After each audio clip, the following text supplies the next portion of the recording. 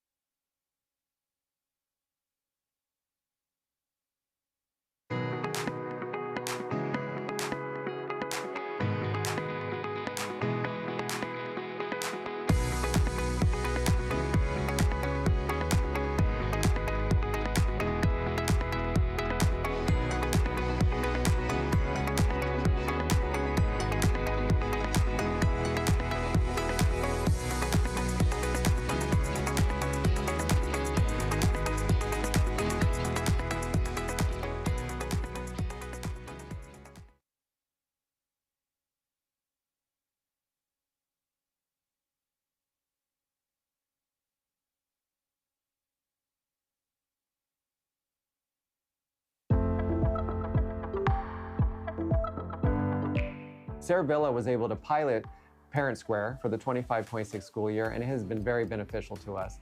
The simplicity of it, being able to send messages in multi-formats from email, parents receiving a text message through their app, has created a quick and easy way to communicate. Here at Canyon Rim, we have been using Parent Square all year. When we started, I had already been using it as a parent for several years. It was really great because everything was in one place. You could see everything all in one app. And as a teacher, it's really helpful, and you can send out alerts, you can send out reminders, you can send out places for people to sign up to go ahead and buy those supplies or volunteer. Parents are receiving messages from teachers all within the same app, so they're not having to go to multiple sources. And then I think that I'm then able to support teachers in asking parents like, oh, well, did you see the teacher's message on Parent Square? Because I know that it's there. It is very easy to access through my cell phone. I also get reminders through email. It's easy to reach out to teachers as well as any administrators, and really gives me the information that I need to know to set my child up for success. Parent Square has been awesome as a teacher. It's been great to have everything in one spot, but also being able to have the parents sign up for things and volunteer in one place. They can contact me easily there. It's honestly kind of eliminated email use, which I think is just easier. And the biggest piece is the ease of sending messages and receiving messages has been night and day from past, and really enjoy using Parent Square.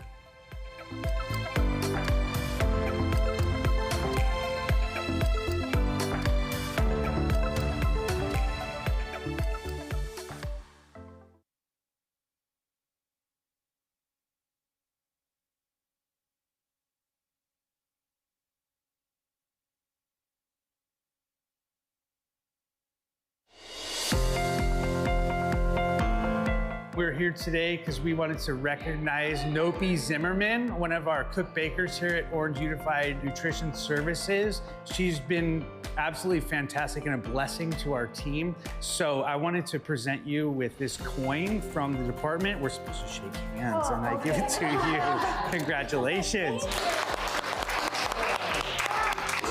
I just want to say thank you so much for everybody, because it's kitchen is not a one person effort, it's a team effort. So thank you so much. She's so great that when I said, give me 5 minutes of your time, she rolled her eyes, looked at the oven and thought, I don't have time to give you 5 minutes of my time. So it's students first here always with our staff.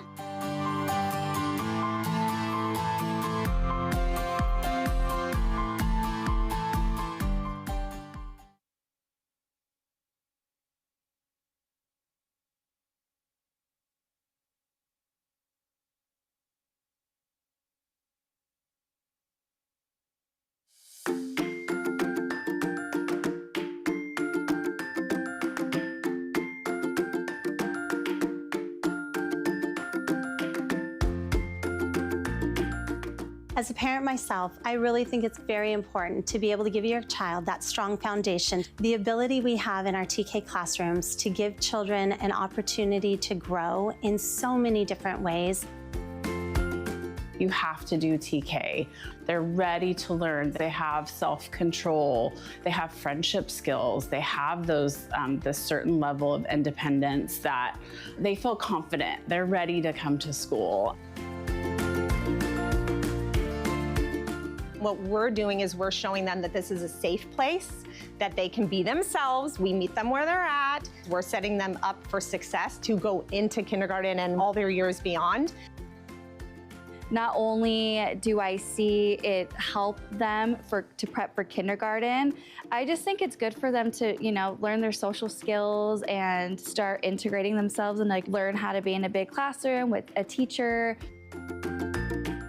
I really think that it's so important to put them in this because they have access to the framework that they're going to get in elementary school. They understand a little bit more of what is expected of them in the routine. So they get that with TK with a lot more guidance, love, play. They're definitely more confident when going into kindergarten.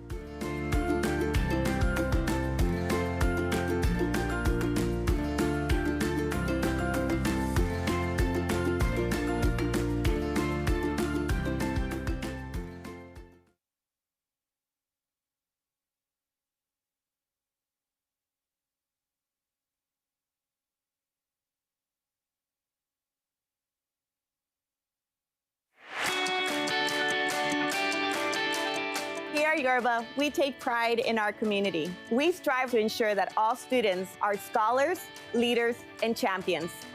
We teach and lead with love. We are Yoruba, we are family.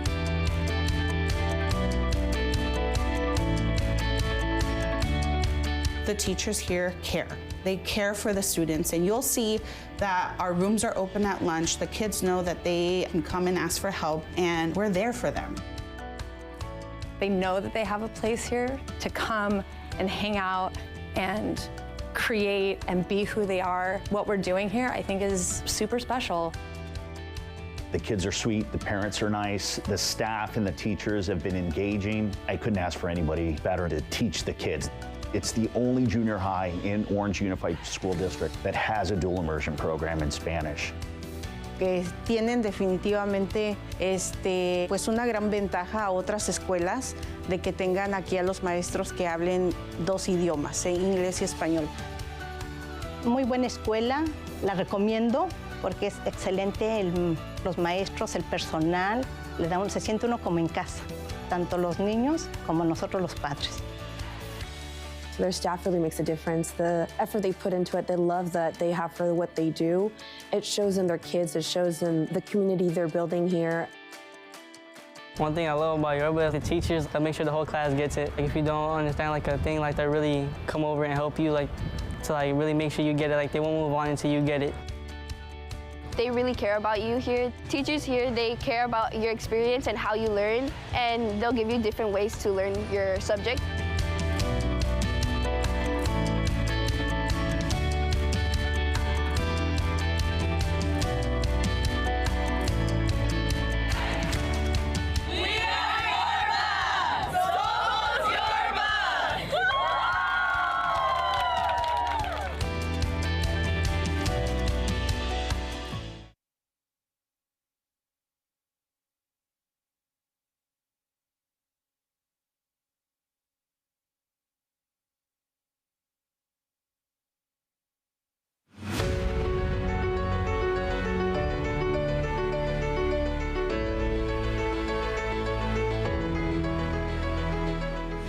Marine Corps Junior ROTC is a leadership and character development program designed to equip our cadets, as we call our students, with life skills they can use to be successful regardless of what they choose to do in the future. They also have higher GPAs, lower absentee rates, lower incidence of disciplinary problems, and more likely to pursue higher education after high school. We do a daily schedule of exercises. We do physical fitness, such as running, push-ups, and then any other calisthenics, flutter kicks, jumping jacks. This whole program has shaped me to be someone who can be proud of who they are, someone who can show and stand their ground. I thank this program for teaching me lots of things. Pues el programa me cambió todo eso. De alguna manera me hizo esforzar un poco más, hizo sacar lo mejor de mí, mis estudios, mejoré demasiado en la escuela. De una manera u otra también este programa está marcando mucho mi futuro. They encourage us a lot to go into college, to do university, to do whatever that we're passionate about, but just to have an education.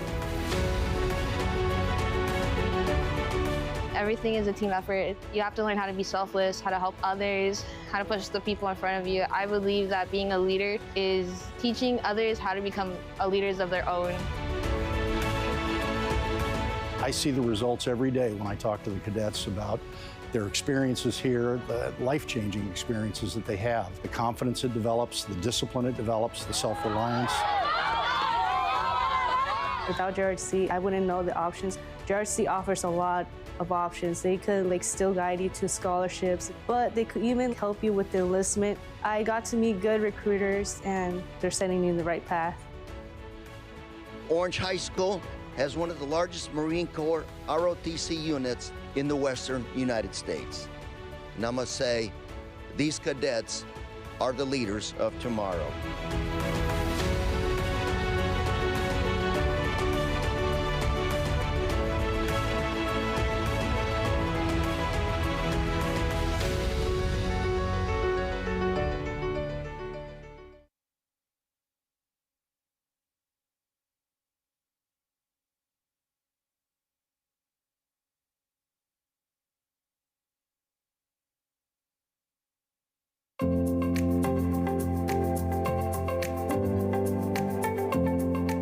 Community schools transform the way we serve students by serving the whole family.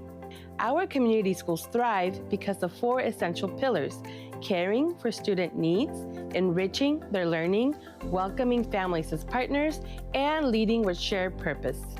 We know that when we wrap our arms around our community, provide resources, connect, and show stability, we see immediate results in our students. They show up ready to learn, confident, and feel supported. Since becoming a community school, parents, including myself, have been given an opportunity to become leaders on campus. After a 10-year absence, with the support of community schools, we've been able to reestablish our PTA, giving parents the opportunity to make a difference in their child's education. Community Action Partnership of Orange County is grateful for collaborating with the Orange Unified Community Schools, which allows us to meet families where they're at and offer the resources and services they need when they need them, empowering families to thrive. We're building stronger families together. As community school leads, we create experiences that inspire joy, curiosity, culture, and pride. Learning happens beyond the bell. It opens doors for endless possibilities. Our families are our partners. Their leadership, culture, and voice create strong schools. Every workshop, every celebration, and every connection builds strong community. I think that's part of what community schools is about, helping each other, helping our community.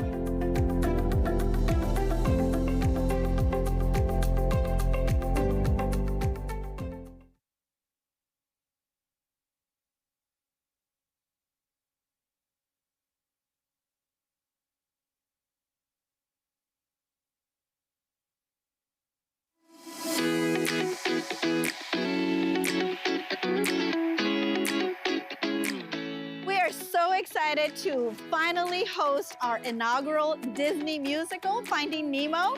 Our teachers, our staff, our cast have been hard at work since October, and we are so proud and so excited to finally see the finished product tonight. I'm so excited here to start our very first day at Disney Musicals. We have all of our kids excited to perform, all of our parents ready to enjoy the performance, and it's just going to be an exciting day full of magic and dreams. And a very special thank you to Mrs. Tara Roberts, who, by the way, is also our OUSD Teacher of the Year. She truly, truly has been the heart of this entire project and has dedicated so many hours to the production. We are so blessed to have her as part of our staff here at Lamson. I'm very happy to be leading this program, and my teachers that are helping me are just a true blessing.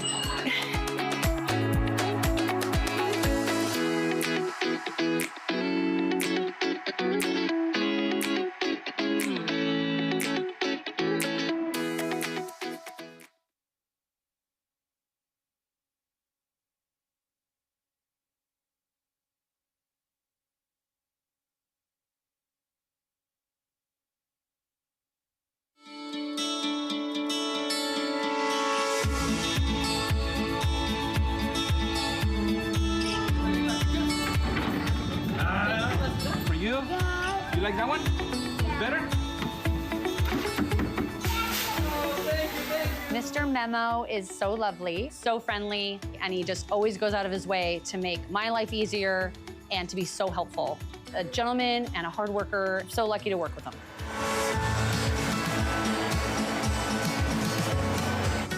He always does everything with a smile. He's wonderful, and the kids love him, the staff loves him, and, you know, we really appreciate all his hard work. I've known Mr. Memo for a number of years, and he is a joy to have all the time. I would like to invite the fantastic Mr. Memo back up here with me. You have been selected as the Employee of the Year.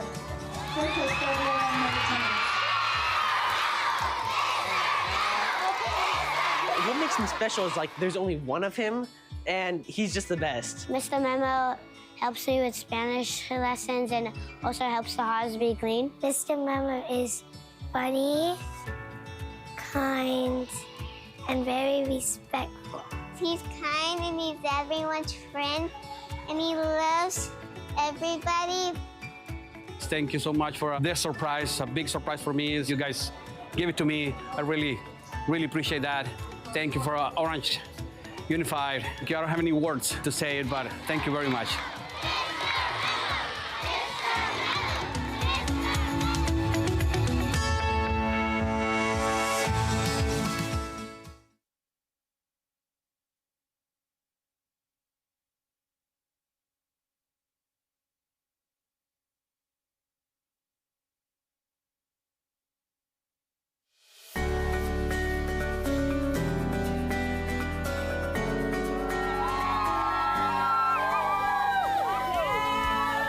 Today, we had the pleasure and honor of inviting State Superintendent Tony Thurman to our school. We welcome him and prepare for him to come because we are so proud of all of the things that we have to offer here at Jordan. I've been coming to Jordan Academy for 6 years for Read Across America Day, and we are so proud of you. We had a wonderful assembly for him, and he got to speak to all of our students. He read our students a story. Having Tony Thurman was wonderful. It was so impactful, so meaningful. His words to our students really were inspiring, and it's just wonderful to have state leadership come out to our schools and encourage us in what we're doing every day here at Jordan.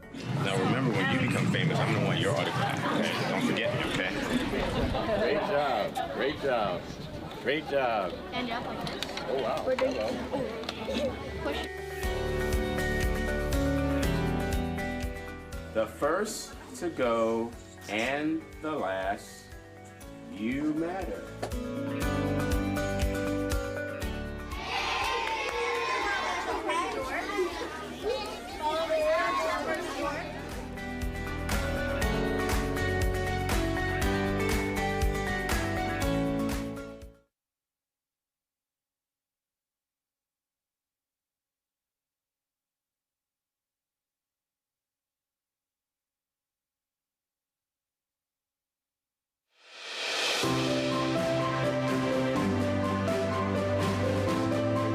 Welcome to Chapman Hills Elementary, where community, creativity, and collaboration come to life. With passionate teachers, a dedicated support staff, and an incredible PTA, every child is seen, supported, and celebrated. We chose the school because of the community feel. The teachers are absolutely outstanding. The leadership here is fantastic. And so it has a very strong kind of community, and we really gravitated towards that for our daughter. Communication can be an issue for a lot of schools, and I think that's one thing that Chapman Hills really excels at is the constant communication you have with your teachers, with the staff. There's a genuine care for every student here, and they want to make sure that your child succeeds in every possible way. When I come to school, I feel very excited because my teacher gives us a bunch of opportunities to learn different things. The teachers here give us everything we need to succeed, and they're really nice and encouraging. Yeah, up close, quail. I think the world of this school. As a mental health clinician myself, I really care about my son's confidence levels, his safety, if he's feeling supported and cared for, and I really feel that at Chapman Hills. I feel that with the teachers, the administration, the fellow parents. It's just such a wonderful community here. Everybody here has such a great and unique bond with everybody. The parents, the kids, the staff, everybody really works together to make Chapman Hills the amazing school that it is. This school is very special because its location, its small schoolhouse feel in a beautiful neighborhood against the back hills of the canyon, and it's just a wonderful place. It is, it's just beautiful. Chapman Hills Elementary, we're more than a school, we're a community.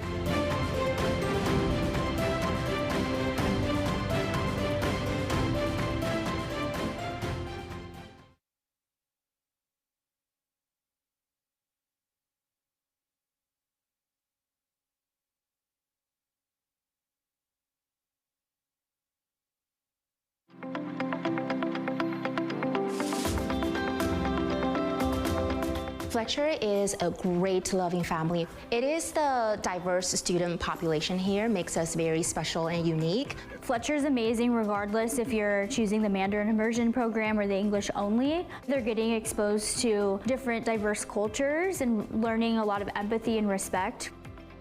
Not only do you get the dual immersion, but you can combine that with GATE. Take the things they're learning in GATE and not only apply it in English, but also apply it in Mandarin. We work really well with the Mandarin teachers. We're not separated, we're all collectively together. If you go into the Mandarin class, you'll see different because you see the Mandarin. But if you walk into my classrooms, you're gonna see the same things that are happening, same writing, same things on the wall, same activities. They share stuff with us, we share stuff with them.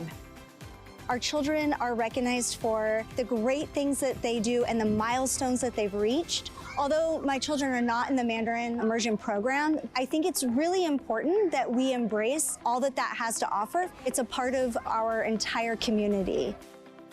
Fletcher has provided so many resources for not only the children, but for the parents. When my children have some difficulty with their homework or assignment, there's always a teacher of some sort to help. It's such a positive environment. The parents are great, the teachers are amazing and caring and into what they do. You really couldn't hope for a better situation. We hope you felt the heart of our school, where every student belongs, every voice matters, and every day is an opportunity to thrive. We are honored to be part of your child's journey, and we can't wait to grow and learn together.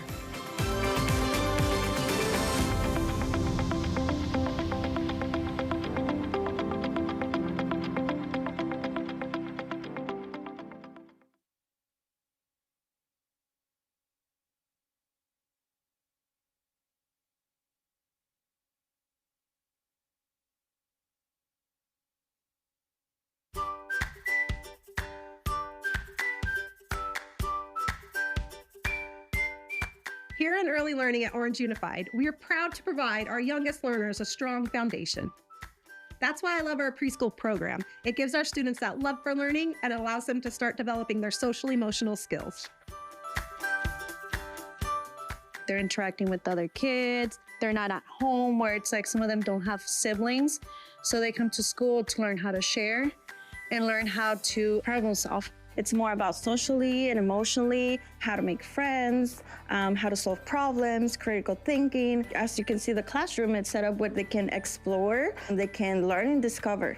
Our preschools are centered on play-based learning, so it's not like heavily structured in, assignments and worksheets, which is what they're gonna get, later on in life.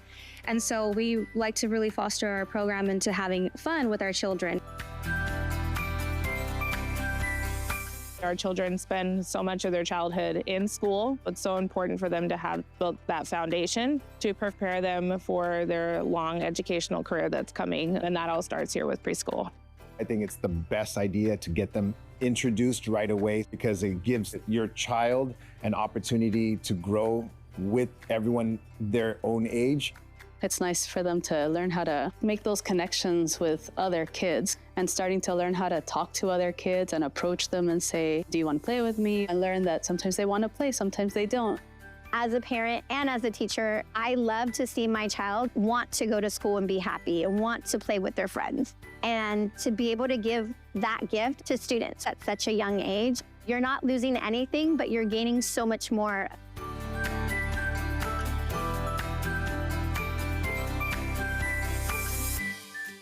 We are here to help you navigate the enrollment process and answer any questions you may have. Call us today to get your child started on their educational journey.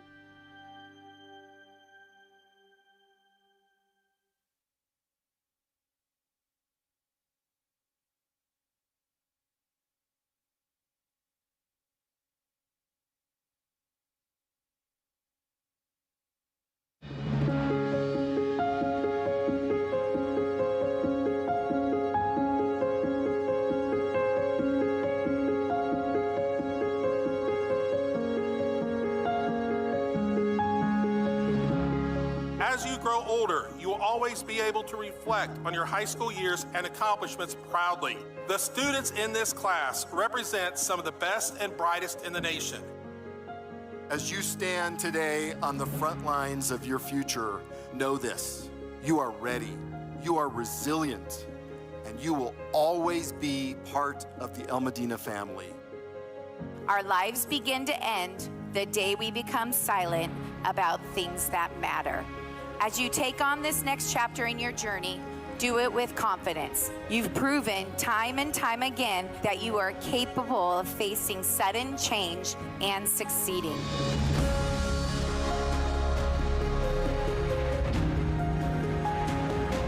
As you leave here today, I urge you to embrace the challenges ahead with the same determination you've shown throughout your time here.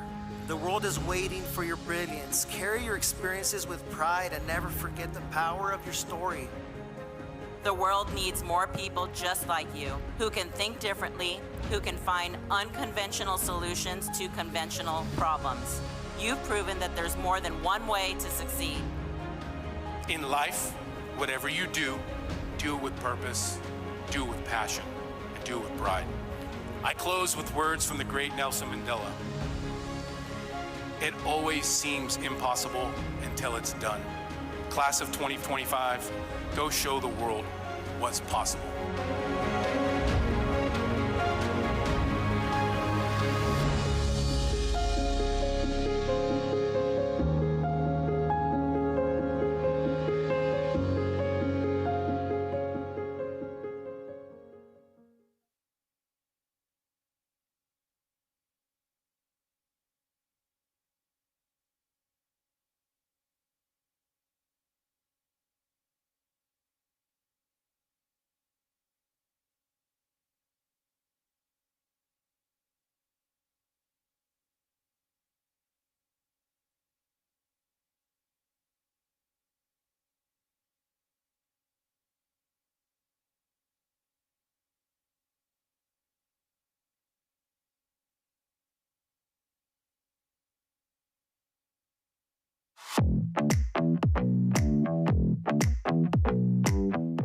It's a lot of fun, and you should have those experiences and know how to cook for yourself.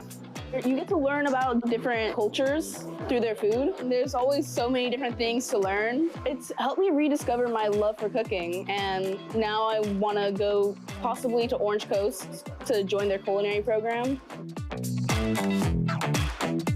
My favorite thing about the program is just being able to be creative, going through the entire songwriting process. It just allows for a really interactive environment. This class has prepared me for after high school, since I'm going into UNLV, taking their entertainment engineering pathway. I'm hoping to do studio engineering and recording bands, movies, albums, just record labels in general. I like the CTE program because it can give me real-life experiences. I've done multiple CTE programs in my time in high school, and I've gained a lot from all of them. I have my primary classes and a couple of APs, but yeah, I really like the CTE classes. The base of the program is about exposure to see if you're really interested in it. You get to see hands-on, do a lot of book work as well, but on the weekends we do manipulative stuff that teaches them how to throw ladders, how to squirt water, how to pull hose, things like that, and how to adapt and how to be part of a team and how you integrate into the fire department and the station. It's great. I get to be in this firehouse. I get to learn what firefighters do, and I could get the basics of what I need for the academy. I'd say this class is more fun than other classes because you're doing more hands-on work and you're not just sitting in a classroom most of the time. I really like this class because you're also just putting in work into your future.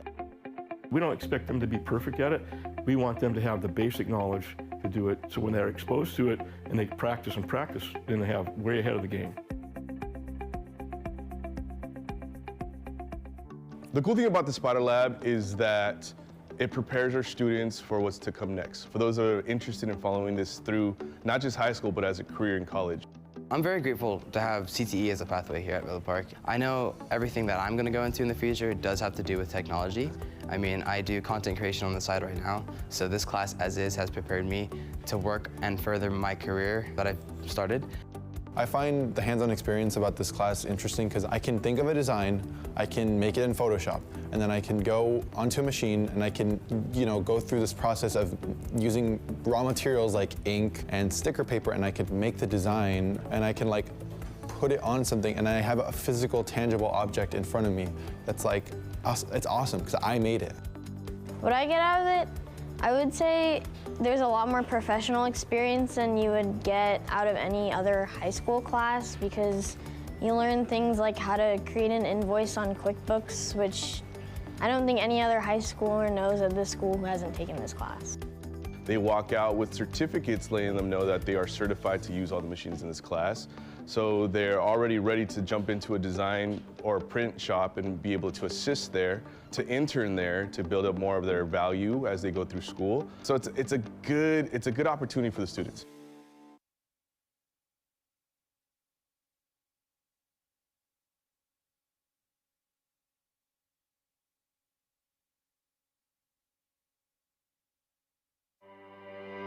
The aviation pathway is almost 10 years old.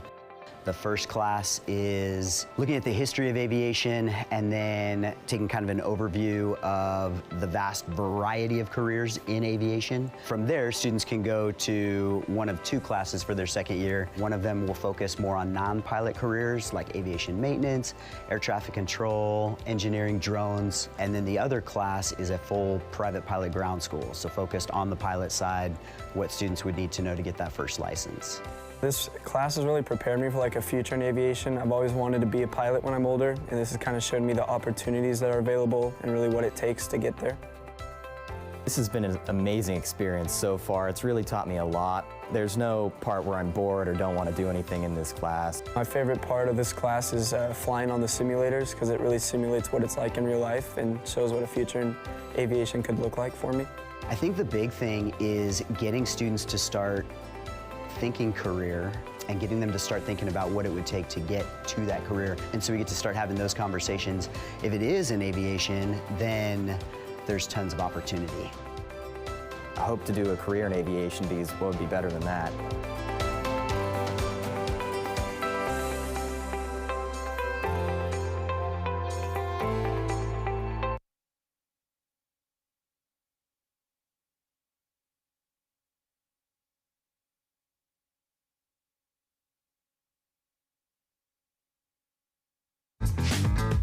I would recommend this pathway to another student because of the community and family that comes along with it.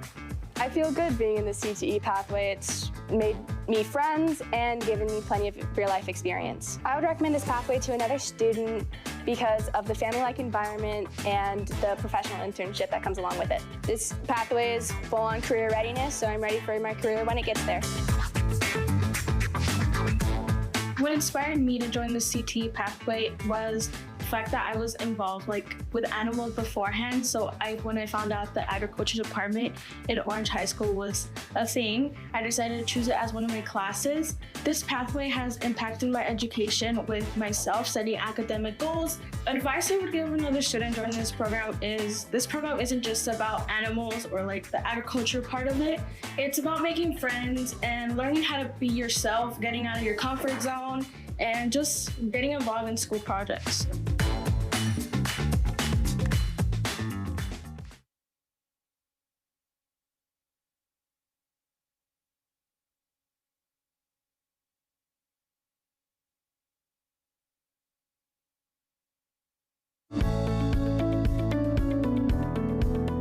Today, I have some exciting news to share about our schools. 15 of our elementary schools and 4 of our middle school programs were named Best in the Nation by U.S. News & World Report, which means they rank in the top 40% of schools in the United States. Half of the ranking formula was based on student proficiency in mathematics and reading for each state, as measured by state assessment tests. The other half was based on the context of socioeconomic demographics. In other words, the top-ranked schools are high-achieving and help make sure all students succeed. Congratulations to our 19 schools joining this prestigious list, as Canyon, El Medina, and Villa Park High Schools have been recognized as best high schools for 5 consecutive years. This honor highlights the incredible work of our students, teachers, parents, and staff. Let's celebrate this achievement together. Share this post and follow us for more great news about OUSD.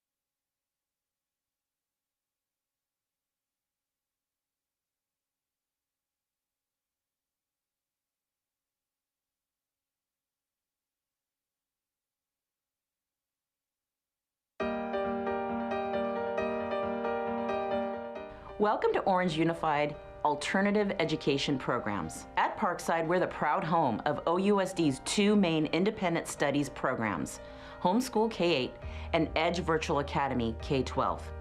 Edge Virtual Academy K-12 is our largest program at over 300 students with highly qualified teachers. Elementary students have a structured daily schedule with teacher-led instruction in math, language arts, sciences, and social studies with optional intervention daily. The virtual instruction provides the same learning that a student in a traditional in-person school would have. Secondary students have a flexible schedule that uses the district-approved online curriculum APEX. There are daily instructional offerings and check-ins with a focus on specific content to support the online learning. Orange Unified has really created an amazing option for the parents, and they're very lucky to be able to have the EDGE program. The EDGE program is going to provide for their kids unlike any other online program that I've seen. And I think that we're really lucky that the EDGE program continues to grow and evolve and become an amazing place for all students to be. We were ready to do homeschool. I was ready to roll up my sleeves and be the teacher. And fortunately, we found EDGE Parkside, and a lot of that teaching work was done for us with an amazing program and amazing teachers who I could partner with. And instead of having to be the leader in that, I get to be a coach, I get to be a partner, I get to really encourage my daughter and help her grow in the ways that she really needs to. Homeschool is an elementary program that supports families electing to educate their student at home, with a fully credentialed, experienced teacher to provide all curriculum and support. In Orange, we have teachers assigned to these parents that are homeschooling, and we give them assistance. We guide them in the curriculum, we guide them in how to teach certain subjects, and give them assistance in that way. It was kind of a surprise for us. Coming into the homeschool program, we didn't know it existed, and when we came across the homeschool program, we were just surprised that there was a teacher to walk alongside us, help get work together, help with grading, answer questions, and we just fell in love with it. And we just love the flexibility of it. We love that curriculum is provided, and that it feels like there's a team supporting Colin when he needs it most. Every morning it's the same routine. We get up, we will stay in bed a little bit and we'll read right before we start having breakfast. We'll come out. Everybody does what they need to do, and then we'll come to the kitchen, do breakfast, and then he'll start doing his schoolwork. And usually he's the one choosing what subject he wants to do. And here we are 2 years in, and we're happy. I wouldn't change it. At Parkside, our caring, qualified staff takes pride in providing small learning environments to assist students' individual learning, social, and emotional needs. At Parkside, every day is a chance to explore, grow, and succeed.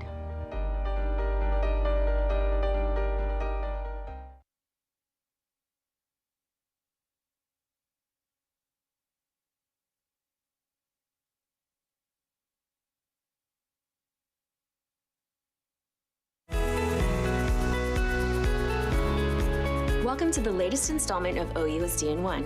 We're excited to share that Knoll Canyon and Taft Elementary Schools have been named 2025 California Distinguished Schools by the California Department of Education. This prestigious honor recognizes schools with exceptional student achievement, engagement, and a positive school climate. Knoll Canyon and Taft exemplify the dedication of our educators, students, and families in achieving academic excellence. These outstanding schools are among 45 in Orange County to earn this top distinction based on the 2024 California School Dashboard. A special awards ceremony will be held at the Disneyland Hotel on May 30th. Congratulations to our distinguished schools. This well-deserved recognition reflects the ongoing effort and commitment to student success. A complete list of our award-winning schools and programs is on our website under our schools.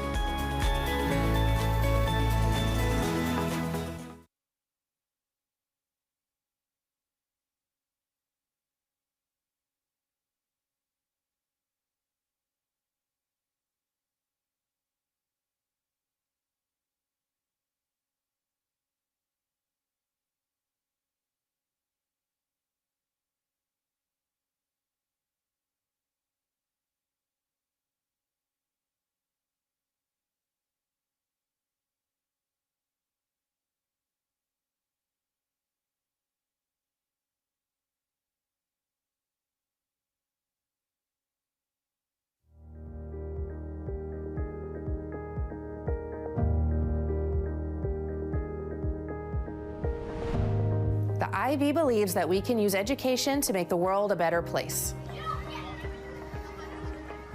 It's not just about the academics. The IB program focuses on developing the whole child. It's a holistic approach to education.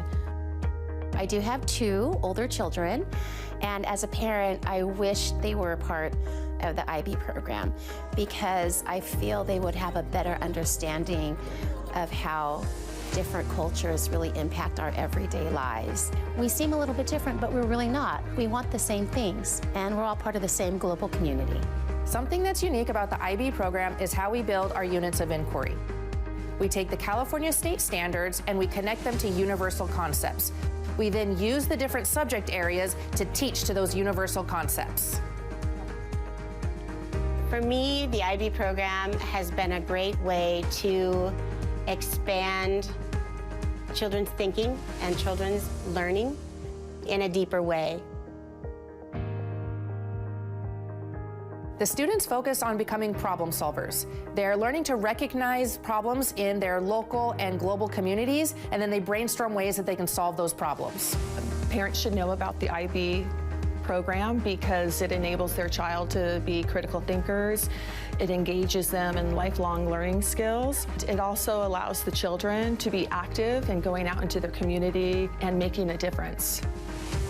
Our students are learning that they have the power to make a positive change in the world. The kids become more knowledgeable, more caring, better communicators. It's really a holistic approach to education.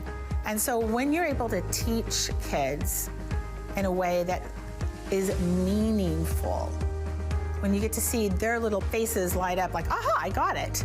That is such the moment that makes it worthwhile as a teacher. For all the other times where you're maybe not so sure, those moments like going, we can do this. And so that's what IB does.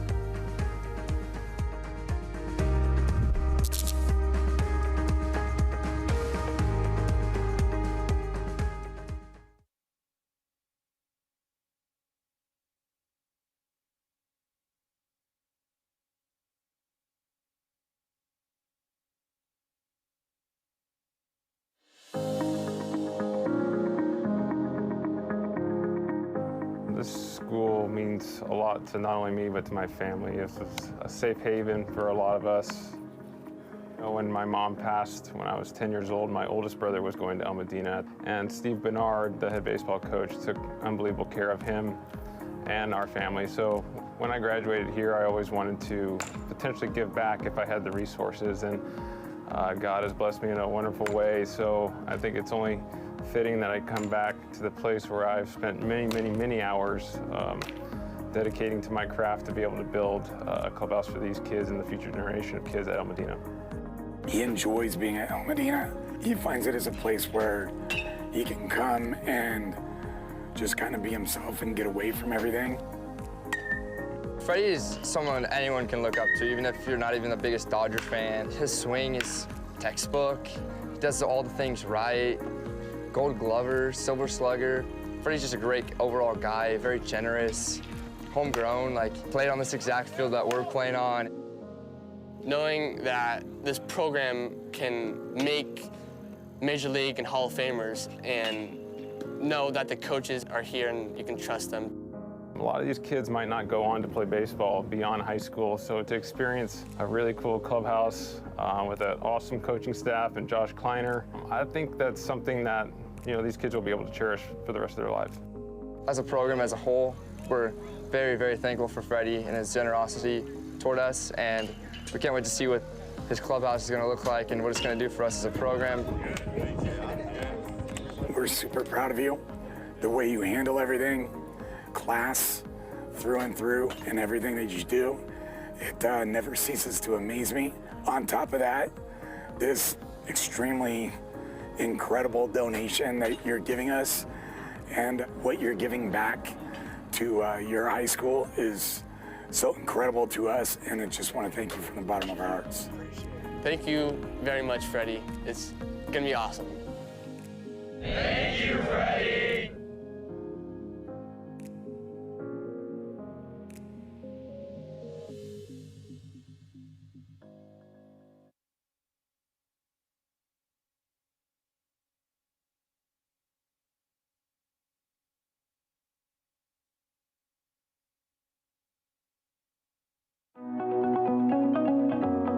We're very excited to be able to present our teacher grants this year. We have $45,000 that we have raised over in various fundraisers, and we're out giving deliveries of our grants today.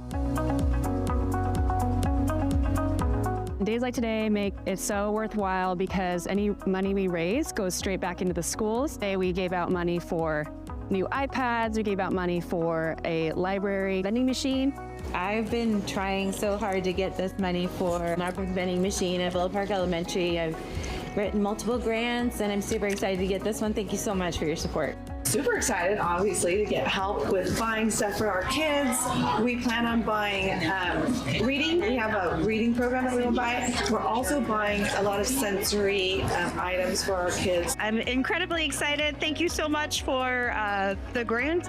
My students are going to love using this. The plan is to get some more iPads. I'm going to use this money for our AVID program because we started off with only 2 periods of AVID and we're expanding. And so I would like for all the teachers teaching AVID to have flags like that and anything that the students need. So I'm going to use it for supplies and things like that. This is amazing, and this is my 2nd year, so I'm really glad and thankful that we received this money, and we're planning to use it to buy another 3D printer since our current printers are not working. So this is going to go a long way to help a lot of our students.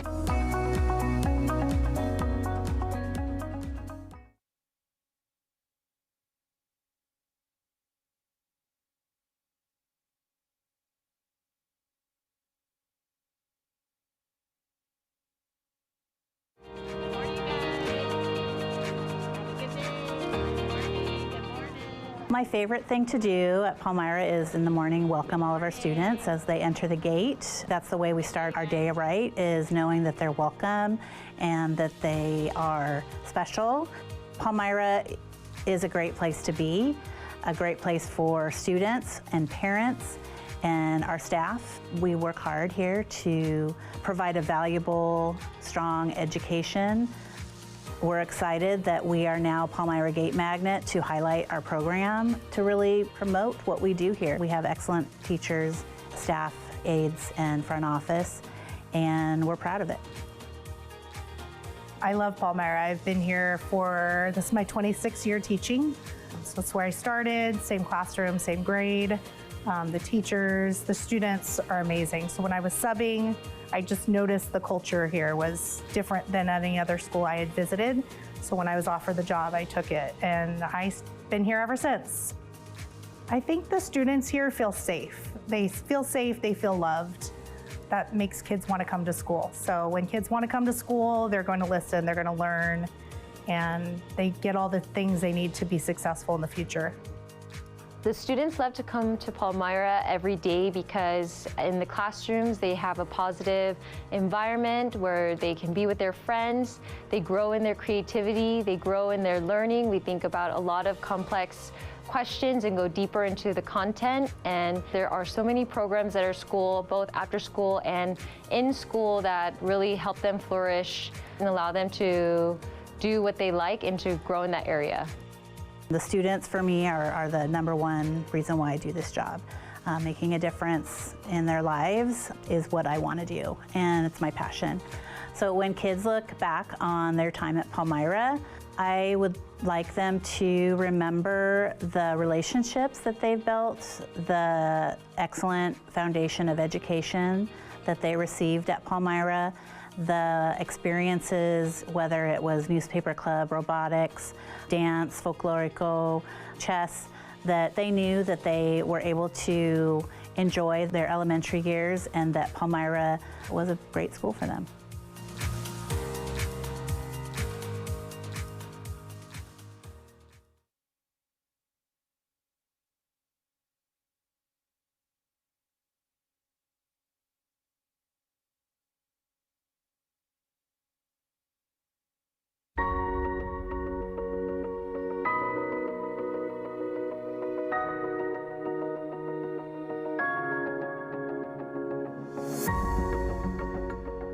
Each day we start off with our morning routine. My children really love that because they're involved and they get to participate. The kids also just love When we sing our songs to listen and calm down, we use our Larry listening skills.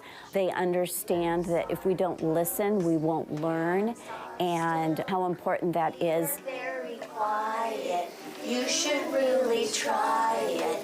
Listening well, listening well. At the beginning of the year, they could not listen and then answer a question because they were thinking of something else, but they've really seemed to achieve the understanding that all learning happens when we're paying attention.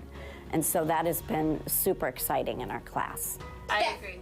This morning I was implementing an Orton-Gillingham training, so it really focuses on multi-sensory approach, which really helps students with dyslexia and students that are struggling readers. I had some visuals for them to identify digraphs, which was the squiggly on the line, and then we had a blending board for reading. I've seen huge gains in the last few months. Students are just hitting mastery checks quickly, so that means they're blending a lot faster, and they're just being a more fluent reader. Each day the children have a different partner. That way they learn to talk to all of their friends in the room, and they learn to take turns playing it. The self-regulation is really a tough piece for them, as they have to listen and they have to stop playing when the music stops and says shh. And it's working on fine motor, we're sharing, we're building language and vocabulary as they do these things. Currently here at Fairhaven, we have our OT Sensory Lab, which focuses on children's OT skills, which comes from fine motor skills to flex seating to movement to rotating to taking turns and waiting their turns. First, Miss Kim's turn, then your turn.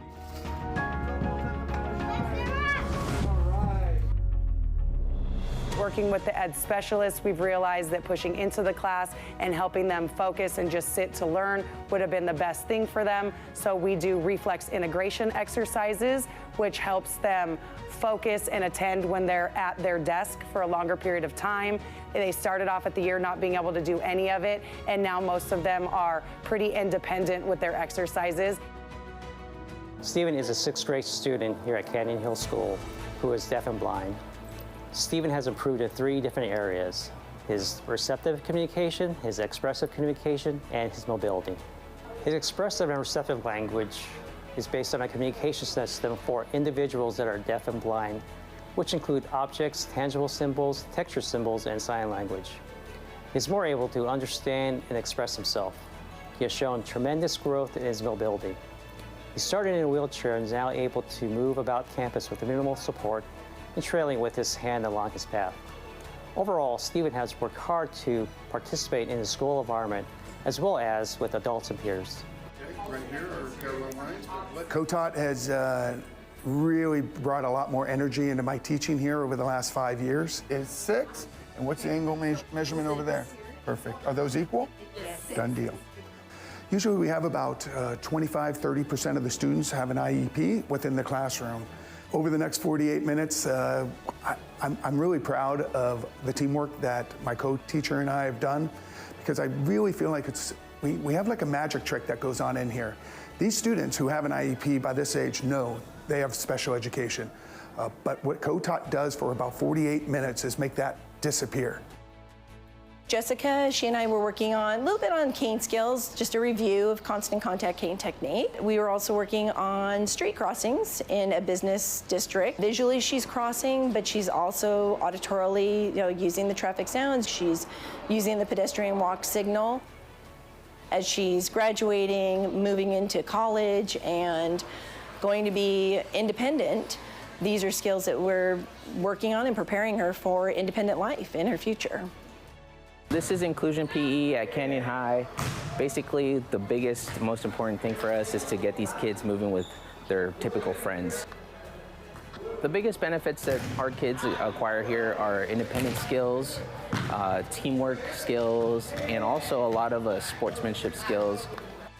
I run the Workability Grant here at Orange Unified School District. The grant is money that we receive from the state of California for students who are in the special education program. It provides them opportunities to have above and beyond vocational and pre-vocational skills. What we do at Adult Transition is basically what the word says, transition. They're transitioning out of high school into us, and we're just a small stop on the way to the next step, which is adulthood. We help them all year long with the soft skills as well as the hard skills that go along with doing an interview. The things that they work on is posture, eye contact, being prepared both physically, emotionally, and having the correct clothes. And then the day of the interview, they dress up in their Sunday best. We rode the OCTA to San Diego Canyon College, where Heather had set up for the professional interview setting. And while they were interviewed, we videotaped them for evaluation purposes. What do you think it takes to be successful in this position? What I think it takes to be successful in this position is being a good worker, a good listener, and a helper. Thank you for interviewing me. The feedback that I get from the students that have already graduated is that this was a very valuable experience, and they were able to fall back on their past experience, and both the positives and the negatives that went with it. They knew how to deal with the anxiety, but they were confident that they could succeed. I want school to be a happy place to be, a place where they feel secure and loved and that they can be successful. I love teaching students with disabilities because if you get to know these students, they bring so much joy to your life. Seeing their eyes light up when you teach them something new or when they realize a skill that they didn't think they could do that they actually have is the best part of my job. It's what keeps me coming back every day and just wanting more. This job has many different facets, but all of them come down to one thing, and it's the success and independence of the students.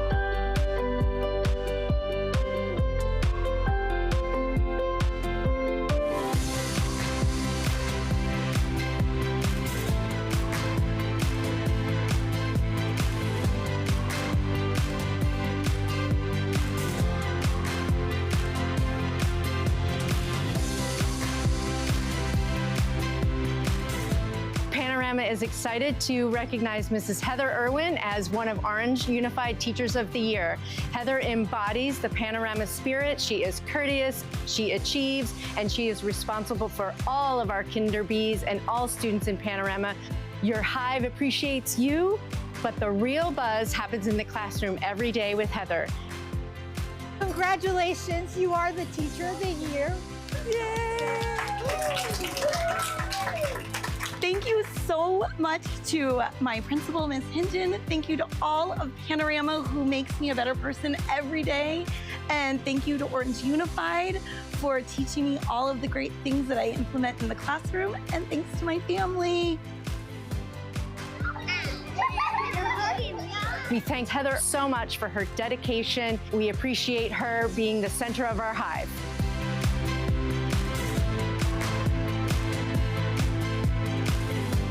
I am so excited that Mrs. Mulder has been named one of the District Teachers of the Year. She is so deserving. She's the kind of teacher that sees every kid as an individual and works to their strengths. She gives them real world skills. She's always helping them learn how to work with kids. She is the teacher who teaches our future generations of teachers, and she just makes El Medina look so good.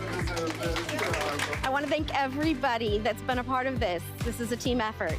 Staff at El Medina High School, CTE, my family, my friends, my students. None of this would happen without all of those people. Thank you so much. We are so proud of Mrs. Mulder and know she is going to continue to do great things.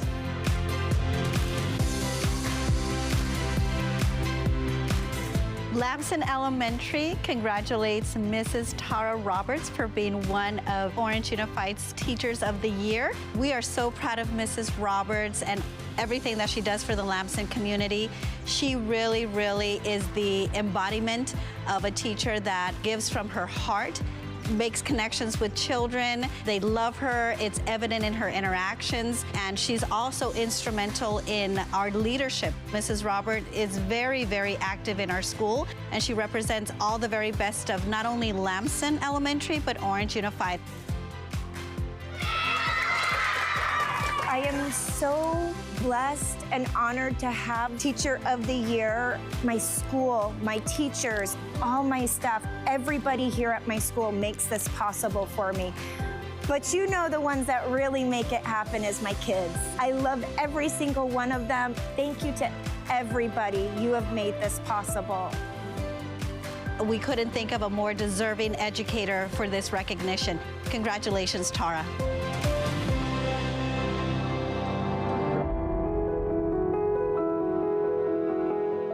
I'm so excited to congratulate Maritza for her recognition as one of the Orange Unified School District's Classified Employees of the Year. Couldn't be a more deserving person to have this recognition. From the moment you walk on this campus in the morning with her smile greeting you and her music blaring to wake everybody up, to going above and beyond throughout the day to help students, staff, anybody with whatever they need. Good morning, good morning, good morning, good morning, good morning, good morning, good morning, good morning. Good morning.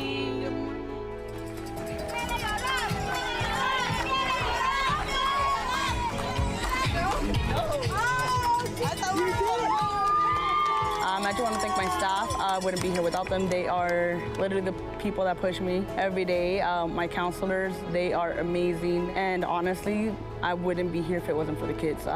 They are the reason why I interviewed. And I just want them to know that someone cares at school.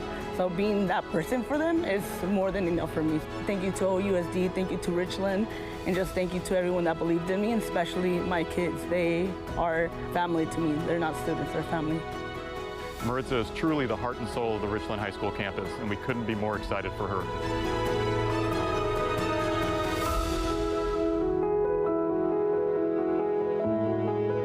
Congratulations, Raquel Marquez, on being recognized as one of the Classified Employee of the Year. We are so proud of you.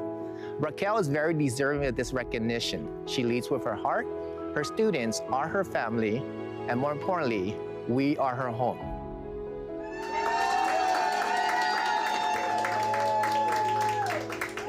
Congratulations. And there's a sign to honor you. Thank you so much. I don't think I have enough tissue. Whole box here for you. We need like 3 boxes. Thank you so much for the opportunity to be recognized as classified employee for Yorba, my co-workers, and also to the people from Orange Unified School District. They give me the opportunity to be here. Thank you. Raquel, on behalf of everyone at Yorba Middle School, thank you for all that you do, and we love you.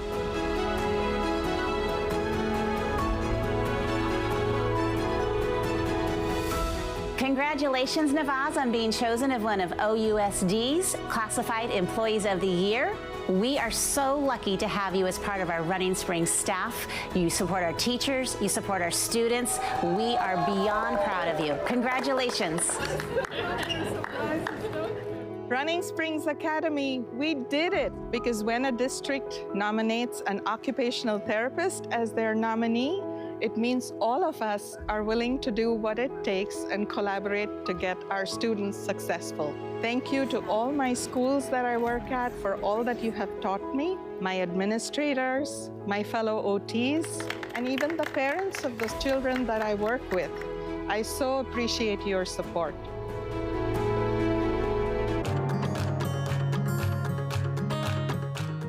It is an honor to celebrate Dr. Bernasso as one of Orange Unified School District's 2026 Administrators of the Year. Dr. B, as most know her, is not only one of our amazing elementary principals, but she is also a product of Orange Unified. Right now, she is principal at Taft Elementary, and with those deep roots in our district, she has evolved into such a transformative leader. She is so dedicated to her role in serving our students, her community, and to the future of Orange Unified.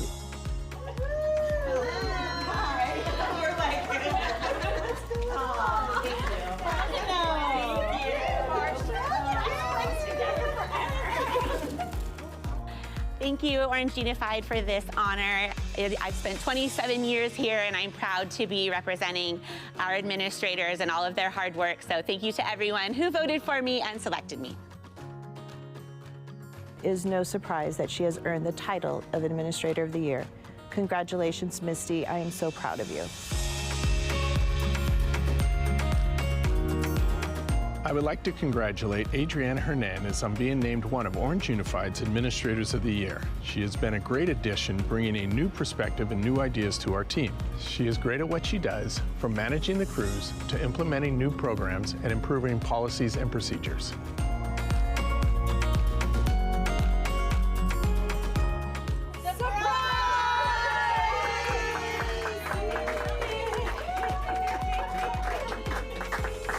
We wanted to thank you on behalf of LTO. You have been selected as the Classified Administrator of the Year. By your colleagues, thank you so much for all that you do, so much.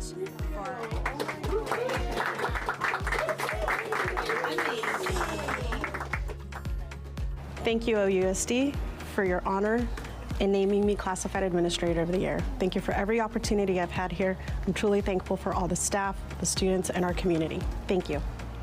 Congratulations again, Adriana. I'm very happy you are a part of our team.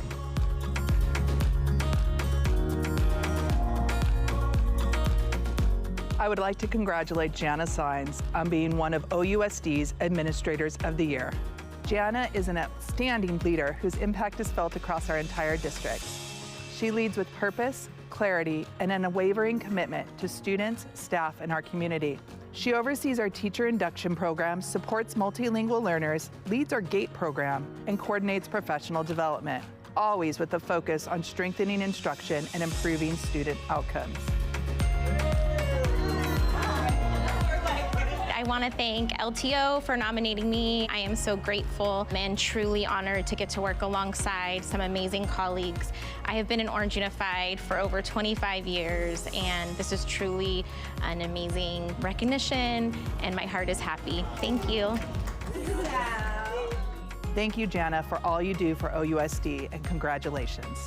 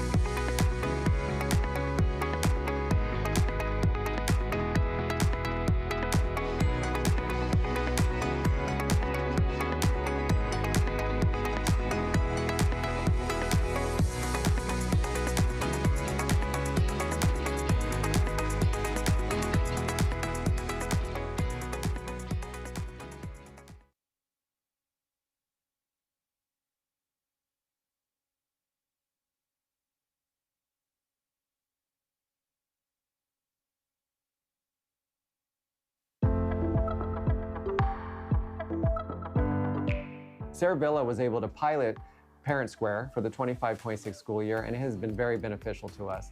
The simplicity of it, being able to send messages in multi-formats from email, parents receiving a text message through their app, has created a quick and easy way to communicate. Here at Canyon Rim, we have been using Parent Square all year. When we started, I had already been using it as a parent for several years. It was really great because everything was in one place. You could see everything all in one app. And as a teacher, it's really helpful, and you can send out alerts, you can send out reminders, you can send out places for people to sign up to go ahead and buy those supplies or volunteer. Parents are receiving messages from teachers all within the same app, so they're not having to go to multiple sources. And then I think that I'm then able to support teachers in asking parents like, oh, well, did you see the teacher's message on Parent Square? Because I know that it's there. It is very easy to access through my cell phone. I also get reminders through email. It's easy to reach out to teachers as well as any administrators, and really gives me the information that I need to know to set my child up for success. Parent Square has been awesome as a teacher. It's been great to have everything in one spot, but also being able to have the parents sign up for things and volunteer in one place. They can contact me easily there. It's honestly kind of eliminated email use, which I think is just easier. And the biggest piece is the ease of sending messages and receiving messages has been night and day from past, and really enjoy using Parent Square.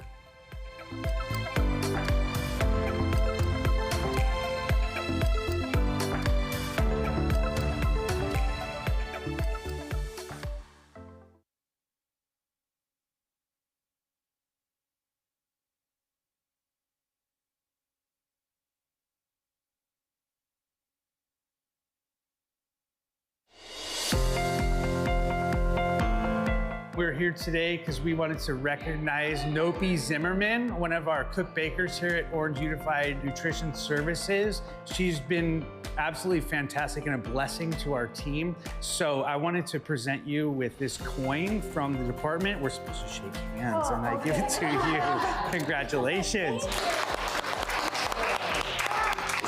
I just want to say thank you so much for everybody, because it's a kitchen, it's not a one person effort, it's a team effort.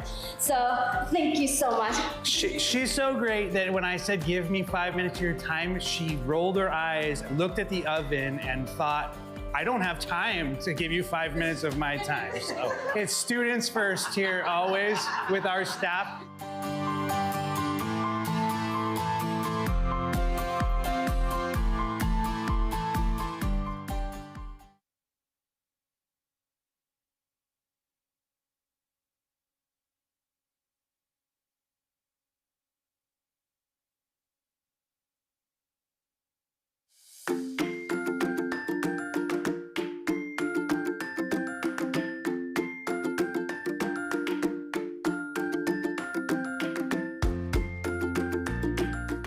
As a parent myself, I really think it's very important to be able to give your child that strong foundation. The ability we have in our TK classrooms to give children an opportunity to grow in so many different ways. You have to do TK. They're ready to learn. They have self-control.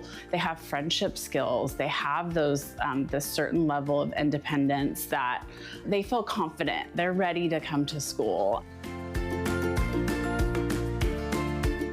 What we're doing is we're showing them that this is a safe place, that they can be themselves. We meet them where they're at. We're setting them up for success to go into kindergarten and all their years beyond. Not only do I see it help them to prep for kindergarten, I just think it's good for them to, learn their social skills and start integrating themselves and learn how to be in a big classroom with a teacher. I really think that it's so important to put them in this because they have access to the framework that they're going to get in elementary school. They understand a little bit more of what is expected of them in the routine. So they get that with TK with a lot more guidance, love, play. They're definitely more confident when going into kindergarten.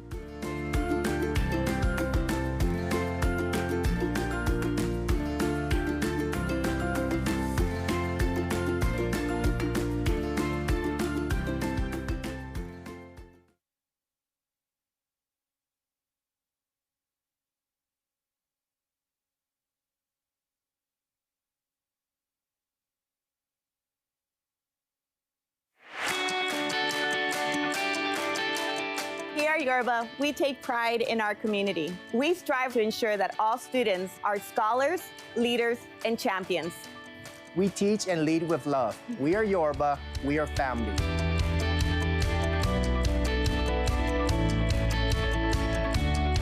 The teachers here care. They care for the students, and you'll see that our rooms are open at lunch. The kids know that they can come and ask for help, and we're there for them.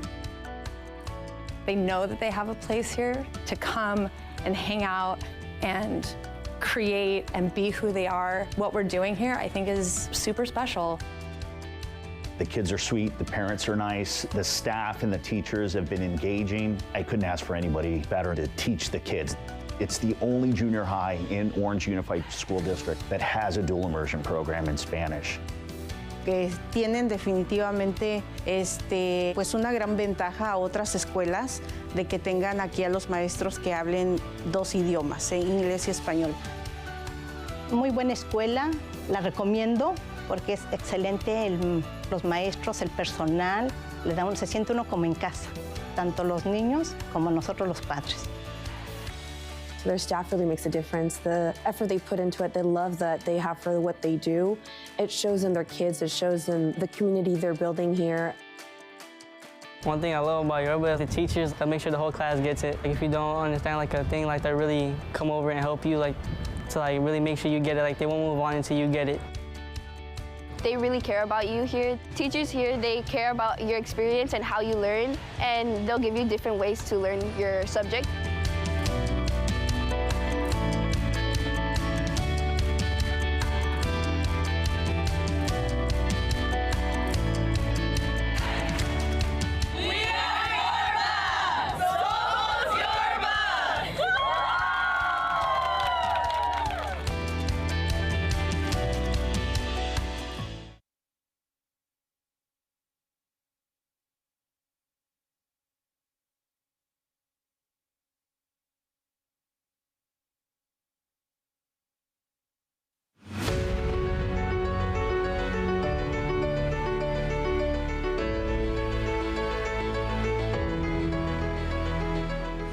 Marine Corps Junior ROTC is a leadership and character development program designed to equip our cadets, as we call our students, with life skills they can use to be successful regardless of what they choose to do in the future.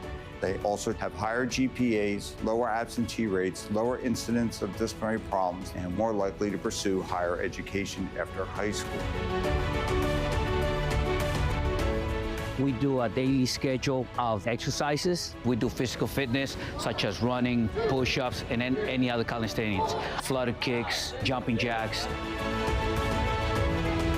This whole program has shaped me to be someone who can be proud of who they are, someone who can show and stand their ground. I thank this program for teaching me lots of things.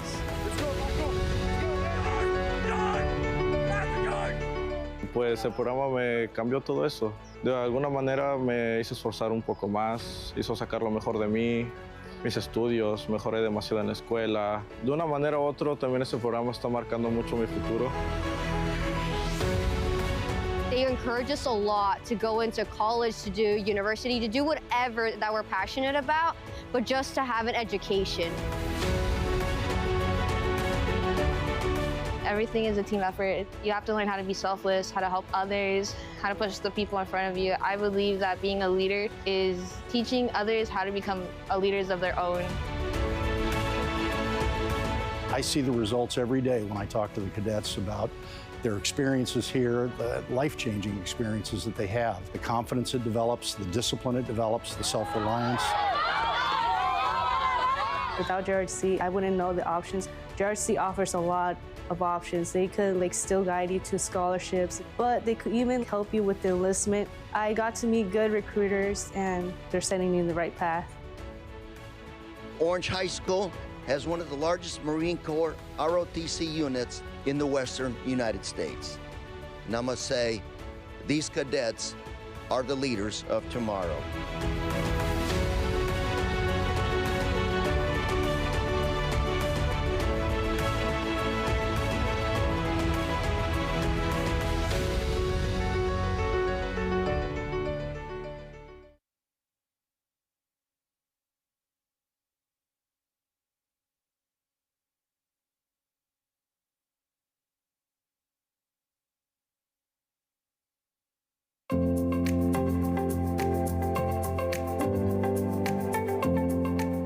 Community schools transform the way we serve students by serving the whole family. Our community schools thrive because of 4 essential pillars: caring for student needs, enriching their learning, welcoming families as partners, and leading with shared purpose. We know that when we wrap our arms around our community, provide resources, connect, and show stability, we see immediate results in our students. They show up ready to learn, confident, and feel supported.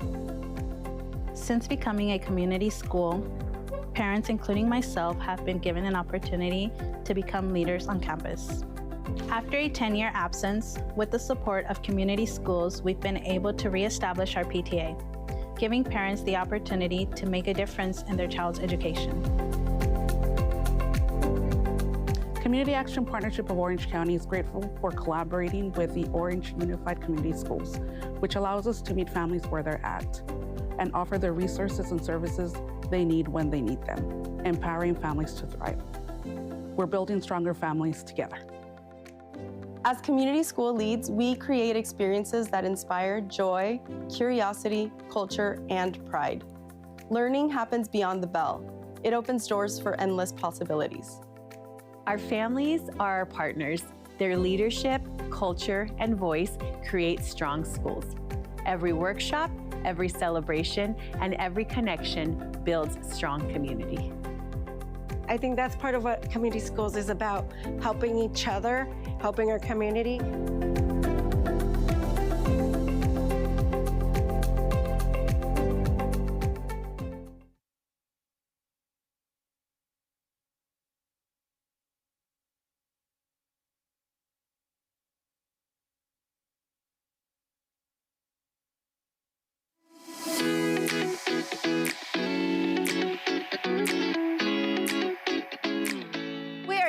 Excited to finally host our inaugural Disney musical, Finding Nemo. Our teachers, our staff, our cast have been hard at work since October, and we are so proud and so excited to finally see the finished product tonight. I'm so excited here to start our very first day at Disney Musicals. We have all of our kids excited to perform, all of our parents ready to enjoy the performance, and it's just going to be an exciting day full of magic and dreams.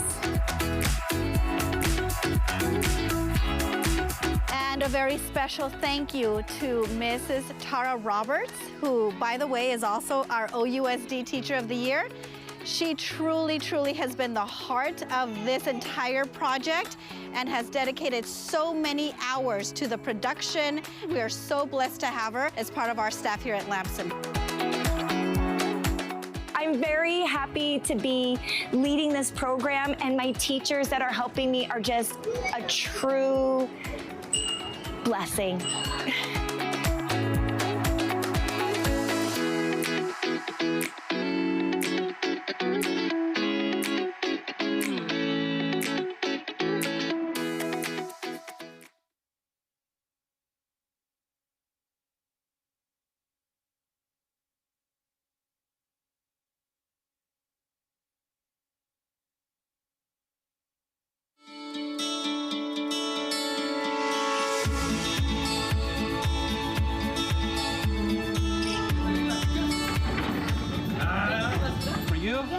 You like that one?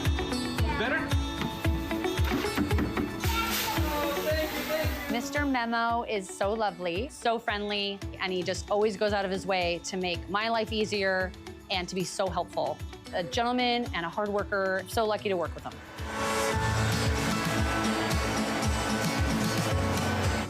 He always does everything with a smile. He's wonderful, and the kids love him, the staff loves him, and, you know, we really appreciate all his hard work. I've known Mr. Memo for a number of years, and he is a joy to have all the time. I would like to invite the fantastic Mr. Memo back up here with me. You have been selected as the Employee of the Year.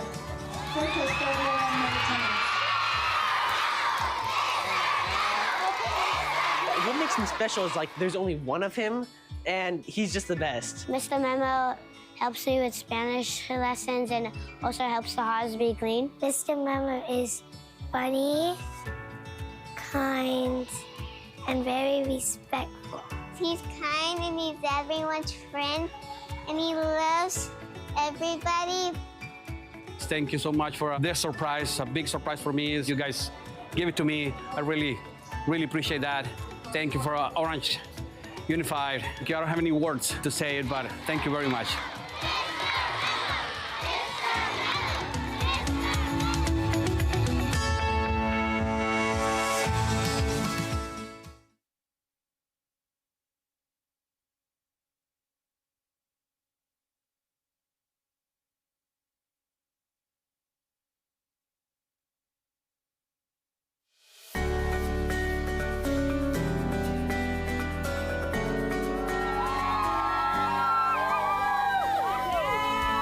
Today, we had the pleasure and honor of inviting State Superintendent Tony Thurman to our school. We welcome him and prepare for him to come because we are so proud of all of the things that we have to offer here at Jordan. I've been coming to Jordan Academy for 6 years for Read Across America Day, and we are so proud of you. We had a wonderful assembly for him, and you got to speak to all of our students. He read our students a story. Having Tony Thurman was wonderful. It was so impactful, so meaningful. His words to our students really were inspiring, and it's just wonderful to have state leadership come out to our schools and encourage us in what we're doing every day here at Jordan. Now remember, when you become famous, I'm gonna want your autograph, okay? Don't forget me, okay? Great job, great job, great job. And up like this. Oh, wow. We're doing push. The first to go and the last, you matter.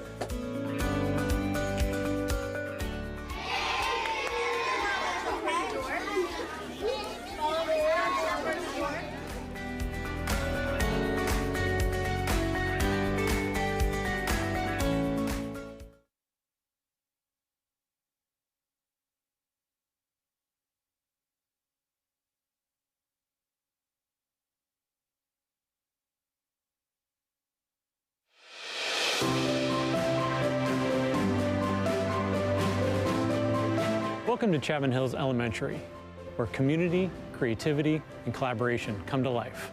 With passionate teachers, a dedicated support staff, and an incredible PTA, every child is seen, supported, and celebrated.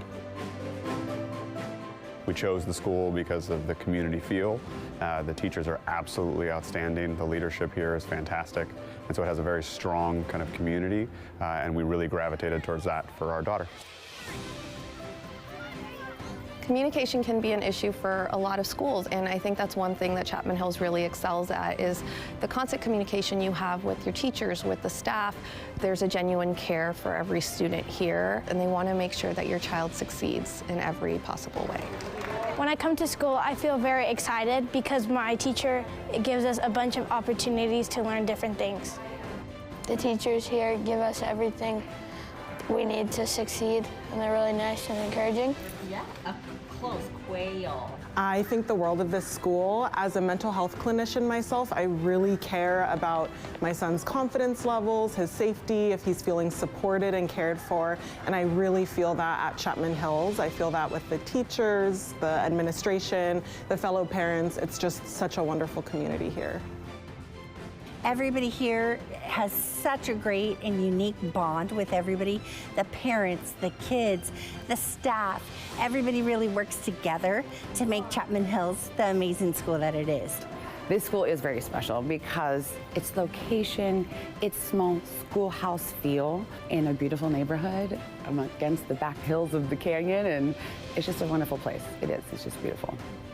Chapman Hills Elementary, we're more than a school, we're a community.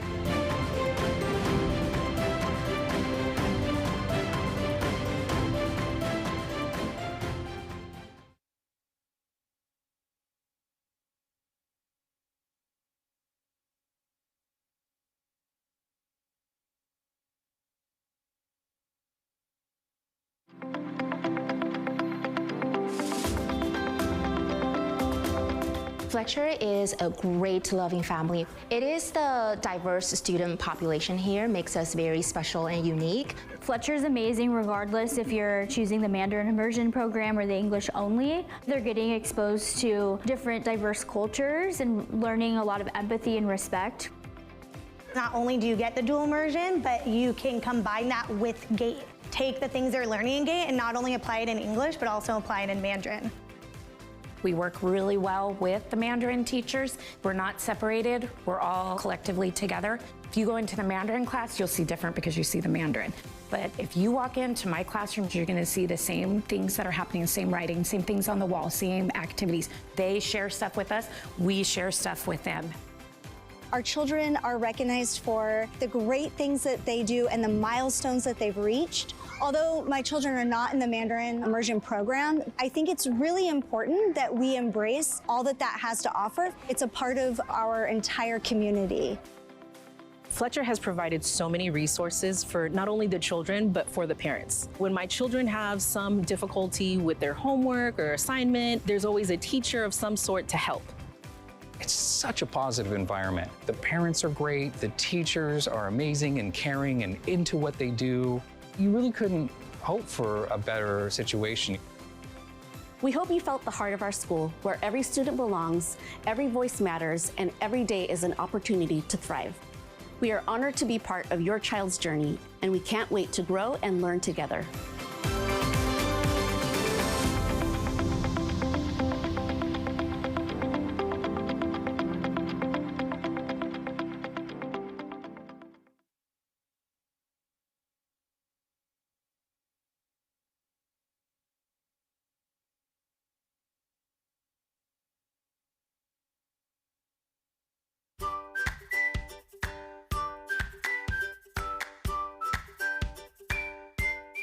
Here in Early Learning at Orange Unified, we are proud to provide our youngest learners a strong foundation. That's why I love our preschool program. It gives our students that love for learning and allows them to start developing their social-emotional skills. They're interacting with other kids. They're not at home where it's like some of them don't have siblings. So they come to school to learn how to share and learn how to problem solve. It's more about socially and emotionally, how to make friends, how to solve problems, critical thinking. As you can see, the classroom is set up where they can explore, they can learn and discover. Our preschools are centered on play-based learning, so it's not like heavily structured and, assignments and worksheets, which is what they're gonna get, later on in life. And so we like to really foster our program into having fun with our children. Our children spend so much of their childhood in school. It's so important for them to have built that foundation to prepare them for their long educational career that's coming. And that all starts here with preschool. I think it's the best idea to get them introduced right away because it gives your child an opportunity to grow with everyone their own age. It's nice for them to learn how to make those connections with other kids and starting to learn how to talk to other kids and approach them and say, do you want to play with me? And learn that sometimes they want to play, sometimes they don't. As a parent and as a teacher, I love to see my child want to go to school and be happy and want to play with their friends. And to be able to give that gift to students at such a young age, you're not losing anything, but you're gaining so much more.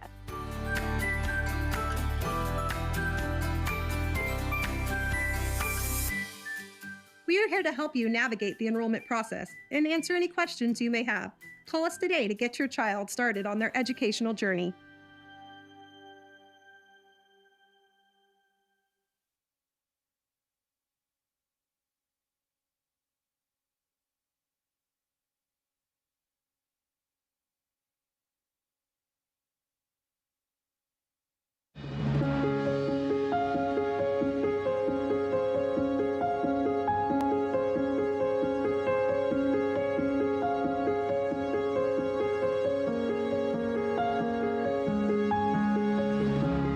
As you grow older, you will always be able to reflect on your high school years and accomplishments proudly. The students in this class represent some of the best and brightest in the nation.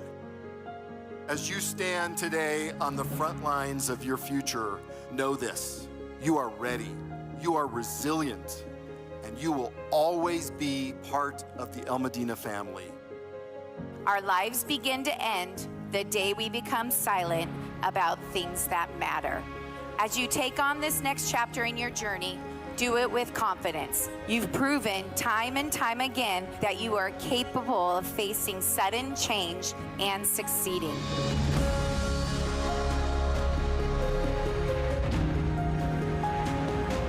As you leave here today, I urge you to embrace the challenges ahead with the same determination you've shown throughout your time here. The world is waiting for your brilliance. Carry your experiences with pride and never forget the power of your story. The world needs more people just like you, who can think differently, who can find unconventional solutions to conventional problems. You've proven that there's more than one way to succeed. In life, whatever you do it with purpose, do it with passion, and do it with pride. I close with words from the great Nelson Mandela. It always seems impossible until it's done. Class of 2025, go show the world what's possible.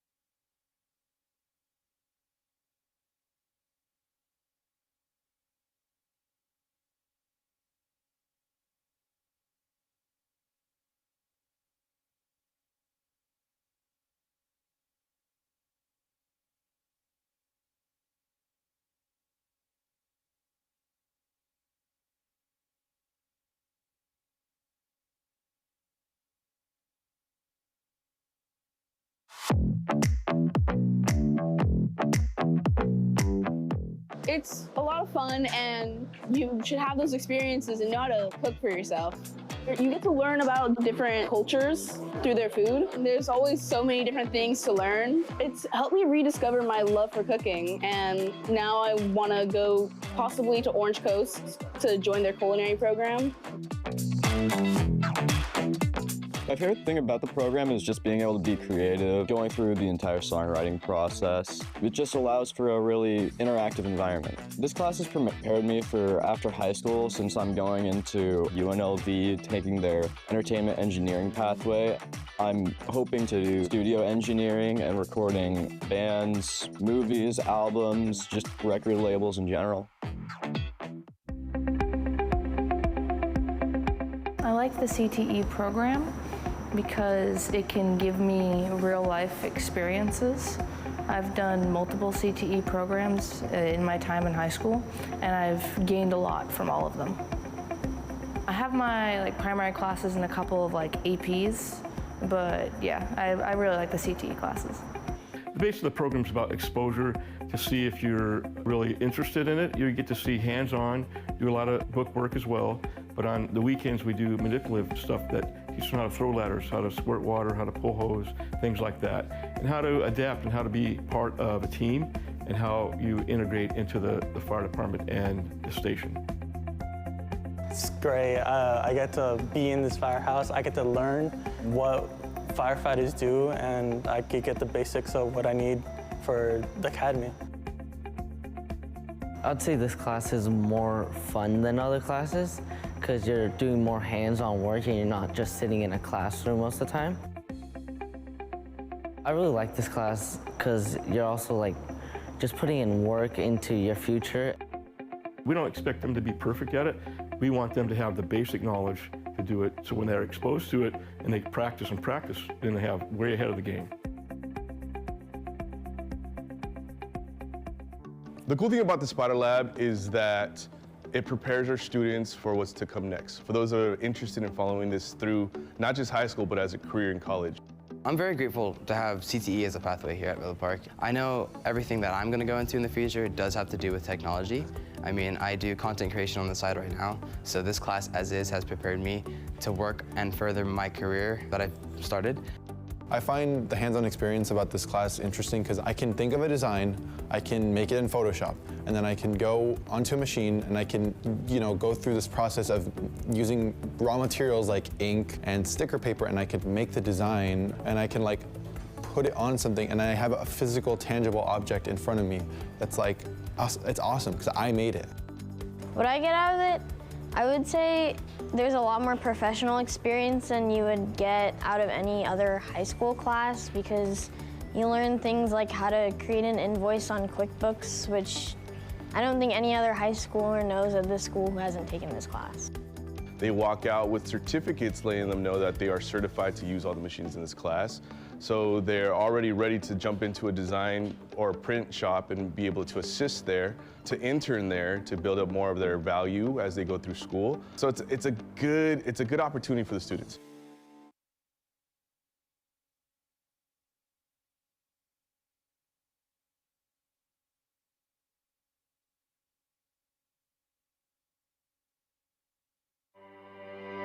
The aviation pathway is almost 10 years old.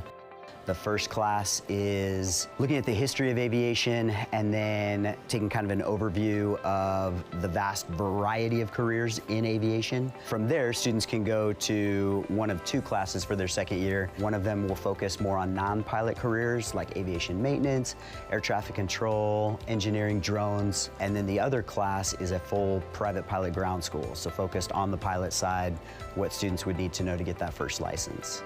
This class has really prepared me for a future in aviation. I've always wanted to be a pilot when I'm older, and this has kind of showed me the opportunities that are available and really what it takes to get there.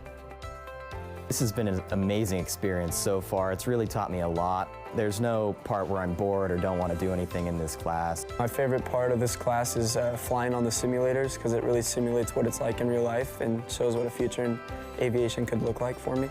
I think the big thing is getting students to start thinking career and getting them to start thinking about what it would take to get to that career. And so we get to start having those conversations.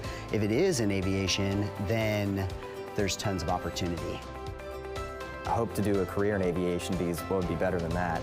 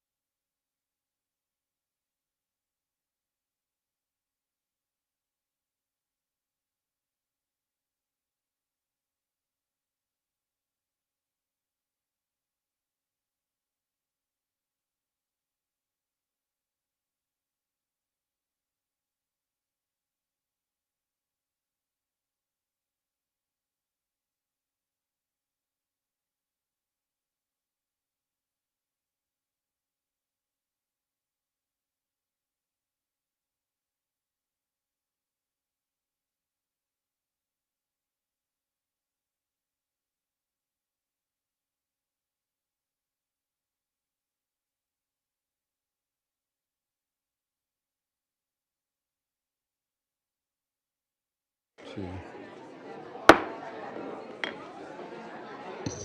Good evening. I call the regular session of the June 4, 2026 Board of Education meeting to order at 7:06 p.m. And at this time, I'd like to invite Mr. Jeff Jones, and he will bring up the wonderful Cerro Middle School so that they can help us with our Pledge of Allegiance. Mr. Jones.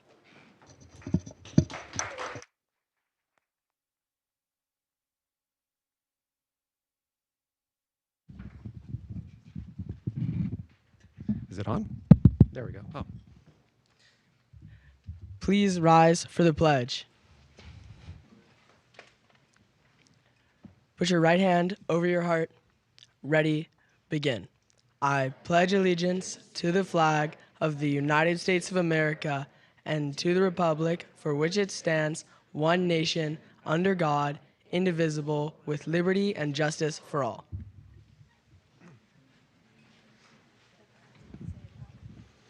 Good evening, Board President, Trustees, Superintendent, and Cabinet.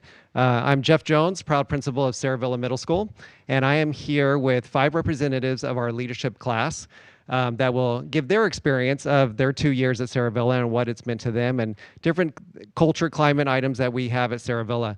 Before I hand it off, though, I just want to recognize these students, along with their 25 other peers, that really put forth their effort throughout the whole year and creating the culture that we have at Cerro from a welcoming and engaging environment is because of these students and the effort they put in.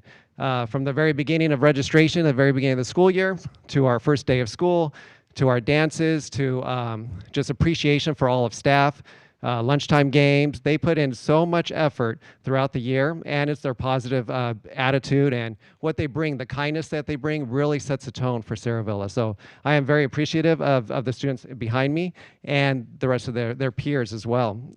And these 5 students also are moving on. They are all have been accepted to the leadership class at Villa Park High School, and so congratulations to them. So with me tonight, we have Ashlyn, Dylan, Jacob, Grace, and Olivia, and they're just going to share their experience briefly of what Cerro has meant to them. Hi, I'm Grace Dusnot, and I think one of the best parts of our middle school is the opportunity to explore different electives. Electives give students a chance to discover new interests, develop skills, and learn beyond the core subjects. We offer languages, music, art, theater, and so much more. Me personally loved leadership because of how I got to help my school, but also do it in a way that is fun and engaging. Without these ways to express everyone's creativity, CVMS would not be what it is today. Thank you.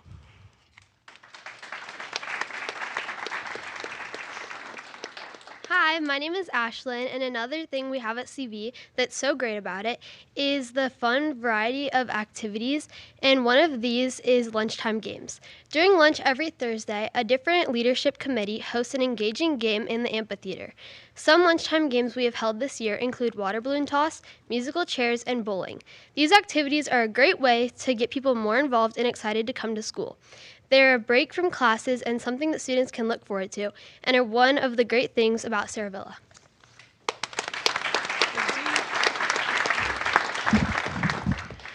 Hello, I'm Dylan Souza, and here at CV we have a special store called the Student Store.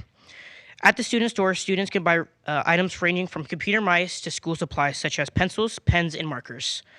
To make purchases, students must use a website called 5-Star Points. Students can earn these points by doing well in class, participating in lunchtime games, and attending spirit assemblies, and much more. This little store makes our school even more special for students and us. Thank you.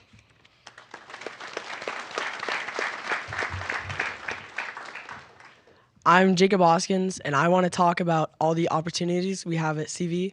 I'm in leadership and the jazz band and advanced band, and I really enjoy all of them. And I also participate in the cross country at our school. And there's over 15 clubs at our school, so there's really everything. Anyone, if you want to do something, there's a club for it. And I really think it's a great environment to be in. And I really have enjoyed my time at CV. Thank you.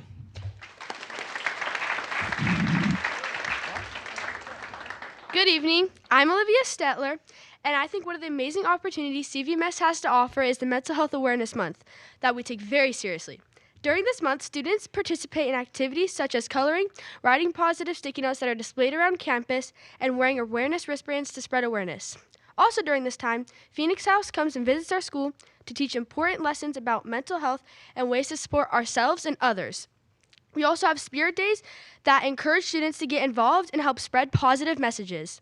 Students can participate in mental health awareness art contests where winning artwork is displayed and prizes are awarded. These activities can help create and support students all around campus. Thank you.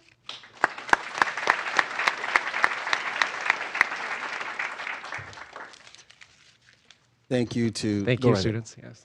Go right ahead. Oh, that's it. Yep. Dr. Jones? No, doctor. We're working on it. We're working on it. We're working on it. Shameless plug.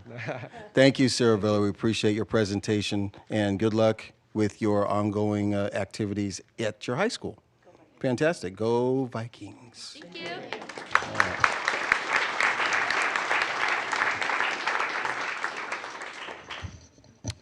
Okay, so now we'll have a report of closed session decisions. Dr. Menards. Thank you. So the Board of Education is pleased to announce the following appointment: Dr. Jacqueline Perez Chides to the position of Deputy Superintendent, Business Operations and Strategy. The vote was unanimous. That is all from closed session.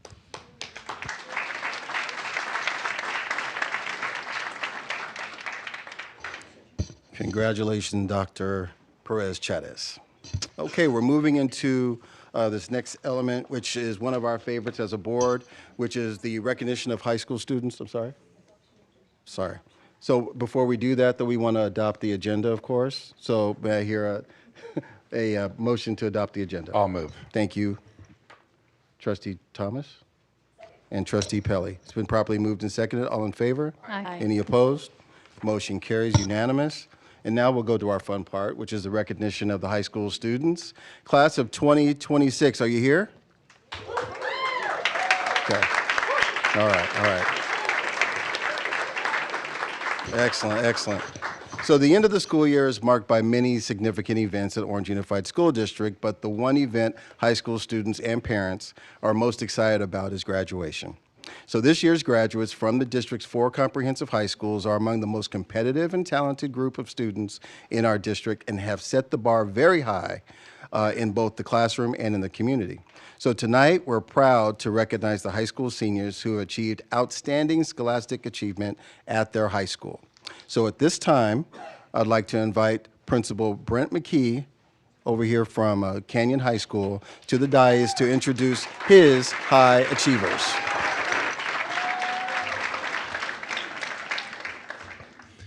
Good evening, President Glass, members of the board, and Superintendent Menarez.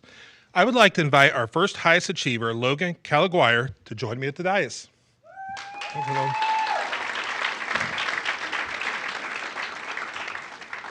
Logan has excelled academically at Canyon High School, earning an impressive 5.2 GPA, while participating in the rigorous IB diploma program and taking numerous AP courses. Outside the classroom, he dedicated 4 years to the track and field team, performed with the Canyon Orchestra as a violinist, and achieved the rank of Eagle Scout. Logan will attend UCLA to major in biochemistry with plans to become a professor to pursue a career in medicine. He hopes to make a meaningful difference in the world and strive for excellence in whatever path he chooses. Congratulations, Logan.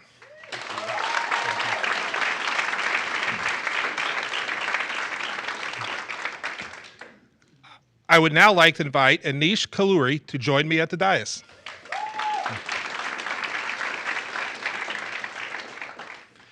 Anish has distinguished himself academically with an outstanding 5.2 GPA while taking multiple AP courses. Beyond academics, he achieved the rank of Eagle Scout and dedicated his time to the trauma intervention program, demonstrating both leadership and compassion for others. Anish plans to attend UCLA to study neuroscience on a pre-med track with the goal of attending medical school and completing a surgical residency. In the future, he hopes to travel, explore nature, and build a life centered on happiness and helping others. Congratulations, Anish.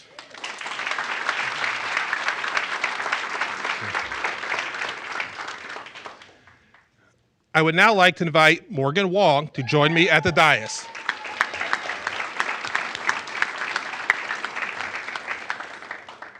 Morgan has demonstrated exceptional academic achievement at Canyon High School, earning a 5.2 GPA while completing the rigorous IB diploma program along with several AP courses, and also found time to do some college coursework along the way.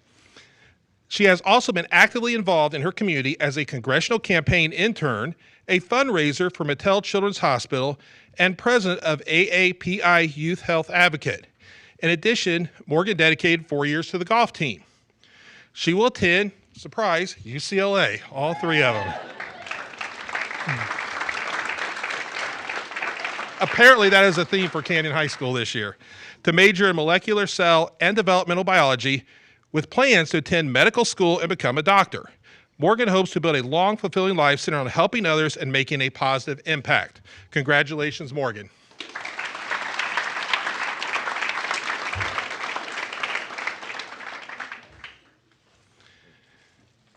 It is my pleasure to present you all with certificates of commendation and congratulate you on your academic accomplishments as Comanches for the class of 2026. Good job, you guys get sit down. Please welcome Bob King, principal of El Medina High School.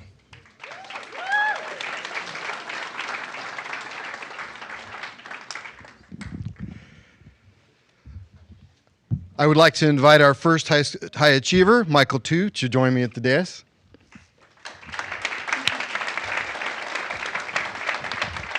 Michael has achieved outstanding academic success at El Medina High School, earning a 4.9 GPA while taking challenging AP courses, analytical geometry, and multivariable calculus. I can't even say it, let alone do it. Beyond the classroom, he has demonstrated leadership and dedication through his accomplishments as an Eagle Scout, participation in the Air and Space Forces Association Cyber Patriot program, and involvement in varsity basketball, varsity volleyball, marching band, and piano. Michael also has served as a research assistant at University of California, San Diego, where he plans to attend in the fall, to major in data science and pursue a career as a data scientist or data engineer with the goal of eventually becoming a senior leader in the field. In the future, Michael hopes to build a stable and fulfilling life by owning a home, starting a family, and traveling the world.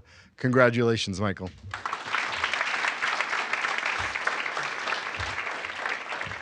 I would now like to invite Ruben Lujan to join me at the dais.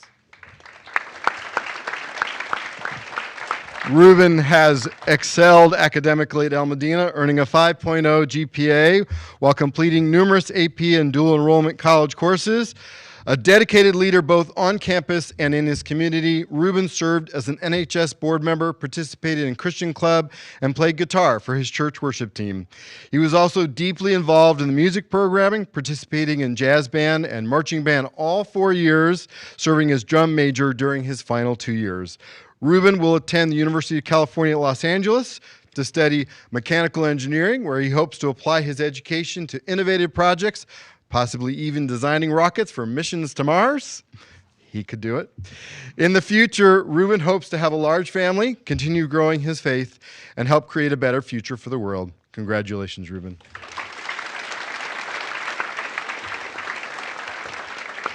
I would now like to invite Dylan Patel to join me at the dais. Dylan has distinguished himself as an exceptional student, earning a 5.0 GPA while completing multiple AP courses. A dedicated leader and active member of his school and community, Dylan served as president of Key Club, Science Olympiad, and the Red Cross Club, while also participating in NHS and the Orange County Youth Council. He will attend the University of California, Berkeley to major in data and computer science, with plans to work in Silicon Valley and eventually launch his own tech startup focused on consumer hardware innovation. Dylan hopes to achieve financial success, build a loving family, continue learning throughout his life, and inspire others to make a positive impact on the world. Congratulations, Dylan. I'm proud to present you all with the certificates of commendation and congratulate you on your outstanding academic achievements of El Medina's class of 2026.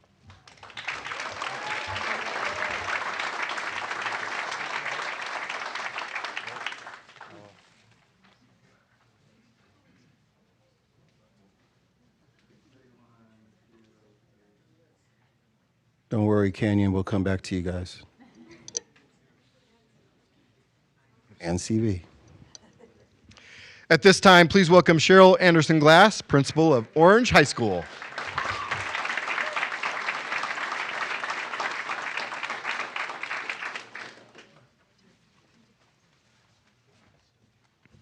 All right, from Orange High School, I would like to invite our first highest achiever, Kevin Salazar, to join me at the dais.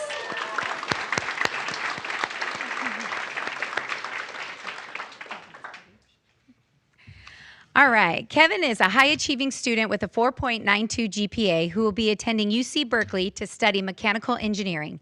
He has challenged himself with numerous AP courses while also gaining valuable work experience at Great Wolf Lodge and FedEx. Kevin also participated in the Harvard Crimson Journalism Summit, attended Stanford's Pre-Collegiate Summer Institute, and demonstrated leadership by starting a Sunday League soccer team. He aspires to work as a mechanical engineer for a company like Tesla, and in the future hopes to build a stable career, own a home near the beach, and purchase a Ram TRX. Congrats, Kevin.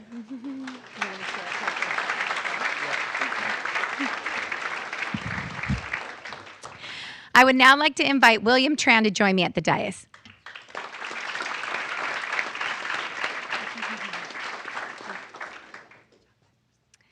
William is a dedicated student with a 4.84 GPA who has challenged himself with a rigorous academic program that includes numerous AP courses.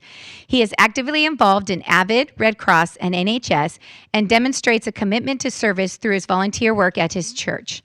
Outside of academics, William enjoys playing video and board games. He plans to attend University of California, Irvine to study biomedical engineering. At UCI, he hopes to become involved in a variety of campus clubs, build a strong professional network, and gain hands-on experience through participation in a research lab. William aspires to pursue a rewarding career in medical research where he can make a meaningful impact on this world, while also providing support for his family and help making his parents' lives easier. Congratulations, William. I am proud to present you with the certificates of commendation. Congratulations on being honored for your outstanding academic achievements of the Orange High's class of 2026. We're going to come up here.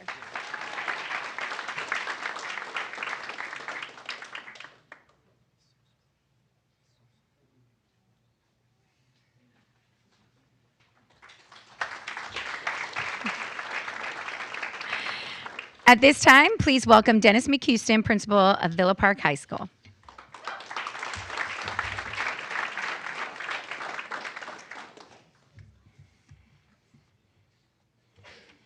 All right.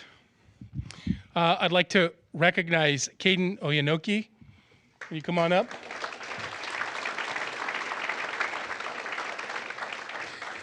Caden has excelled academically with a 5.0 GPA while completing numerous AP courses, including honors and AP biology, honors and AP chemistry, AP physics, and more.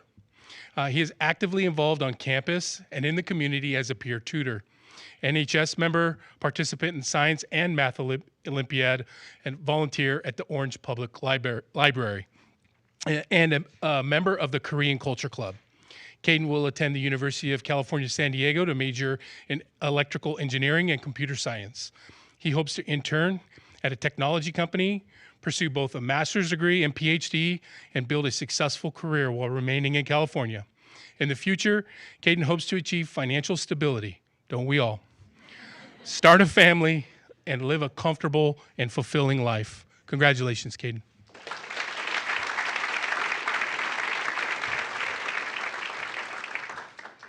Next, I'd like to invite Gianna Ree to join me at the dais.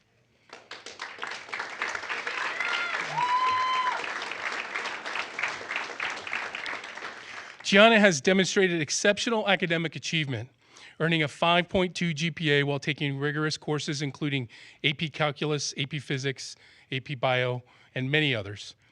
Passionate about STEM and innovation, she served as a STEM coding workshop leader, worked as a machine learning research intern, and developed an AI app focused on alternative healthcare solutions. Gianna will attend Harvey Mudd College, where she plans to major in math and computer science. She hopes to pursue a career as a machine learning engineer and researcher, while while continuing to expand her knowledge, grow independently, and make meaningful contributions through technology. Congratulations, Gianna.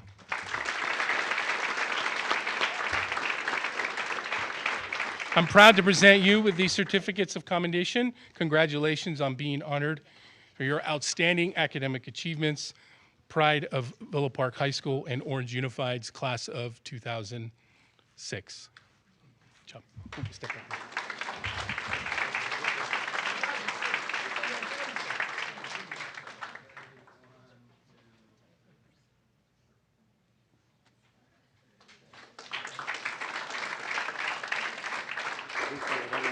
Okay, at this time, we're going to do a little bit of a pivot. We want Canyon to come back up to take their pictures. So Canyon recipients, please come back up with your principal. They're going to be there. And then we'll bring everyone up, and then Mr. Jones will bring up Cerro Villa.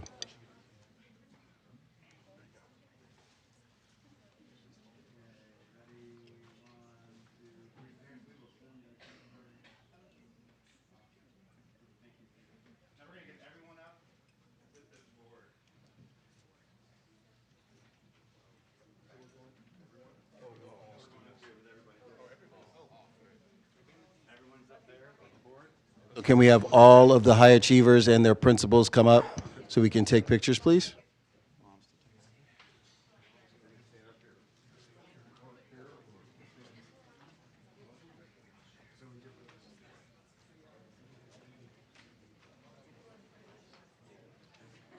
And feel free, yeah, 100%. Come on.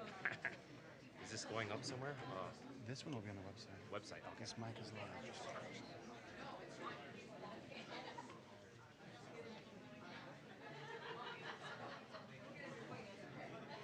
This is gonna be challenging. Board, if I can't see you, you're not in the photo. Ready? Everyone eyes on me real quick. 1, 2, 3. Excellent. One more. Okay, now smile at your parents.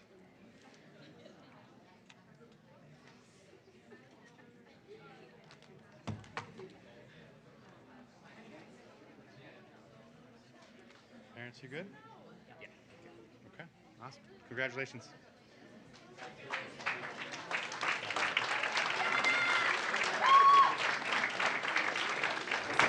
Mr. Jones, can we have CV come up, please, to take their picture?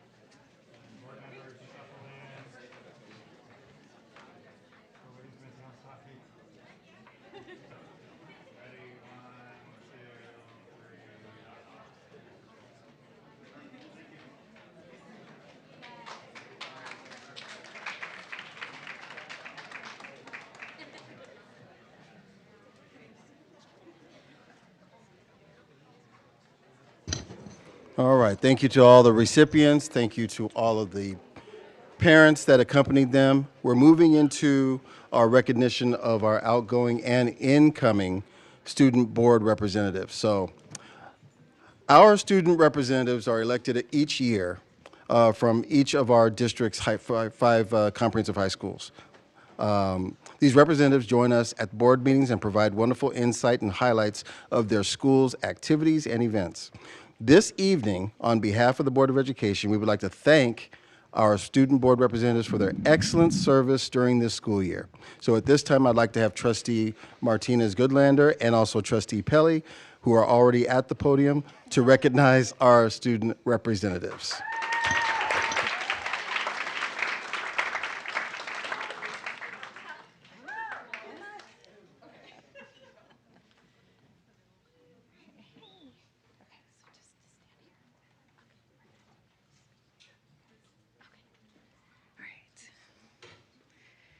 So up first, we have Lorelei Giroux.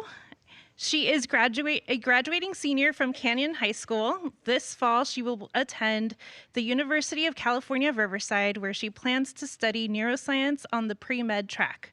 Over the summer, Lorelei looks forward to keeping busy with work, but she is also taking an exciting trip to Europe. Her travels will take her to London, where she plans to visit an exhibition dedicated to the iconic filmmaker Wes Anderson and take a tour of Buckingham Palace, followed by visits to Rome and Paris. We wish her continued success as she begins this exciting journey toward a future in medicine. Congratulations.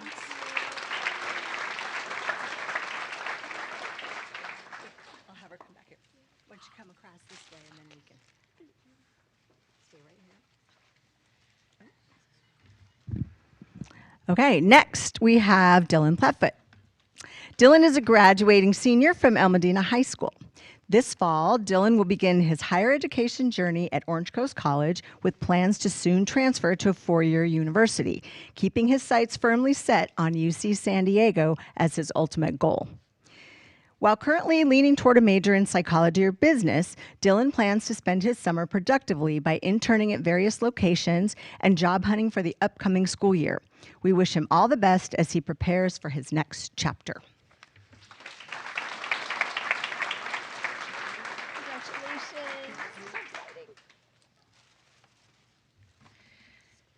Up next, we have Jacob Gonzalez, is a graduating senior from Orange High School. This August, Jacob will attend California State University, Fullerton, where he is a major in psychology to pursue his deep interest in understanding the human mind and mental health. After completing his undergraduate degree, Jacob plans to attend medical school with the ultimate goal of becoming a psychiatrist and treating those who are struggling with mental health conditions.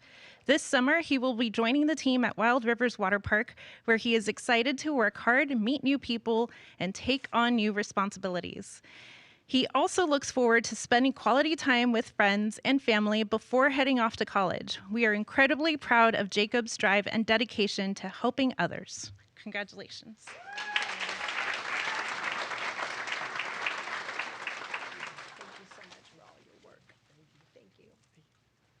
Thank you. Thank you. All right, next we have Judith Rincon from Richland High School.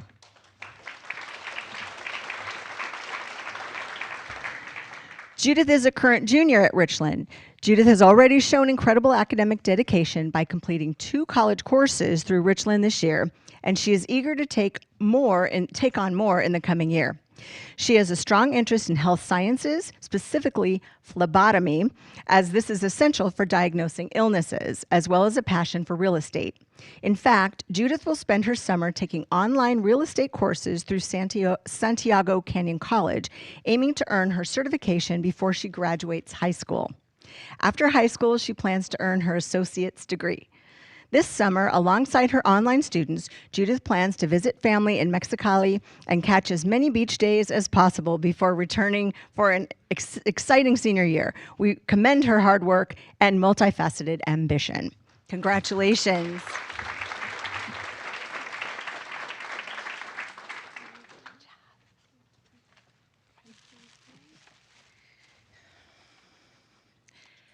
Caitlin Cortinez is a graduating senior from Villa Park High School.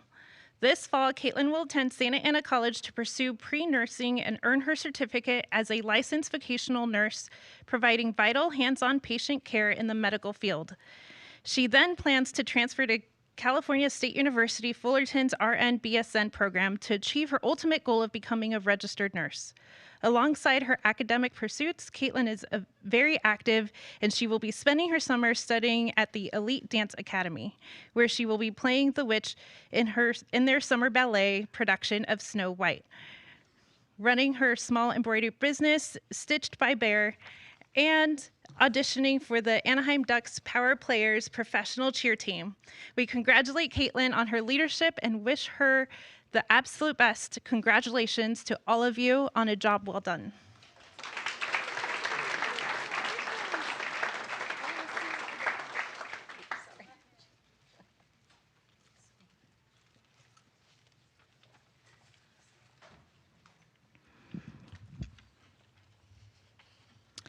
And now our student representatives for the 2026-27 school year will be as follows, and I hope I'm saying the names right. From Canyon High School, Saba Tanara.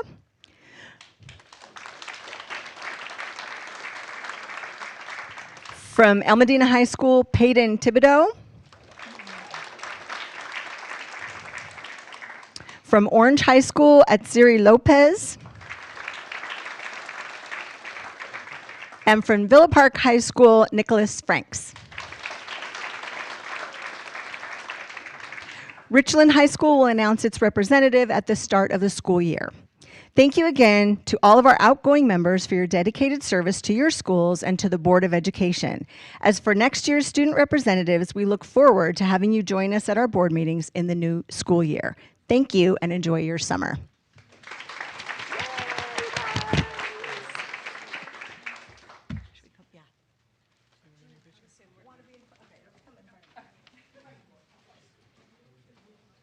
Parents, come on up.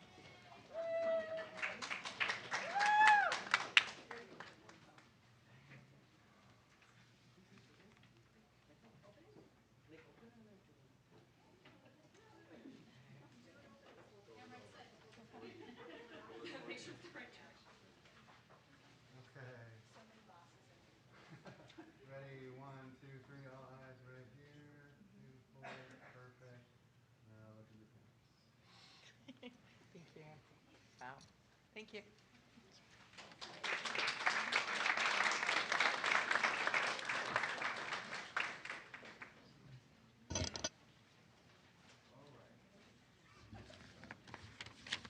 Okay, last but not least, the Board of Education is recognizing outstanding athletic achievements earned by Orange Unified student athletes and teams during CIF and California State postseason competition. Advancing to CIF postseason competition requires athletes and/or teams to qualify through league competition by either placing in the top half of their league or receiving an at-large selection by the playoff committee. CIF championships are then determined through postseason competition among the top schools and athletes in each division. At this time, I'd like to welcome Greg Kemp, who is the coordinator of secondary athletics and activities, who will introduce these very special athletes. Good evening, Board President Glass, Trustees, Superintendent Dr. Menares, and Executive Cabinet. Tonight, we are proud to recognize an incredible dedication, sportsmanship, and competitive excellence of our high school athletic programs that have won CIF championships throughout the school year. Our first school we'll recognize is the Canyon High School cheer team. If they could go ahead and join me up here.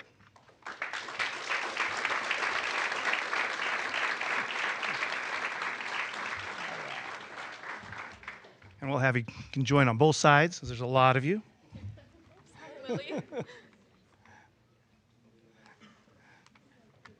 Come on through. Come on. There we go. Yep, we'll get them all. There we go. We celebrate the Canyon High School cheer squad, who took home first place crown to become the CIF Southern Section Division 1A champions. They continue to set the district standard for athletic precision and school spirit.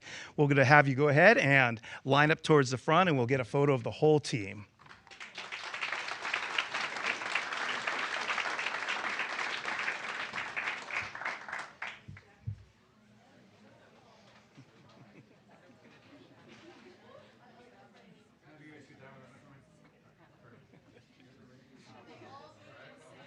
Ready, 1, 2, 3, perfect. Okay, I'm good.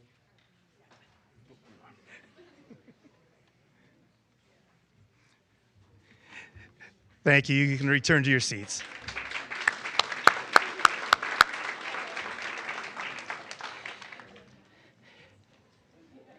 Next up, we'd like to honor the El Medina High School boys wrestling team. If they could join me.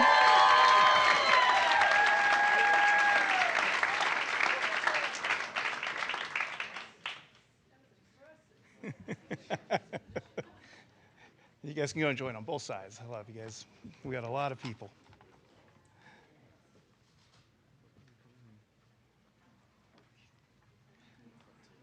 Right. Perfect.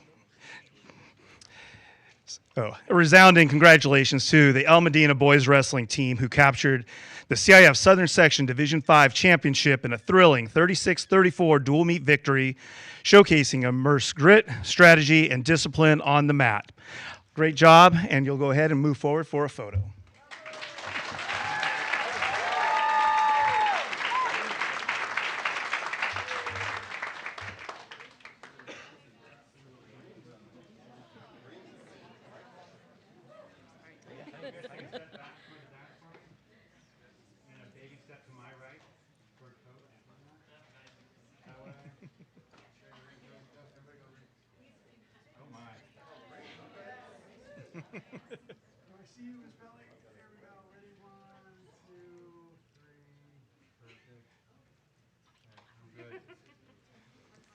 Stay there, stay there.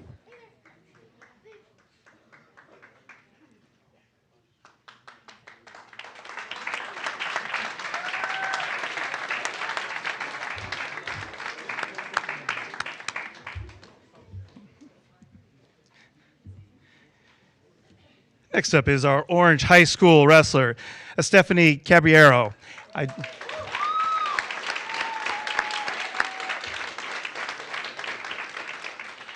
don't believe Stephanie was able to join us tonight, but she has been recognized in the past, but we do want to recognize her run this year. As a junior, Stephanie put together a historic Triple Crown postseason run in the 190-pound weight class division.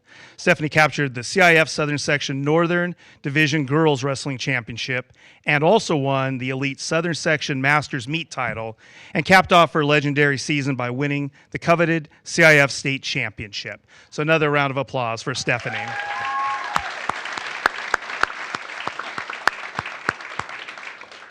I'll have the Villa Park High School athletes both come up and join me.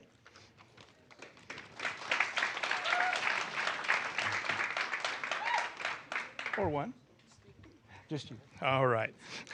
Villa Park High School continues its stellar tradition of athletic excellence, bringing home individual CIF Southern Section Division II titles. Not here tonight is boy swimmer Jay Hickman, who is a West Virginia University commit. He capped off a historic high school career by capturing the CIF Southern Section Division II Individual Championship in the 500-yard freestyle. His speed, stamina, and leadership have left an indelible mark on the Spartan Aquatics program. And here next to me is for girls track and field, junior Chloe Hudson has proven herself to be one of the elite throwers in the state, winning the highly competitive winning the CIF Division II Individual Championships in the discus. She also placed third in the highly competitive Southern Section Masters meet and capped off her season placing sixth in the state for discus and ninth in shot put at the state championships. With a stellar throwing career already under her belt, Chloe's future looks incredibly bright as she prepares for her senior year. And you get to go by yourself. You get the whole group.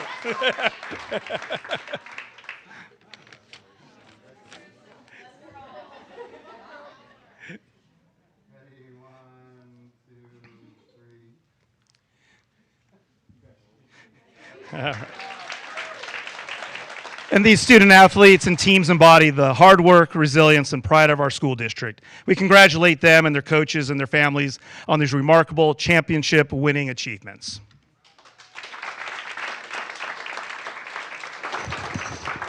Thank you so much. Thank you so much. That was excellent. Student athletes are very important to development and matriculation through high school, so we're very happy about that. Moving on to our next report. We have a report from CSEA. I'd like to invite President Villa to come to the dais.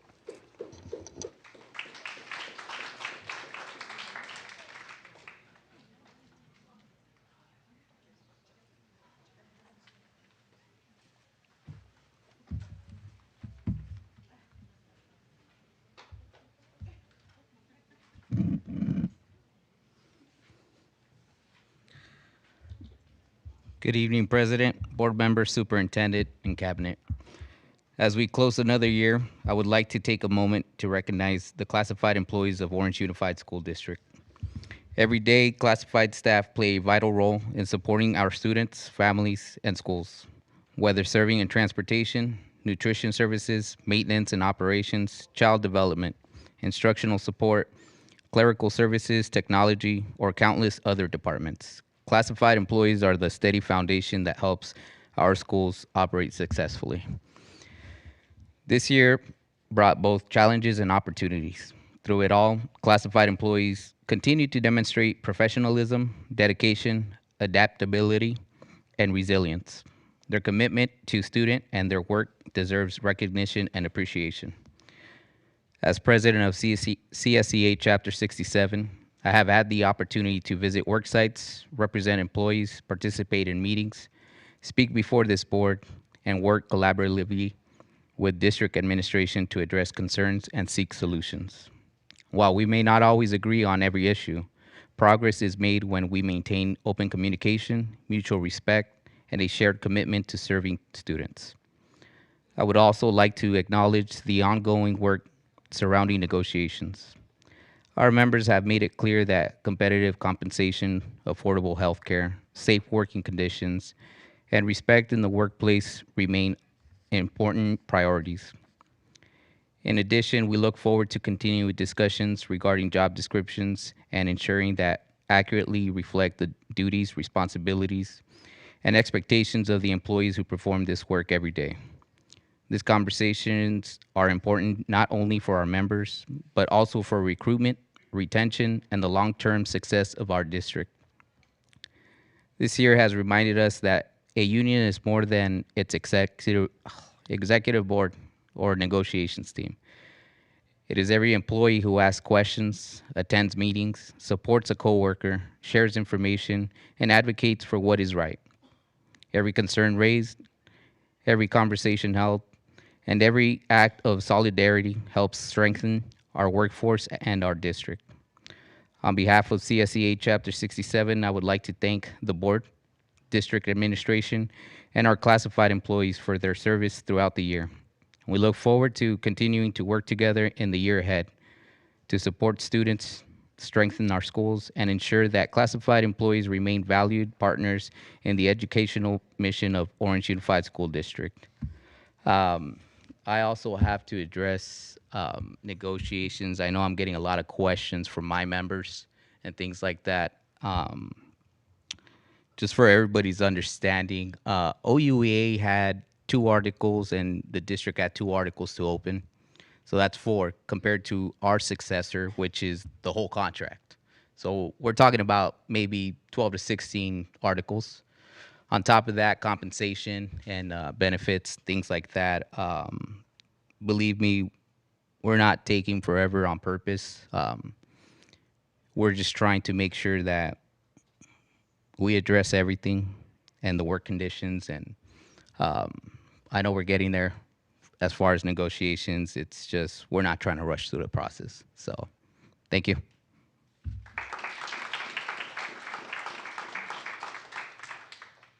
Thank you, President Villa.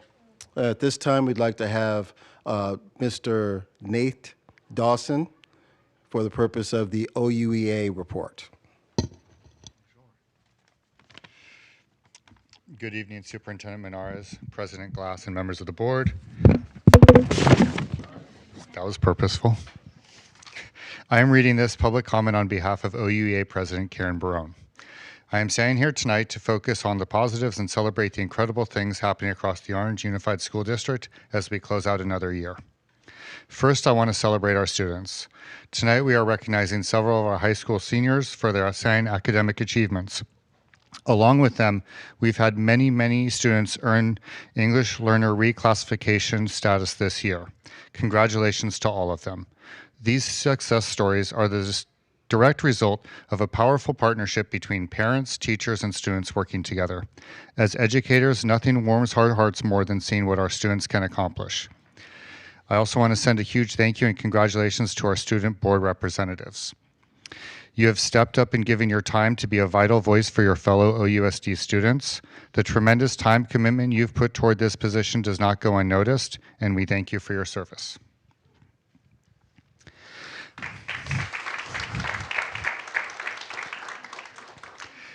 Next, I want to give a big high five to our school site counselors. On top of the massive daily responsibilities, many of them took the lead this year in planning and organizing school site career days, making them incredibly fun and engaging.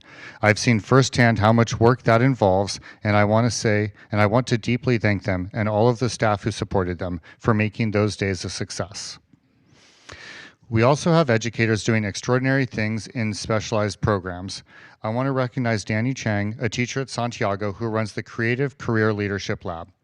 His program focuses on everything from design thinking and entrepreneurship to professional skills in the creative industry.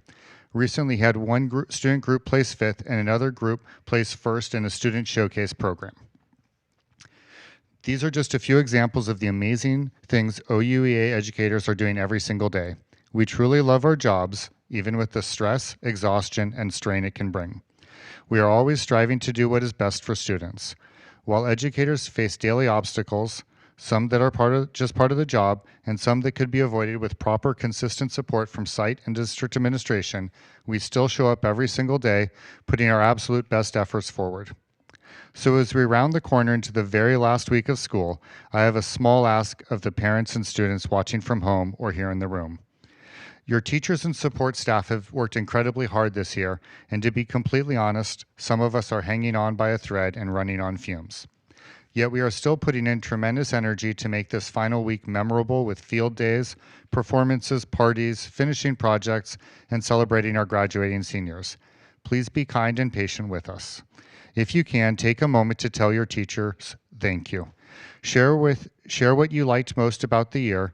We love hearing those positives. It truly warms our hearts and makes our day. Finally, thank you to district leadership for the renewed collaboration and partnership we've experienced across departments this year. We accomplish so much more when we work together. And a massive thank you to our parents. It takes a village to raise a child, and the parent-teacher village is the most important one there is. I hope everyone has a wonderful summer break filled with rest, relaxation, and fun. And parents, tag, you're it, in 5 days. Thank you.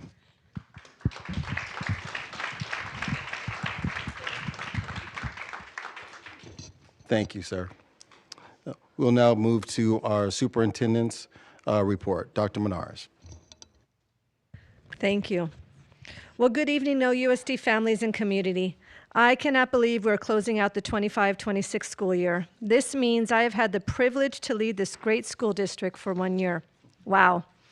So what have I learned during my first year? OUSD's team is strong. We have dedicated educators, support staff, trustees, and families who believe in the possibility of every child and work tirelessly to create opportunity and access for all.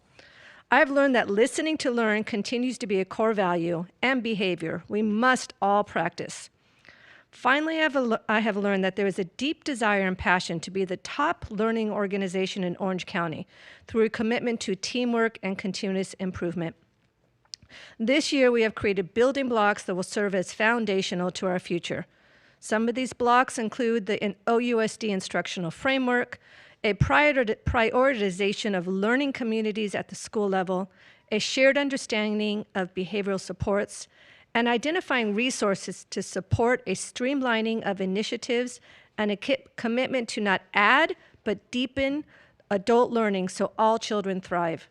These are just a few of the building blocks necessary for a large educational organization to excel. Of course, we have so much more we can and will do. And we will do this together through a culture of shared responsibility and commitment to excellence. As I look forward, I want our families to know we will continue to prioritize learning experiences that are connected to life experiences at our middle and high school levels, with our elementary schools continuing to focus on ensuring children are reading, writing, speaking, and problem-solving in math and science at highest levels. We will continue to fortify our family and community engagement partnerships and align resources to serve schools. Enhancing the learning environment for the children and the work environment for staff is equally important. Working in collaboration with our governing board and seeking innovative methods to finance our varying facility needs must be a priority for OUSD moving forward. Finally, we will stay focused on listening to learn and responding nimbly with intentionality so all children are thriving. And to our graduates, you are the reason we educate. We are incredibly proud of your achievements and look forward to seeing the impact you will make in your next chapter of life. Whether you're heading off to college, joining the military, or entering the workforce, you will carry the legacy of Orange Unified with you. This district truly believes in your creativity, your ingenuity, brilliance, and that you possess the tenacity required to exceed all expectations. We encourage you to keep shining brightly and to dedicate yourselves to improving our local communities, our state, and our nation for everyone. Congratulations. Y finalmente, para mis familias que hablan español, este año escolar fue lleno de aprendizaje, escuchando a las familias y maestros y planeando para el futuro. Para el próximo año escolar, sigamos enfocando la lectura, escritura, matemáticas y ciencias en las escuelas primarias. Las secundarias sigan creciendo oportunidades de conectar el trabajo de escuela con varias carreras.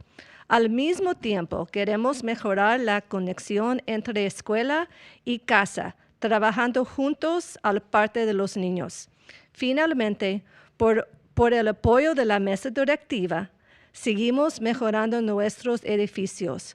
Aunque hay mucho trabajo en esta área, ya empezamos a cambiar y mejorar. Mil gracias por su apoyo y disfrutan su verano adelante juntos. Thank you for a great year. Enjoy your summer relaxing, rejuvenating, enjoying whatever fills your heart and soul. Thank you.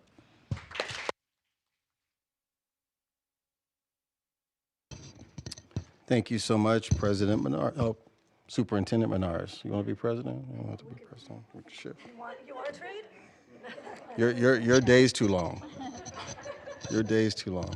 So good evening, everyone. Again, just to reiterate, as we approach the end of a remarkable year, I found myself reflecting on the familiar Earth, Wind, and Fire song, Fantasy.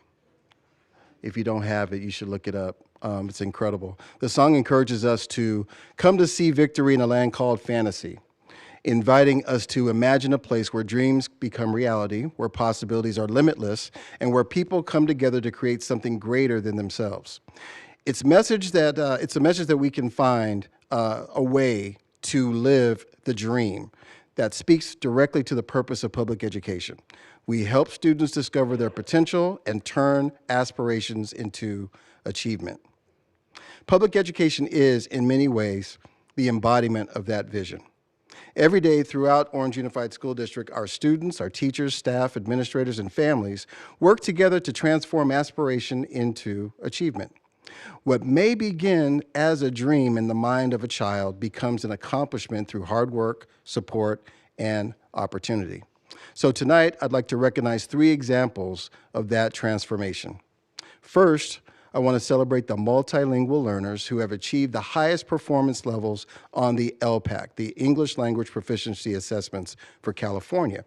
Across the district, students have earned a level 4 designation that has demonstrated exceptional English language proficiency, while many simultaneously navigate multiple languages, multiple cultures, and multiple experiences. Equally important are the many students who have reclassified this year. Reclassification represents far more than just a test score. It reflects perseverance, academic growth, family support, and most importantly to me, the dedication of our teachers and support staff. These students remind us that achievement is often the result of determination meeting opportunity. Second, I had the pleasure last Thursday of listening to the outstanding performance of the Orange High School's band. They had a concert. These students got together, and that's where this whole notion of fantasy came up. About 8 students got together with their band director, and they said, hey, we want to do this particular song, Fantasy by Earth, Wind, and Fire. You have to understand, that song came out in the 70s. So most of these kids did not hear that on the radio, right? So what was amazing about it is how intentional that particular song was. They actually studied it on their own, they practiced it on their own, and they went to their band director and they performed it. So for me, whether they're on the playing field, in competition, or before the community, these students exemplified discipline, hard work, artistry, and school pride. Music education teaches lessons that extend far beyond the stage. Students learn commitment, collaboration, and also excellence. And that performance that evening brought together the community. It showcased the extraordinary talent of these students, and it also was a feather in the cap of Orange Unified School District. Finally, I want to acknowledge the district exposition of the arts. This event highlights the creativity, imagination, and innovation of our students across multiple disciplines. Walking through the exhibit hall, which was here, and experiencing the different art pieces was a powerful reminder that education is not solely about what students know. It's also about what they create, how they express themselves, and how they contribute to the world around them. The arts challenge students to envision new possibilities and to share their possibilities with others. So an old proverb says, "The future belongs to those who prepare for it today." The accomplishments that we celebrated tonight, not just with sports, not with just academics, but also with the arts, is another opportunity for students to prepare for that future. They are developing the knowledge, skills, creativity, and confidence needed to thrive in an increasingly complex world. So again, I want to thank Superintendent Menares, our leadership team, our teachers, our classified staff and families, and most importantly in this case, our community partners for their unwavering commitment to our students. Most importantly, I want to congratulate the students whose achievements inspire us all. Like the vision expressed in fantasy, our work in education begins with possibility. Through dedication, support, and belief in our students, we hope that we will make those possibilities a reality. Thank you. Word up. Now we'll go to our student representatives for, unfortunately, their final report. And we'll start with Canyon High School and Lorelei. Good evening, President Glass, members of the board, and Superintendent Monares. We finally reached the end of the school year, and I would like to briefly highlight some of the exciting senior events taking place over the next week here at Canyon. So we had our Spirit Week this week with a variety of theme days, and we had Major Decision Monday, Take It Back Tuesday, so 2016 outfits, Wacky Wednesday, Meme Day, Throwback Thursday, so you dress as a baby photo, and then tomorrow we have Flashback Friday, where seniors wear their class shirts and collect signatures from friends and classmates. Tomorrow morning we have our senior tailgate before school, where students have the opportunity to gather one last time, enjoy time with friends, and celebrate their final Friday at Canyon. During lunch, we also have seniors that'll take part in the traditional paper toss, allowing everybody to symbolically close out their high school experience together. And the celebrations continue through next week with Disney grad nights, senior breakfast, senior sunset, Universal, elementary walk schools, graduation rehearsal, senior movie night, and then finally on Thursday we have our graduation. We are so excited to celebrate the moment that everybody has been waiting for. And it's been an incredible honor to be a Comanche, and it's hard to believe that this school year is coming to an end, especially like our high school career. I'm deeply grateful for the opportunity to represent Canyon High School at these board meetings. I'd like to express my sincere thanks to those who have supported me throughout this experience. First, thank you to my activities director, Mr. Smith, who always ensured I was prepared. And he was always there for me whenever I had questions, especially the dumb ones, and especially when I was lost. He offered consistent guidance and encouragement. Thank you as well to Ms. Erich, whose dedication, leadership, and support brought our representatives together and helped make this year so memorable. She continuously went above and beyond for us, and I truly enjoyed working with her. Thank you so much. Finally, I'd like to thank each and every board member for providing me with this incredible opportunity. It's been a true privilege to serve as this role, and especially for the experience and the lessons I'll carry along with me after graduation, especially for making my once boring Thursday evenings to a fun time. We appreciate everything you do and your dedication for making our lives safer and also smarter. And then a special thanks to all my teachers, especially Miss D. They always, all of my teachers always looked out for us and made my experience and every student at Canyon High School, all of our experiences much better. Thank you so much.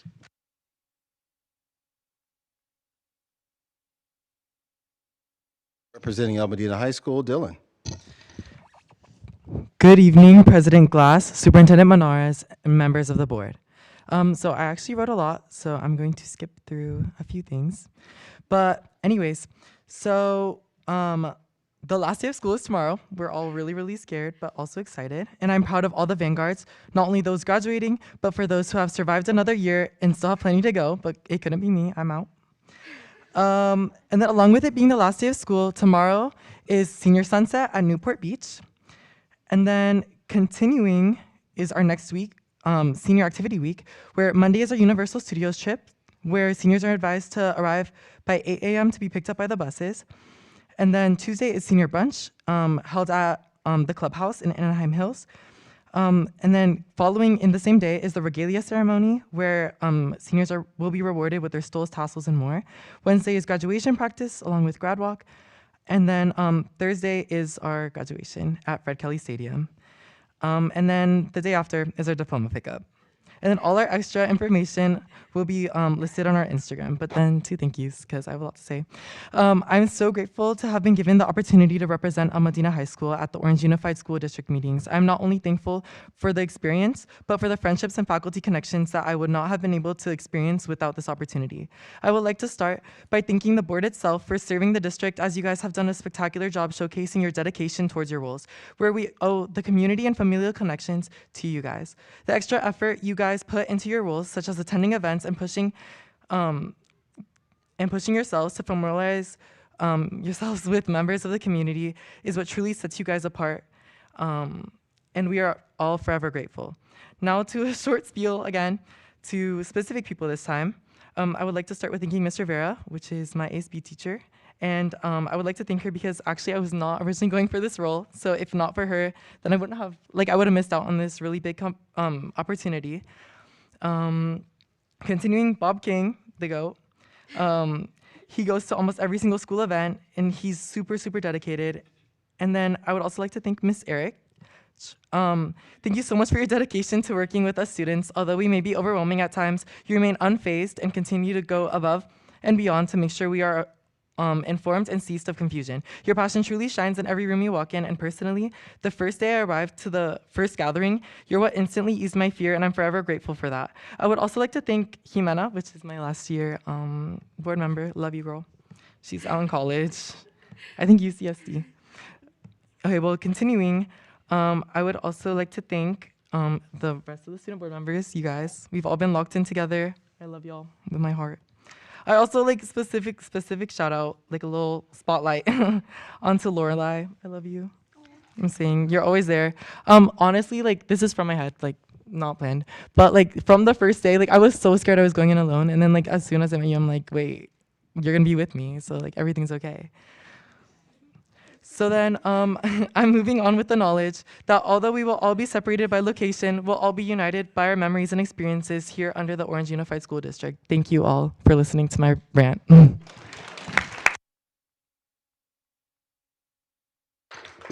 Representing Orange High School, Jacob.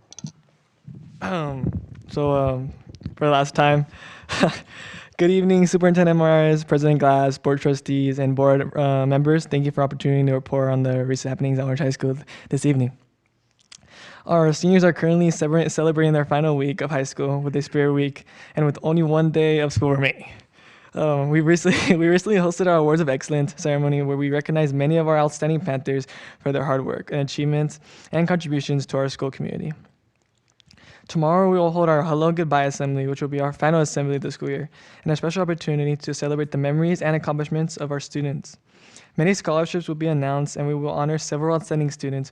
We will also say goodbye to our longtime athletic director, Mrs. Severs, who has been named the new CIF Southern Section Assistant Commissioner. She has been the driving force behind all of our amazing athletic achievements this year, and she will greatly be missed by our entire school community and wish her well. So thank you to Ms. Severs. I would also like to introduce our two new representatives, Zaylee and Aziri. They're both wonderful, and I know they will represent Orange High School with pride. Can you guys stand up? They came to the meeting, so I know sometimes the meetings can go long, so I appreciate them to come out. I know they'll do a really great job. But Aziri will be coming most of the time to these meetings, and then Zaylee will be going to the city council meetings, but if she can't make it, they can swap out. So I think you guys will be seeing a lot of both of them. But You guys are in great hands. I trust them. So, and Ms. Kane trusts them. So, yeah. And before I conclude, I'd like to express my sincere appreciation for the opportunity to represent Orange High School this year. It's been an honor to serve as student representative. I hope that I have represented our school with pride. Thank you to each of you for your kindness, support, and welcoming spirit to this experience. Also, Ms. Earge, thank you for always emailing me back and forth. I know I don't get back so quickly, but you always keep emailing me, and I appreciate it. And I know you do a lot, so I want to express my sincere appreciation for you. So thank you. Oh, sorry. And then Orange Unified has always been a wonderful district, and I'm proud to say that I'm a product of it. I went to Cambridge Elementary, then I went to Yorba, and then now I got my 4 years at Orange High School. So I think it's a great district, and I hope one day to have my kids go here too. But thank you.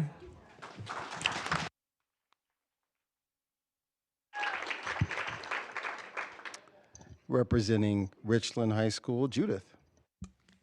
Good evening, President Glass, members of the board, and Superintendent Monares. Last week, we hosted our awards night where we recognized our students for their hard work and dedication throughout the school year. Many students received scholarships to support their future education. Students and families were also treated with an amazing dinner thanks to the generous support of the Orange Unified Public School Foundation. Next Monday, our seniors will attend their final senior trip to Knott's Berry Farm to celebrate their hard work and accomplishments as they prepare to graduate. Congratulations, class of 2026. We would also like to give a special shout out to the amazing Mr. Tomike, who is now retiring this school year after 22 years of dedicated service at Richland High School. Thank you for the positive impact you have made on our generous students. Yesterday, Richland hosted the final Superintendent Student Advisory Council meeting of the year. Student representatives from across the district joined us to a delicious breakfast, and then we reflected on many topics and ideas we have discussed throughout this year. As the school year comes to an end, on behalf of Richland, I would like to thank you for your continued support. It has been an honor representing Richland this year. Most likely, I would like to think I will be returning next year, but that's a maybe. And I would look forward to working with you all again. Have a wonderful summer. Thank you.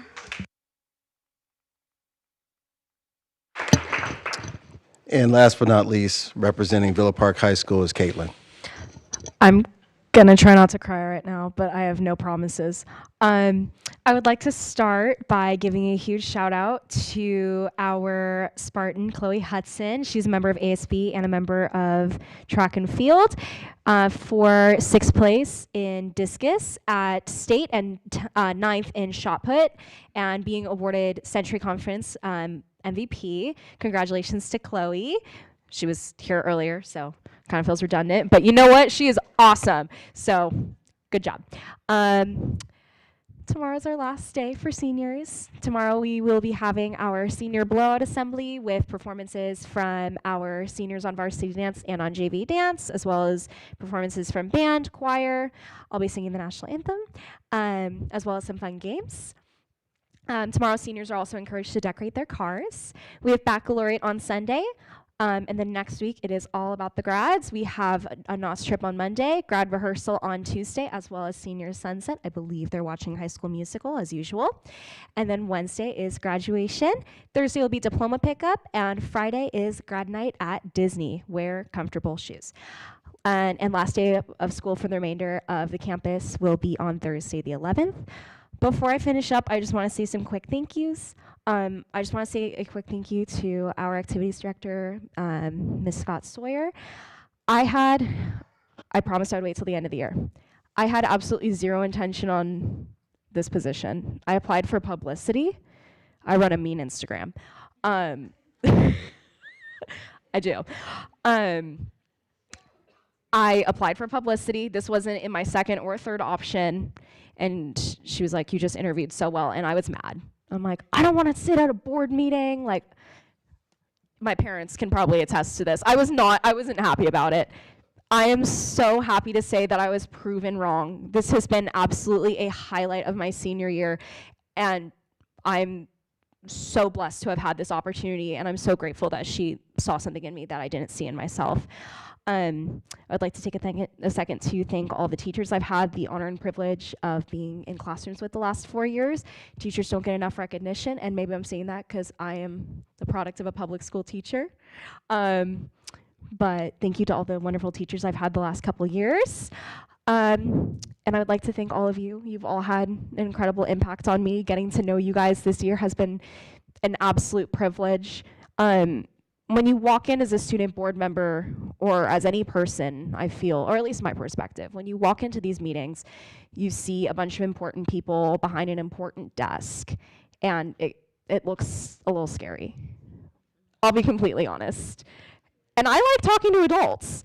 And I'm very grateful to have had the opportunity to get to know you all, see that you guys are people with personalities, and you're funny and you're smart and you make me laugh every time I talk with you guys. And I'm very sad to say this is my last meeting, and I'm grateful for this opportunity, especially having gotten close with Trustee Vane.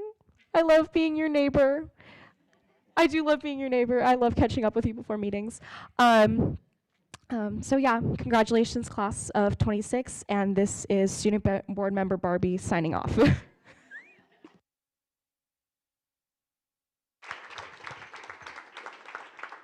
I know that we thanked you before, but we have to thank you one more time. We think you did a fantastic job.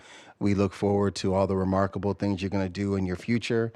And, you know, I do sincerely hope that you come back and, you know, buy houses here and send your children to our schools, because I think it's important to do that. So thank you so much.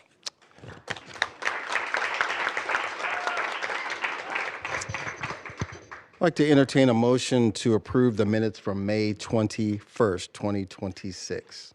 Motion to approve. Okay. James can come up and shake everybody's hand during this. This is wonderful. Okay.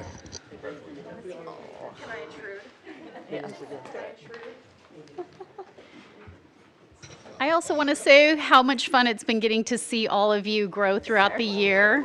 You're all so unique and fun, and we've loved having your perspective. So.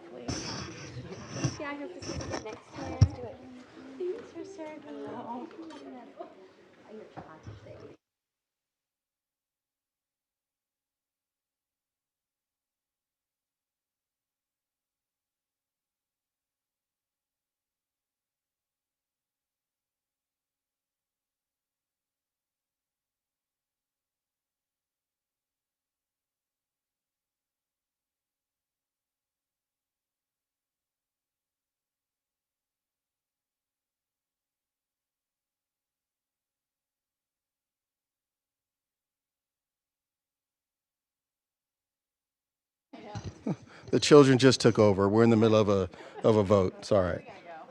I love this part, though. You have to be nimble, public. Thank you all very much once again. So to reiterate, I'd like to entertain a motion to approve the minutes from May 21, 2026. I'll move it. Been moved by Trustee Pelley, Second. seconded by Trustee Vane. Any questions? All in favor? Aye. Any opposed? Motion carries 7-0. Madam Clerk, do we have any public comments or agenda items? We do. We have one for 11O. Thank you very much. So at this time, we're going to go into our action items. First, we're going to discuss the California Dashboard Local Indicators and 2024 through 27 LCAP Year 3 adoption. And Dr. Whitmer will please come to the dais and share that with us. Thank you. Good evening, President Glass, trustees, and Superintendent Menares. Tonight we will provide a brief review of the California Dashboard Local Indicators and seek board adoption of the 2024 through 27 Local Control and Accountability Plan, or LCAP, Year 3. Tonight's presentation has two objectives. First, to review the California Dashboard local indicators as part of the annual LCAP adoption process, and second, to seek board adoption of the 2024 to 2027 Year 3 LCAP. Tonight, I'll introduce Dr. Christina Lin, Executive Director of Assessment and Accountability, and Ms. Amber Tatch, Administrator of Accountability.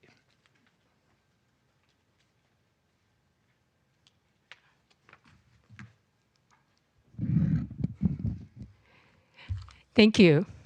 Good evening, Board, Trustee, Cabinet, and members of the community.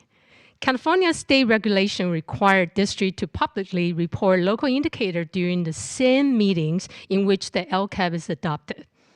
These indicators provide districts an opportunity to reflect on implementation, progress, and continuous improvement within priority areas where statewide dashboard data is not available. Reporting is completed through state-required self-reflection tools, local data analysis, educational partner feedback, and narrative responses aligned to the district priorities and actions. The local control funding formula identified 8 state priority areas used to monitor district progress and support accountabilities. Tonight's local indicator presentation focused on 5 priority areas required for annual local indicators reporting. Priority 1, basic services. Priority 2, implementation of state academic standards. Priority 3, parents and family engagement. Priority 6, school climate. And priority 7, access to a broad course of study. All 5 local indicators priorities were reported as standard met through the California Dashboard self-reflection process. Overall, the district demonstrates strong implementation across instructional systems, family engagement efforts, student support, and expanded learning opportunity, while also recognizing opportunity for ongoing growth and improvement. At this time, I would like to turn it over to Ms. Tat, Administrator of Accountability, who will provide a brief overview of key progress indicator implementation efforts and district-focused priorities reflected within the local indicators.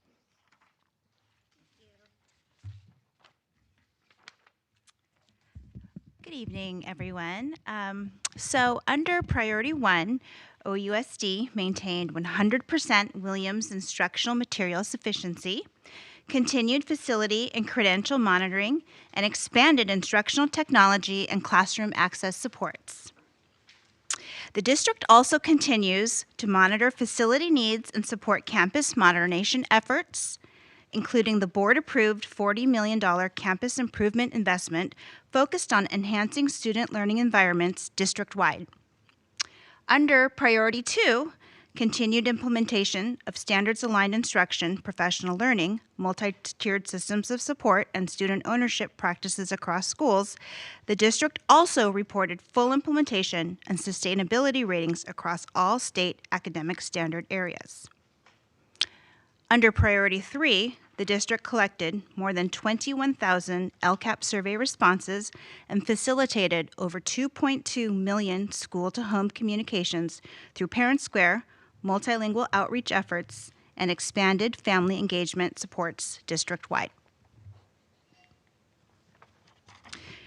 Under Priority 6, OUSD maintained a 97.2% graduation rate while expanding our multi-tiered system of support, wellness services, student attendance review team, and student attendance review board supports. Our interventions focused on attendance, engagement, and student belonging. Under Priority 7, the district expanded our access to advanced placement courses, AVID, career technical education, and dual enrollment opportunities. With more than 1,000 career technical education pathway completers district-wide, we continue to offer more college and career opportunities for our students. So at this time, I'd like to turn it back over to Dr. Lin to conclude tonight's presentation. Thank you, Ms. Tatch. So for the overview, tonight's overview of the district progress and the implementation effort across the local indicator priorities. For additional information, the executive summary and full local indicators report are included as part of tonight's agenda materials. At this time, we would like to recommend that the board receive the California Dashboard Local Indicator as part of the annual LCAP adoption process and approve the 2024-27 Local Control and Accountability Plan Year 3. We also would like to thank you for your continued support, partnership, and commitment to Orange Unified students, staff, and families. As a district of excellence and a leading learning organization in Orange County, OUSD remained focused on continuous improvement, strengthen student ownership, and expanding opportunities that prepare all students for success in college, career, and life. Thank you. Thank you, Dr. Lynn. Appreciate that. Thank you, Dr. Whitmer. Thank you, team. Questions? Questions, comments, concerns? All right, Trustee Erickson. Thank you, Dr. Lynn. Just in keeping it with the strong communications that we've had, I just wondered, obviously last month we had a public hearing. We've had presentations, we've had plenty of opportunity. Did anybody make any comments to you in the since we had our last meeting with regard to LCAP? Have you had any communication? Not at this time. Okay, perfect. I just want to confirm that. And I really appreciate this whole process and how much outreach you have increased in the last few years. We definitely have a lot of strong systems in place and are identifying those areas where we can continue to improve. So I really appreciate everything. I appreciate all of your work. So thank you. Thank you, team. Thank you. Any other questions or comments? Trustee Bain. Thank you again for all of this work and also for the executive summary. Just for the public listening, is there anything higher than standard met? No, there's only so standard that's met the or not maximum, the met. best we can get. Mm-hmm. Great, thank you. Thank you. If there's something higher, we'll get it. Yep, because I'm very competitive. That's the right attitude. Yep. Mm-hmm. Any other questions? Okay. All right, we'd like to entertain a motion to accept this report and take the necessary action to adopt this 24-27 Year 3 Local Control and Accountability Plan. Been moved by Trustee Yamasaki. I'll second. Seconded by Trustee Erickson. Any questions? All in favor? Aye. Any opposed? Hearing none, motion carries 7-0. Thank you for your report. Thank you for your diligence. Thank you so much. Thank you. We're moving to item B under 7 action items. We want to approve and adopt the 2025-26 estimated actuals and the 2026-27 proposed budget. We'd like to call up Mr. Calderon, who is our interim assistant superintendent of business services.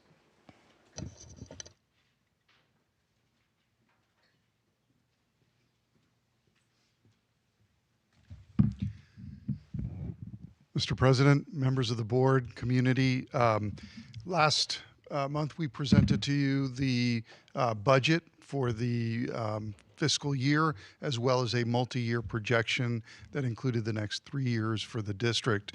At that time, we mentioned that we were contemplating making some revisions based on the state's may revise, which actually comes out after we had presented that report to you. We've made the decision to hold off because the legislature has actually produced some new numbers. And remember, the governor and the legislature have to come to an agreement and pass a budget by the end of this month. And so what we're going to do is present to you a revise the 45 days out, which is by August 15, which will include the state's budget because the legislature is actually proposing to add more money and distribute more money to school districts. And so it's probably a good idea to wait at this point. But as you will recall, the May revise proposed adding for Orange approximately $33.7 million to our budget, both in ongoing and one-time funds. And it also, that included increasing the block grant to almost $20 million. Those numbers are being revised as we speak. And so it looks like we're going to have some additional funds to be able to implement all of the great priorities that we've proposed in the budget. So our recommendation this evening is to go ahead and approve the budget as was presented at the last board meeting, and wait for all this negotiations at the state level to fall out so that we can present to you a more accurate budget that reflects the state's adopted budget.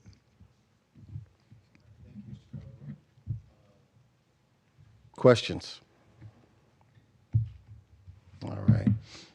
Hearing none, I'd like to entertain a motion to approve and adopt the 2025-26 estimated actuals and the 2026-27 proposed budget. I'll move it. Been moved by Trustee Erickson, seconded by Trustee Pelley. Any questions? All in favor? Aye. Any opposed? Motion carries 7-0. Thank you, Mr. Calderon. Thank you. And I think you're going to stay there, sir. We're going to see commitment categories for more than 10% reserve and adoption of the resolution 22-25-26. Mr. Calderon. Thank you, members of the board. This particular resolution, we know that we've done this in the past every year because our reserves exceed the 10% that's the max 10% that's allowable by in a fiscal year. This coming fiscal year, the state is enforcing the reserve limits because the state funds are such that there's adequate funding in the reserve. And so we're proposing adopting a resolution because what we have in our unrestricted reserve exceeds the 10% slightly. And so I'm going to have Ms. Bolsaro present the resolution for you.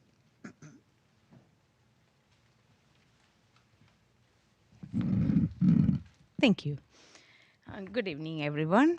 As Mr. Calderon presented the numbers, multi-year projections last month, and that is we have 11.59%, which is over 10% in general fund. So we are asking to commit that for that is $7 million for district-wide emergency alert system supporting improved emergency communication for students and staff. And we have also reserved, board adopted the policy to reserve for the enrollment decline stabilization reserve in Fund 17. That is also part of this reserve. And so we are going to be committing that, continue committing that $12.7 million for that. So overall, we are asking board to adopt the resolution to commit $19.84 million for these two commitments. Any questions? Right. Any questions from the board?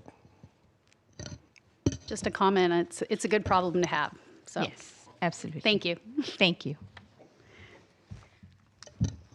Any other questions or comments? Hearing none. I'd like to entertain a motion to accept these changes through the adoption of Resolution 22-2526. I'll move it. Moved by Trustee Thomas. Second. Seconded by Trustee Erickson. Any questions? All in favor? Aye. Any opposed? Motion carries 7-0. Thank you for your presentation. Thank you. Thank you. We're moving to action item D, proposed revisions to board policies and bylaws, third reading and approval. But we'd love to have Dr. Singh come up and give this presentation. Thank you. Thank you. Good evening, President Dr. Glass, members of the board, Superintendent Dr. Menares, cabinet staff, and the Orange community. So tonight, we're bringing forward Board Policy 5131.8, Mobile Communication Devices Board Policy, forward to you for its third reading and potential adoption. So our objectives are on the screen. We will review our journey and the why behind what we're doing, stakeholder-informed development process, and the implementation roadmap for this board policy as the board considers potential adoption, and our ongoing support and the oversight for this policy. So on your screen is the history of our journey. So we'll start with the background. Assembly Bill 3216 requires all California school districts to develop and adopt a policy limiting or prohibiting student smartphone use by July 1st, 2026. Additionally, what you have on the screen is the research behind this policy, which demonstrates that unrestricted access to mobile communication devices during the school day can compete with students developing capacity. We're still developing, students are still developing, so it competes with students developing capacity for sustained attention, self-regulation, and social engagement. And it can lead to potential negative impact on learning, peer relationships, and student well-being. Now, we also know that students in California schools across the state are experiencing increased concerns. There is a lot of concern around distraction, social conflict, and disruptions associated with the mobile devices. So our focus and our why has centered on creating the conditions where students can be fully present, not partially present, fully present in the learning while still maintaining communication access should they need it for health, safety, and emergency situations. And throughout this process, we received valuable direction from you and our cross-functional partners, which is reflected in the policy which is before you tonight. Specifically, in its present iteration, as requested, the research and rationale behind the need for action is directly embedded into the policy to establish the connection between mobile device use and student engagement and well-being. So the next tab on the visual is stakeholder input. The development process included substantial outreach to all our stakeholders. More than 4,400 participated in the surveys. Input was gathered from different meetings, discussions, ongoing dialogue with our educational partners. And in addition to the stakeholder feedback, we also did extensive research, looked at policies from our neighboring school districts, and reviewed what is best practice in the field. Number 3 on the tab is the drafting and the review process. The policy has gone through a couple rounds of review and refinement, and based on the guidance that we received from you, an expanded definition of mobile communication devices has now been included in the policy just to support that common understanding. The policy also now explicitly clarifies that students continue to have access to school-based communication channels when families need to be contacted. We have also added clarification within the policy regarding search and seizure, which was requested. Additionally, language was added to ensure that the policy remains grounded in positivity, and the intent being student well-being and learning and engagement. So next tab is the supportive actions. ARs, administrative regulations, will be developed immediately following today potential adoption. That will provide clear guidance and communication for our staff.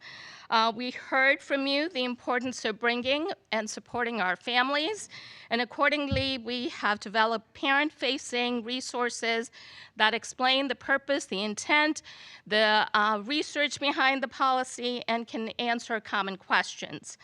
Resources will additionally be posted on our website, will be included in the parent-student handbook, and Parent Square communications will also go out. The next tab is implementation fidelity in our journey, and we'll continue to gather stakeholder feedback to inform any adjustments or refinements that are needed. And the ARs are not going to be static. They'll continue to evolve based on whatever we're learning from our implementation journey. So on your screen is the cycle of continuous improvement that we will follow for this board policy. Number one is the development of the ARs. And number two, we'll collect feedback from our stakeholders in the fall. Once again, not a static policy. We'll do another dipstick in the spring, continue to refine our policy based on whatever input is gathered from our stakeholders. And for the first 5 years, we will report back to you on the implementation efficacy of this policy and whether or not it is doing what it was intended to do, which is promote student learning, engagement, and well-being. So that's our journey. That concludes our presentation. Happy to answer any questions. So Dr. Singh, thank you for the extensive review and research on this. And we know that the stakeholder input is valuable. We know that a third reading is not the norm, so we appreciate the time, effort, and energy you put into this, you and your team. Any questions from the board? Trustee Pelley. I'm just going to ditto. You pretty much said everything I wrote down, but I also want to thank you for your patience, for the hard work of the many, many people involved in this, because we had robust feedback, I would say, but it's important. Obviously, this is a big one, and it's. I hope everybody feels that it's worth it in the end. But thank you again for all of it, to the whole team, everybody involved. Thank you. Trustee Erickson. Thank you so much for putting the research into the policy as well. Actually, AB 3216, it cites all of the research, and it's really remarkable. When the legislature passed this, they cited that within, and the changes were incredible, anywhere from 6% to 14% increase in achievement on standardized tests for students. And that's pretty remarkable.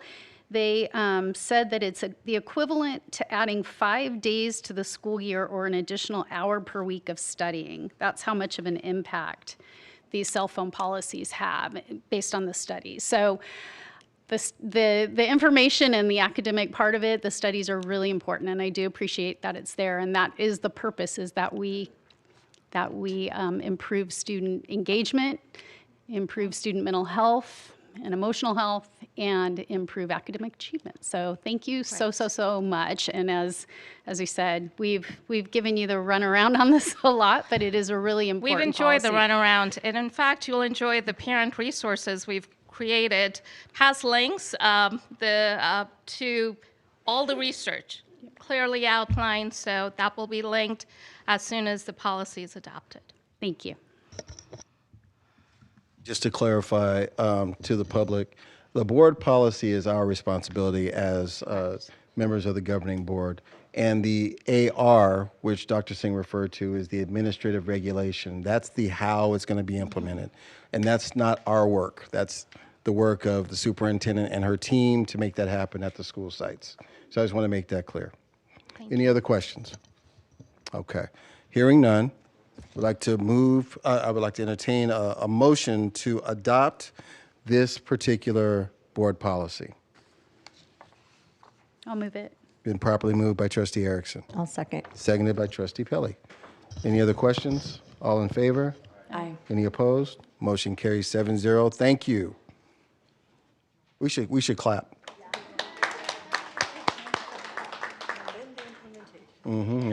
Hey, that's it. That's it. Okay, we're moving on to action item 7E, which is the Orange Unified School District Ethnic Studies and Course Approval. Again, Dr. Whitmer. Good evening once again. Tonight, Educational Services is recommending adoption of the high school ethnic studies course. Teachers and administrators from secondary schools across the school district collaborated since February 2025 to create this course, which is piloted this spring. Surveys of teachers and students, focus groups, analysis of student work, and input from community members shaped this course. You will recall that we made 3 presentations to the board during its business meetings in April, October, and November of 2025 to inform the board about the development of the course. This course's mission is to help students understand themselves and their contributions to our society. The course is a graduation requirement for the class of 2030, next school year's freshman class. Educational Services recommends adoption of this course. Thank you. Thank you, Dr. Whitmer. Any questions from board colleagues? Trustee Pelley. Thank you, Dr. Whitmer, and thank you to everybody who has been working on this. I just wanted to mention, I see Dr. Heather Chapman in our audience, and I know that she was one of the teachers. Oh, okay. I didn't know who else was, but thank you to all of the teachers. I wanted to give them a shout out who piloted this program. We had someone at each of the high schools, I know, and that's really important to be able to pilot and get the experts' advice, because it isn't until you've implemented that curriculum and put it into the classrooms and into the hands of teachers and giving it out to the students and presenting it to them that you can really understand the effectiveness. So thank you for that, and thank you to all of the teachers who helped pilot that. Thank you. Yes, thank you so much. Appreciate that. Trustee Erickson? Quickly, it's you gave all of those presentations, but they came even before that, over the years. So this is a long time coming, and Ms. Green, we want to thank you for all your hard work and your dedication to this project, and ensuring that it really encompasses the local history so much, because I know that you have done a lot.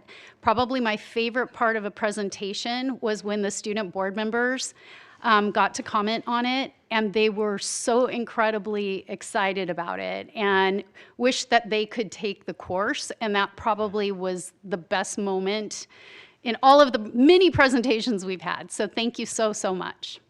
Thank you. Trustee Vane.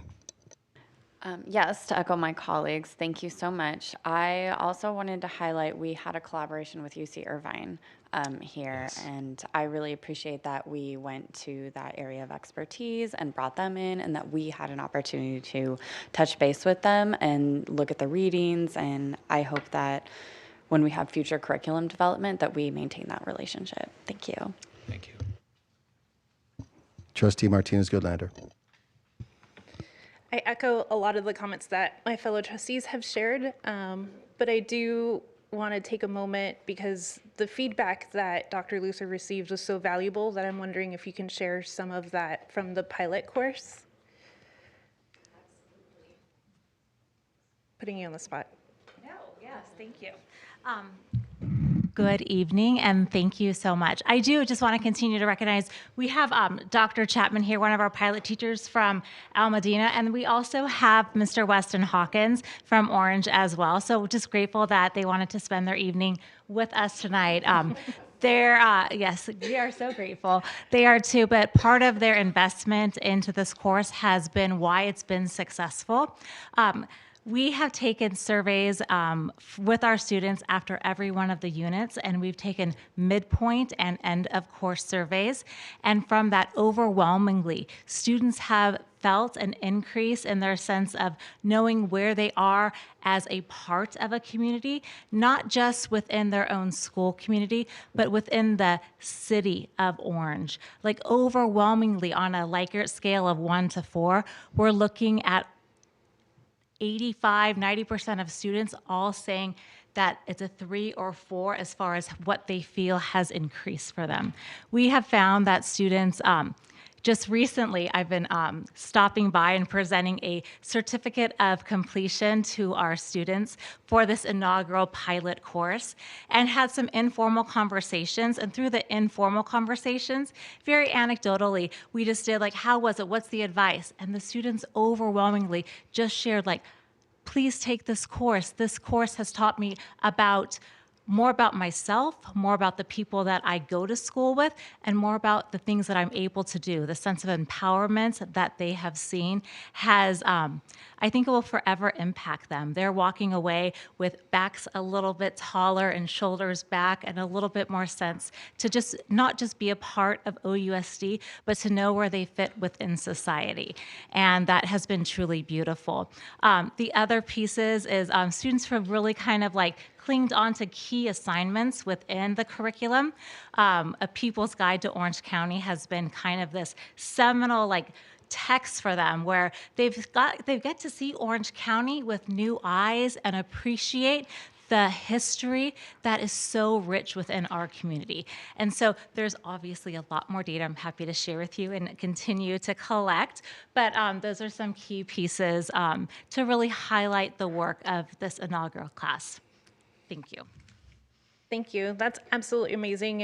And I really wanted everyone else to be able to hear the student experience during the pilot course. And I'm really hoping that we can really encourage our students to take the in-person class as opposed to the APEX requirement. And I totally understand that maybe it doesn't always fit with student schedules, but if they could try to work with their counselors to fit it in so that it could be an in-person class, because as we heard from student voice, that it's just impacting them so much more, especially as they continue on in whatever next steps they have, that they carry on those stories, not just of local history, but of self-discovery, of being proud of their own identity as well.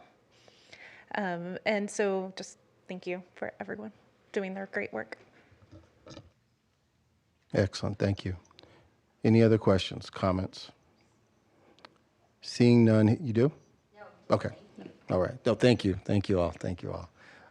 So, I'd like to entertain a motion to adopt the Orange Unified School District Ethnic Studies course. I'll move it. Been moved by, whoa. I want to move it. We're going to all move it. I'll second. That's not Robert's Rules of Order, guys. Properly moved by Trustee Erickson. Who seconded it? I'm sorry. Trustee Martinez-Goodlander. Any questions? All in favor? Aye. Aye. Any opposed? Motion carries 7-0. Thank you for your work. Dr. Whitmer will return to the dais to take us through the textbook and supplemental instruction text adoption, 30-day review by the public. Thank you. Hello once again. Tonight, Educational Services is presenting a textbook adoption update. We are recommending the opening of a 30-day public review period to share our newly selected instructional materials with the community. Tonight's objectives focus on presenting curriculum recommendations for IB or International Baccalaureate Biology and the Career Technical Education or CTE construction pathway. Lisa Green, Executive Director of Curriculum Instruction, will provide more detailed information on these recommendations. Thank you, Dr. Whitmer, and good evening, President Glass, board members, Superintendent Menares, and Cabinet. So as Dr. Whitmer said, tonight I am presenting 2 curriculum recommendations and requesting approval to open the required 30-day public review period prior to our adoptions. These recommendations come from our District Curriculum Council in collaboration with site administrators, teachers, and industry partners. Our first recommendation is for Canyon High School's International Baccalaureate Biology program. The recommendation includes 2 resources: Biology for the IB Diploma Program HL, which means higher level, and IB Biology Diploma Program 3rd edition. These resources were selected because they are specifically designed to support the International Baccalaureate Higher Level Biology curriculum and provide students with access to comprehensive, standards-aligned instructional materials. The recommended materials offer several important benefits. First, they are fully aligned to the IB Biology Higher Level curriculum and include terminology, concepts, and practice questions specifically designed for IB assessments. Second, they provide the depth and rigor expected in an advanced IB course. Students will engage in scientific analysis, inquiry, and higher level thinking while developing the skills necessary for success on IB examinations. Third, these resources support student independence. Because the textbooks provide complete coverage of the curriculum, students have greater opportunities for self-study and review outside of class. Finally, the materials include multiple explanations, visuals, and question formats, helping teachers meet the needs of diverse learners while maintaining rigorous expectations. Our second recommendation is for the El Medina High School's residential and construction pathway. The proposed curriculum is the Building Industry Technology Academy, commonly known as BITA. This curriculum supports students interested in careers related to construction, building trades, architecture, engineering, and related industries. The BITA curriculum was developed through the California Home Building Foundation and is recognized for its strong connection to industry standards and workforce needs. Students participate in hands-on learning experiences that develop practical construction and technical skills, while also strengthening collaboration, problem-solving, and project management abilities. The curriculum is enhanced through partnerships such as Simon Builder's Tiny Home Internship, which provides students with authentic career-connected learning experiences. If you see, they start with the first course and first units, building kind of scaled, smaller models of the constructional skills that they need to grow in order to ultimately go into where they're building inside their classroom larger, more life-size models. And then finally, in the third year, they participate in the Simon Builders internship, and they actually build a tiny home on campus, which then is given to a family in need. Importantly, the courses are also UC and CSU approved. We've been working to get all of our CTE courses and make sure that they're UC and CSU approved. That way we give the students the option, and it is their option to make whether they go straight into career or whether they go into college. Students leave the program with valuable workforce skills and exposure to post-secondary opportunities in high-demand industries. The curriculum also benefits from strong industry support and alignment with current workforce needs. So we have people that are currently working in the industry come onto campus as guest speakers and support our students. In closing, I would like to thank the teachers, administrators, curriculum staff, and industry partners who participated in the review and pilot processes. Based on the evaluation of instructional quality, standards alignment, student engagement, and program needs, we are recommending the following resources for public review. Biology for the IB Diploma Program, HL. IB Biology Diploma Program, 3rd edition. And Building Industry Technology Academy, BITA, 1 and 2. We believe these materials will strengthen learning opportunities for students and support both college and career readiness goals across our district. So I want to thank you for your time and consideration, and at this time we respectfully request board approval to open the 30-day public review period for these recommended instructional materials, and would be happy to answer any questions. Thank you, Ms. Green, Dr. Whitmer. Any questions? Okay, hearing none. We'd like to entertain a motion to open the 30-day period to review these documents, these textbooks. I'll move it. Moved by Trustee Pelley, Second. seconded by Trustee Vane. Any other questions? All in favor? Aye. Aye. Any opposed? Motion carries. Thank you so much. Thank you. 7-0. Thank you.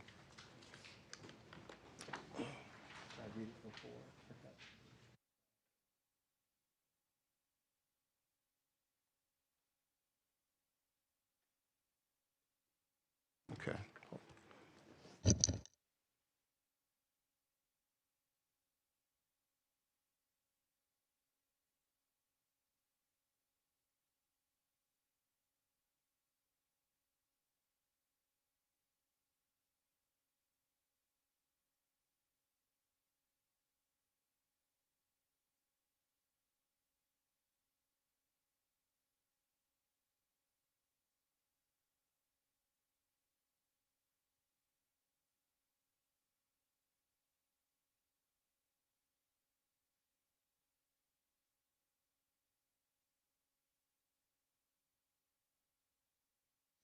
All right, we're moving to, sorry for the interruption, we're moving to 7G, and that will be the consideration and approval of employment contract. That'll go to Dr. Menares. Thank you, President Glass. So Board, as a reminder, on May 21st, we shared with you our Foundations First strategy and our plan to target additional resources to our schools. To maximize our resources and achieve peak budget efficiency, OUSD is launching an exciting, we think it's exciting, streamlined leadership structure under a single deputy superintendent. This strategic move provides powerful consistency for our district under the visionary leadership of Dr. Jacqueline Perez-Chaidez. Dr. Perez-Chaidez brings a deep, trusted understanding of pre-K-12 education to this expanded role, drawing on her proven track record as a large suburban high school principal and 13 years of executive district leadership. Her visionary leadership, coupled with her unwavering dedication to student and staff successes, makes her uniquely qualified to guide our district forward into this next new chapter. By partnering with state financial experts to embed strict budget safeguards into this model, we are ensuring a stable, transparent, and bright future for our entire school community. And just a side note, we did note that on the contract, we're missing 2 lines for board signatures. We will add that before we actually bring that to you for signature. So tonight, we are asking for the approval of the amendment to her existing contract. Thank you. Any questions from board? Okay. Prior to our vote, this is amendment number 1 to the December 2nd, 2025 employment contract for the Chief Communications and Strategy Officer, hereinafter the Deputy Superintendent between the Orange Unified School District and Jacqueline Perez-Chaidez. Effective July 1st, this is what you need to consider. Effective July 1st, 2026, the Deputy Superintendent, Business Operations and Strategy shall advance to range 217 on the salary schedule, attached hereto as Leadership Option C, base salary schedule on column C. The annual salary is payable consistent with the payroll schedule for other certificated leadership employees of the district. The Deputy Superintendent, Business Operations and Strategy is also eligible to receive a yearly stipend in recognition of her earned doctorate, consistent with that provided other leadership employees of the district. She's also entitled to 24 days of annual vacation pay. Any questions? Okay, so I'll entertain a motion to approve this contract. I'll move it. Properly moved by Trustee Erickson. I'll second. Seconded by Trustee Pelley. Any questions? All in favor? Aye. Any opposed? Motion carries 7-0. Congratulations.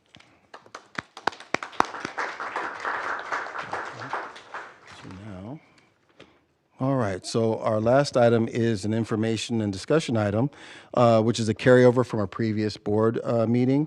It's the Orange Unified School District Gifted and Talented Education Program. Questions and discussion from the board, so we'd like to invite Dr. Whitmer and Ms. Green up to the dais. Thank you for that reminder, everyone. President Glass, yes, we're going to continue the presentation with time for questions and a time for our staff to respond to those questions relating to GATE. So Lisa Green is here tonight, and Janice Sines was unavailable this evening, so Lisa's going to stand in for her. So Lisa. So does anyone have any questions regarding, we didn't get a chance to do this at the last meeting because it carried on a little bit longer. And we decided to allow the same group to come back to entertain any questions we may have for this meeting. Any questions from our board? Okay, please. Trustee Martinez-Goodlander. So no questions, just a comment. I just want to share how it's amazing that we have so many elaborate programs in addition to GATE. And within GATE, it's so diverse that we have several campuses that are specifically GATE, and then we also have options to cluster, which means that we have GATE-trained teachers with additional students that are GATE identified in a general education classroom. And so it just shows the vast diversity that we have in terms of like opportunities for our students within our district. And so I just want to commend you and your team and everybody that helped put that together and continue on. Thank you. Thank you for that comment. Any other questions? Any other comments? Trustee Pelley. Thank you for coming back to this subject. Just real quickly, I think for the public who might be interested, if you could go over this, and I apologize if it was already mentioned. When it comes time for gate testing, how are parents informed? How do they know? Is it opt-in? Is it opt-out? And then I know that we're looking at second graders and different age levels. So then that additional testing, how would parents know that this is happening? How are they notified? Yeah, so a little over 10 years ago, we started doing a universal screening of our third grade students. And that was to make sure that all students had the opportunity to be assessed for giftedness.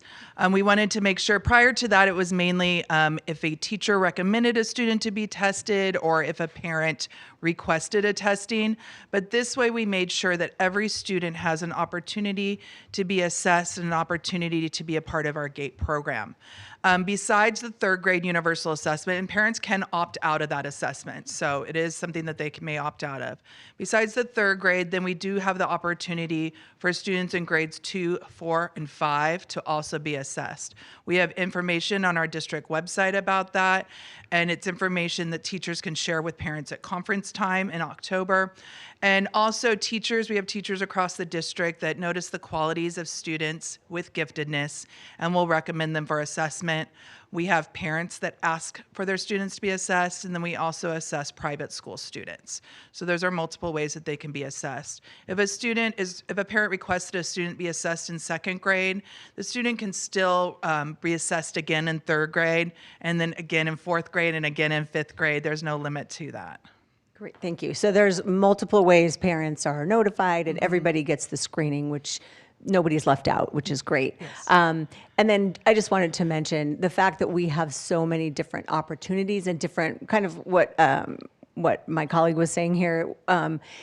You can be in a GATE cluster and stay at your home school. You don't have to go to another school, but you have that option. We have several different programs there. So we have a lot of different types of programs, which is great because it's not a one-size-fits-all. We know that GATE students, especially the really highly gifted ones, all learn very differently. So just thank you for keeping, I think we keep improving our programs and really refining it based on the needs of our students. So thank you for that. Yeah, giftedness is multifaceted. So different gifted students flourish in different environments, shall we say. And we also always like to give our parents and families choice of staying at your home school, but still having your students' advanced learning needs met, or a choice to go to a GATE magnet school. So we believe in parent choice with that. Thank you so much. Questions? Trustee Vane. So to be clear, every student that tests into GATE, there is a GATE certified teacher at all of the grade levels in their school. It's going to vary by school site. So we have been working, we used to do our GATE certifications through OCDE. And then a couple years ago, we developed the program here ourselves in our district. And that's allowed us to certify many, many more GATE teachers. And there's still, OCDE still certifies them, but we do the training in-house. So it's a goal of ours to keep building our GATE teachers, our GATE certified teachers, so that we have that. But we also have teachers that may not be GATE certified, but they are trained on instruction for advanced learners, on things such as the depth and complexity icons of Kaplan, to really support that. But one of the things that the focus group that we're going to be starting in September is going to look at that, because we want to see our cluster program and our magnet programs. What are those best practices that are happening throughout our district? And we want to make sure that we can make those best practices cohesive across our district and across our cluster classrooms, so that we can provide a little more support. We can look at where maybe the holes are with our GATE certified teachers, and we can put together a plan to constantly be recertifying teachers so that we can make sure that we do have those opportunities for students. Thank you. So I guess in general, right, families want to know what they're getting for their student, and they want to know, what exactly is the experience at a cluster versus, at a gate magnet school, and how might those differ, which is a deeper consideration than just like, I want my kid to stay with my, their friends, right? So they Exactly. need all of that information in order to make those choices. Definitely. Thank you. Trustee Erickson. I'll just say from experience, I had one daughter that went to a gate magnet and one that was in a gate cluster, and you're absolutely right. Different children flourish in different environments. Both were perfect for each, but it was really important to have that choice and to be able to fit that with the personality of your student. So thank you for continuing that. This was a while ago, but continuing that and continuing to refine it. So thank you. Trustee Yamasaki. I just have, excuse me, I just have a quick question about how do we handle third-party testing? Third-party Outside testing? Yeah. We do require that they receive the testing in our district, our district's testing. I can get more information on that, though, and give that to you. Okay, thank you. Anything else? Thank you for coming back and addressing us and allowing us to ask questions as well. Thank you, Dr. Whitmer, as well. Thank you. Okay. Madam Clerk, I believe we have a couple of public comments. We just have one, Crystal Miles.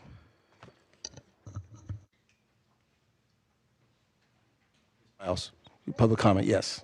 Yes. I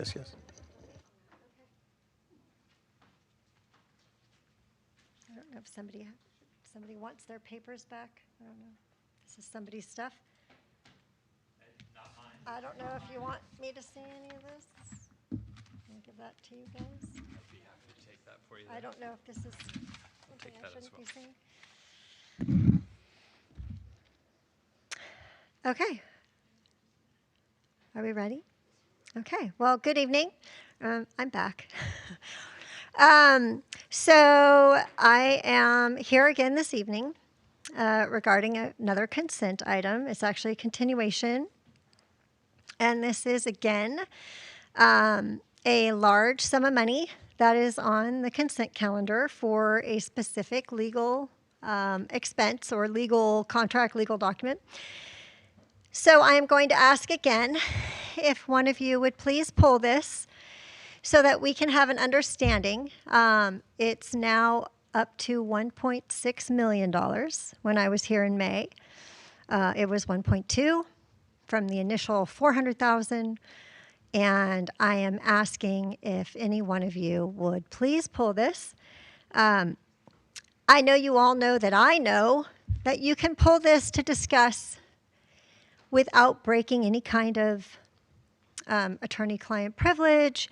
There is stuff you can say and let us know what's going on within the realm and the scope of the law without doing anything that's going to jeopardize or limit the ability to continue with whatever's going on. But being able to let us know exactly, is this a litigation issue? Is it a labor issue? Is it a governance construction issue? Giving us some sort of idea. You've now increased this fourfold, and I'm calling on one of you to please pull it. Trustee Dr. Vane, you have a safe seat. You're not up for election. You could hold any one of these people accountable and still maintain your reputation, which I feel is very good. Pull this item and ask to have it explained, because if something is happening in the district, we have a right to know. There's a lot of people that really, truly care deeply. Students, teachers, stakeholders, future parents that really want to know that our district is solid, not just maybe from some of the things that Dr. Monterez is planning to do, but that we're stable from the point of view of we're not going to have some sort of catastrophic event. So if you would please pull this, I'm asking again to please let us know exactly what's going on. within the scope of what's allowed by law so that we can kind of have an understanding. It would be very helpful. For some reason, I don't know why you guys want to keep this on the consent, but $1.6 million within a year is a lot of money. And I just don't know why none of you would hold each other accountable and say, you know what, we should pull this. So please, somebody pull it so that we can have a better understanding. And thank you.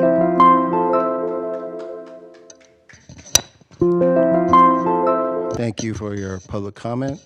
And now we'll move to consent items. Any trustee want to pull an item from consent? I'll pull item O. Okay, we're pulling item 11O. Okay. Hearing that, Sorry. go ahead. I have one also. I'd like to pull 15C. Okay. 15C. Okay, thank you. We'll start with 11O. Superintendent Menares, hearing what we just heard from the dais, I have a question. I hope I'm not out of order. Are we able to legally discuss 11O?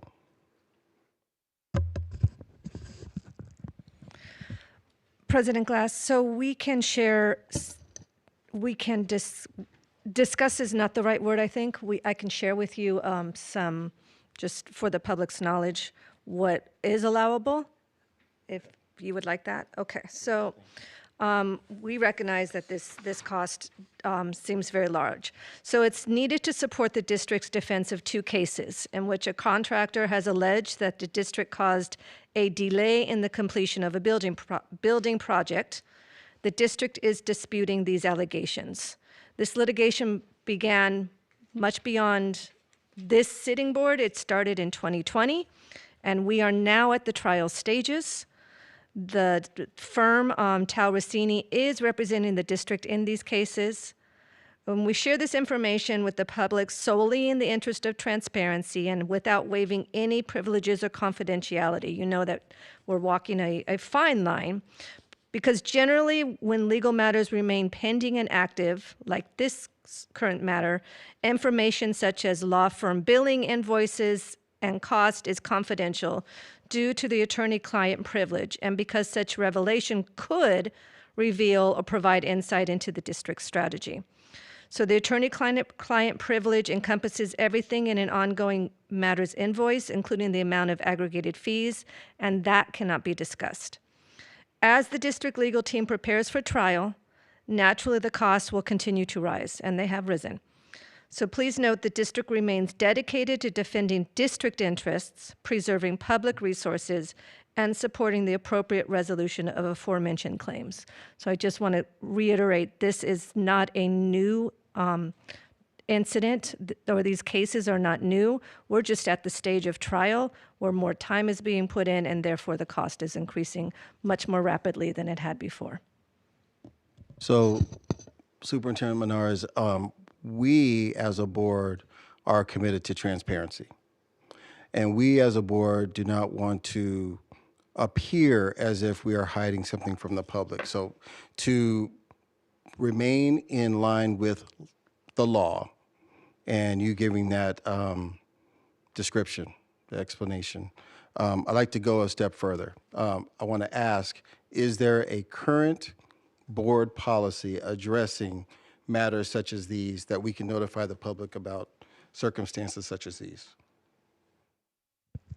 No, we do not have a current board policy in that area. Okay. So hearing that, go ahead. It's just law, but it's just Well, legal. It's correct. and in the law. No, correct. But in the interest of transparency, I believe it would be appropriate to develop a board policy to address matters similar to these, not exact, but similar, so that in the future when matters like this come up, we can have a description of what's happening so that there isn't this public interest without an explanation. Does that sound reasonable, or am I not being clear? Maybe just a little more clarity. So I'll restate and then make sure I'm understanding. So what I understood what we've heard from the public comment is that the interest is about the transparency, where we're placing it on the agenda. Should it be on consent or should it be in the action item? So your request is to see if, and bring perhaps a proposal of a board policy by which would outline when something should be on consent versus action item. But more than that, the board policy and then the administrative regulation, which you guys are responsible for, to address matters such as these.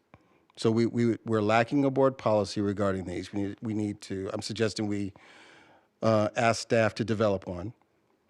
And then the administrative regulation will leave to you. And the communication of it is a part of the AR to me, of how that goes out to the public with regards to explaining the 1.6, et cetera, as it moves forward with litigation in this case. But not necessarily just that. We don't want to pigeonhole ourselves in that one area, but in general. Yes, just we can work on that as a team and then bring a draft forward for the board for further consideration. This might be one of those that might end up a third read, Okay. which we would be okay with. So for a timeline,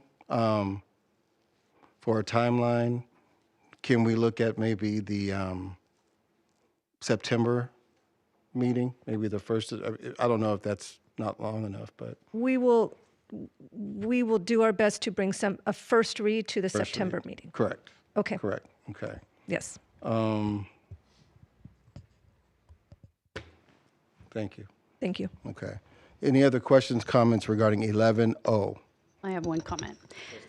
Just to reiterate, this is an item that goes back years. It's gone through multiple boards. I want to say 4 or 5 different boards that we've had. It's also the way that every board that I've ever been a part of has handled these. They're always in consent. If we want to change that, that's fine. But this is the way it's always been handled for precisely the reason you're talking about, that this is existing litigation. Obviously, those discussions happen in closed session. So at the risk of making sure that we're complying with the law and ensuring that we're not, oversharing, it's always been done this way. If we want to change it, great. But this is nothing different than what's been done in the past. I can only think of one other situation where we pulled it and talked about it, and that was because the last board decided they were going to have an attorney at every single one of our meetings for 6, 7, 8 hours at a time, and they racked up so many bills that we did talk about it in an open session. Other than that, I can't even remember a time when we have. So just to be clear about that. Thank you, Trustee Erickson. Any other comments on 11O? Okay. So what we'll do is we'll take this in 3 parts. We'll begin with approving the consent items. After that, we will approve 11O by itself. Then we will approve, or we'll discuss 15C, and then possibly approve that as well. So let's begin with the consent items with the exception of 11O and 15C. Can I entertain a motion? Trustee Thomas. Been properly seconded by Trustee Pelley. Any questions? All in favor? Aye. Aye. Any opposed? Motion carries 7-0. 11O. Entertain a motion for 11O. Trustee Thomas moves. I'll second. Trustee Erickson seconds. Any question? All in favor? Aye. Aye. Any opposed? Motion carries 11O. Discussion on 15C. Trustee Pelley. So just quickly, this is about our Raptor visitor management system that we've had in the district before. It's just a renewal. I just wanted to, I think more for the public's sake, and just to ask a couple quick questions. This is the little machine for parents that when you go to the school, they ask you for your ID, and then a little sticker comes out, and it's a quick background check for safety. And this is going to be used by all school sites across, okay. And where they're children, not like at the district office and other places, correct? Or am I wrong? I think it's just where the sites where children are. Yeah. Okay. Just curious, but yeah. Yes, however, I will add, I've been in districts where no matter what building you're in, you use Raptor, and this is the reason why. It's not solely to make sure that whoever is on campus can be around children, which that is a primary, but it's also in the case of an emergency that we actually know who is in a building. Campus, right. Which is why I want our parents to know that even though we know who you are, we also need to know who's in the building, and so we ask that you work with us on this. We never want, we need to be prepared for the worst, and this helps for that. I will be signing in on Raptor, that this is just going to be the common expectation, and so we'll work with the staff about reminding them the why behind it. Thank you for the clarification. And obviously, we have a lot of turnover all the time with our office staff, and so there'll be constant training for new people and even the people that might need just a refresher. Those friendly reminders, yes, the team is developing a handbook, and then there'll be training at the beginning of the school year, and then, yes, constant reminders. Great. And then any other costs of running the system, the little papers and everything, that's all budgeted and taken care of by the district or the site?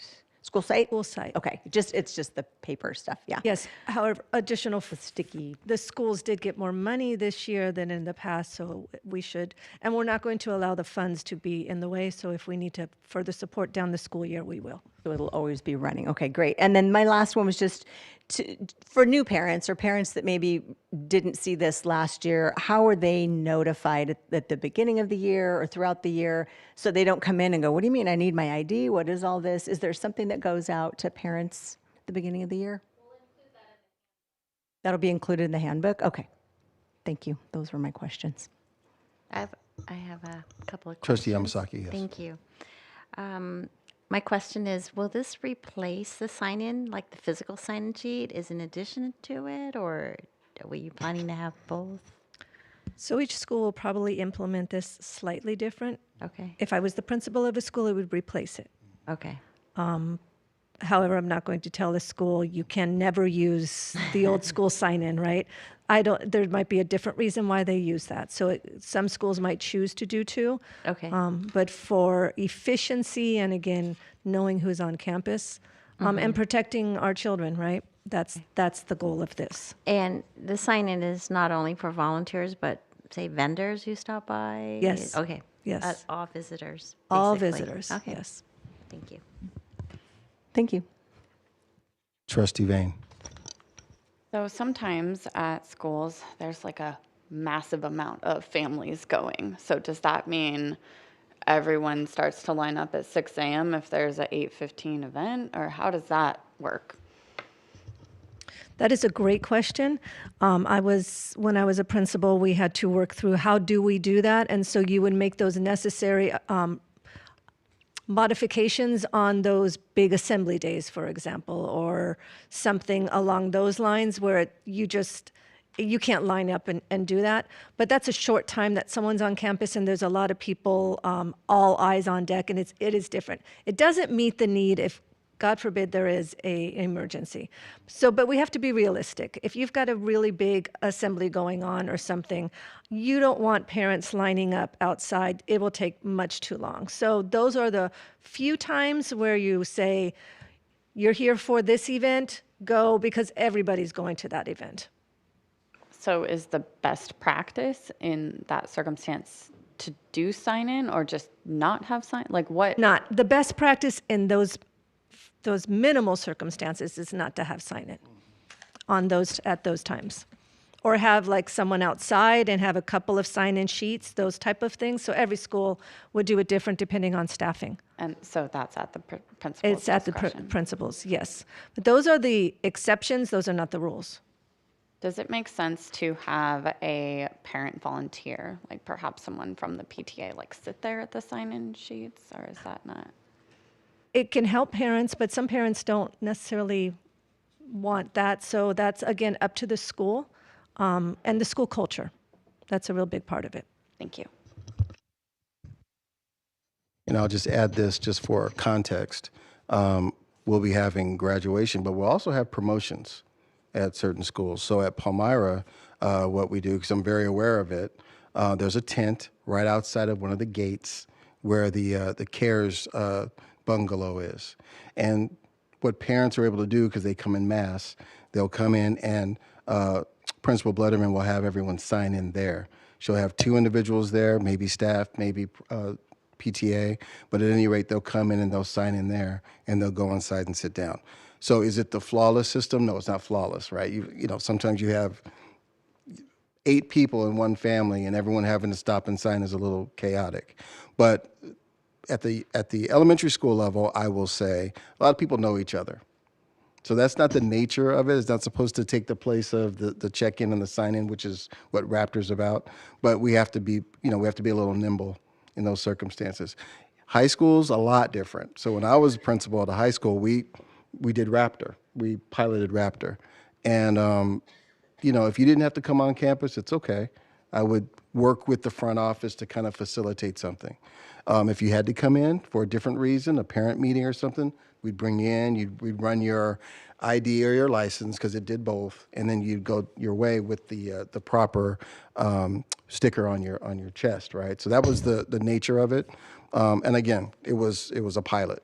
So things have improved since then, and I can say a lot of schools where I've gone and Dr. Menares has gone, we really do insist on them taking our IDs and running them, so it models for everyone else on a regular Tuesday. Now on a promotion day, like I got 15 promotions to go to this next week, so I have 17 kids in the district. I got to figure it out. We got to figure it out. But that's what the nature of it is. Well, believe it or not, things have come a long way since I was in high school. And my campus was totally 100% open, and there was a street and no fence or anything. Yeah. So I'm happy to see that we've come a long way in student safety. Exactly. Thank you. Trustee Pelley? Okay. All right, so now we will entertain a motion to approve 15C, Raptor Technologies. I'll move it. Properly moved by Trustee Pelley.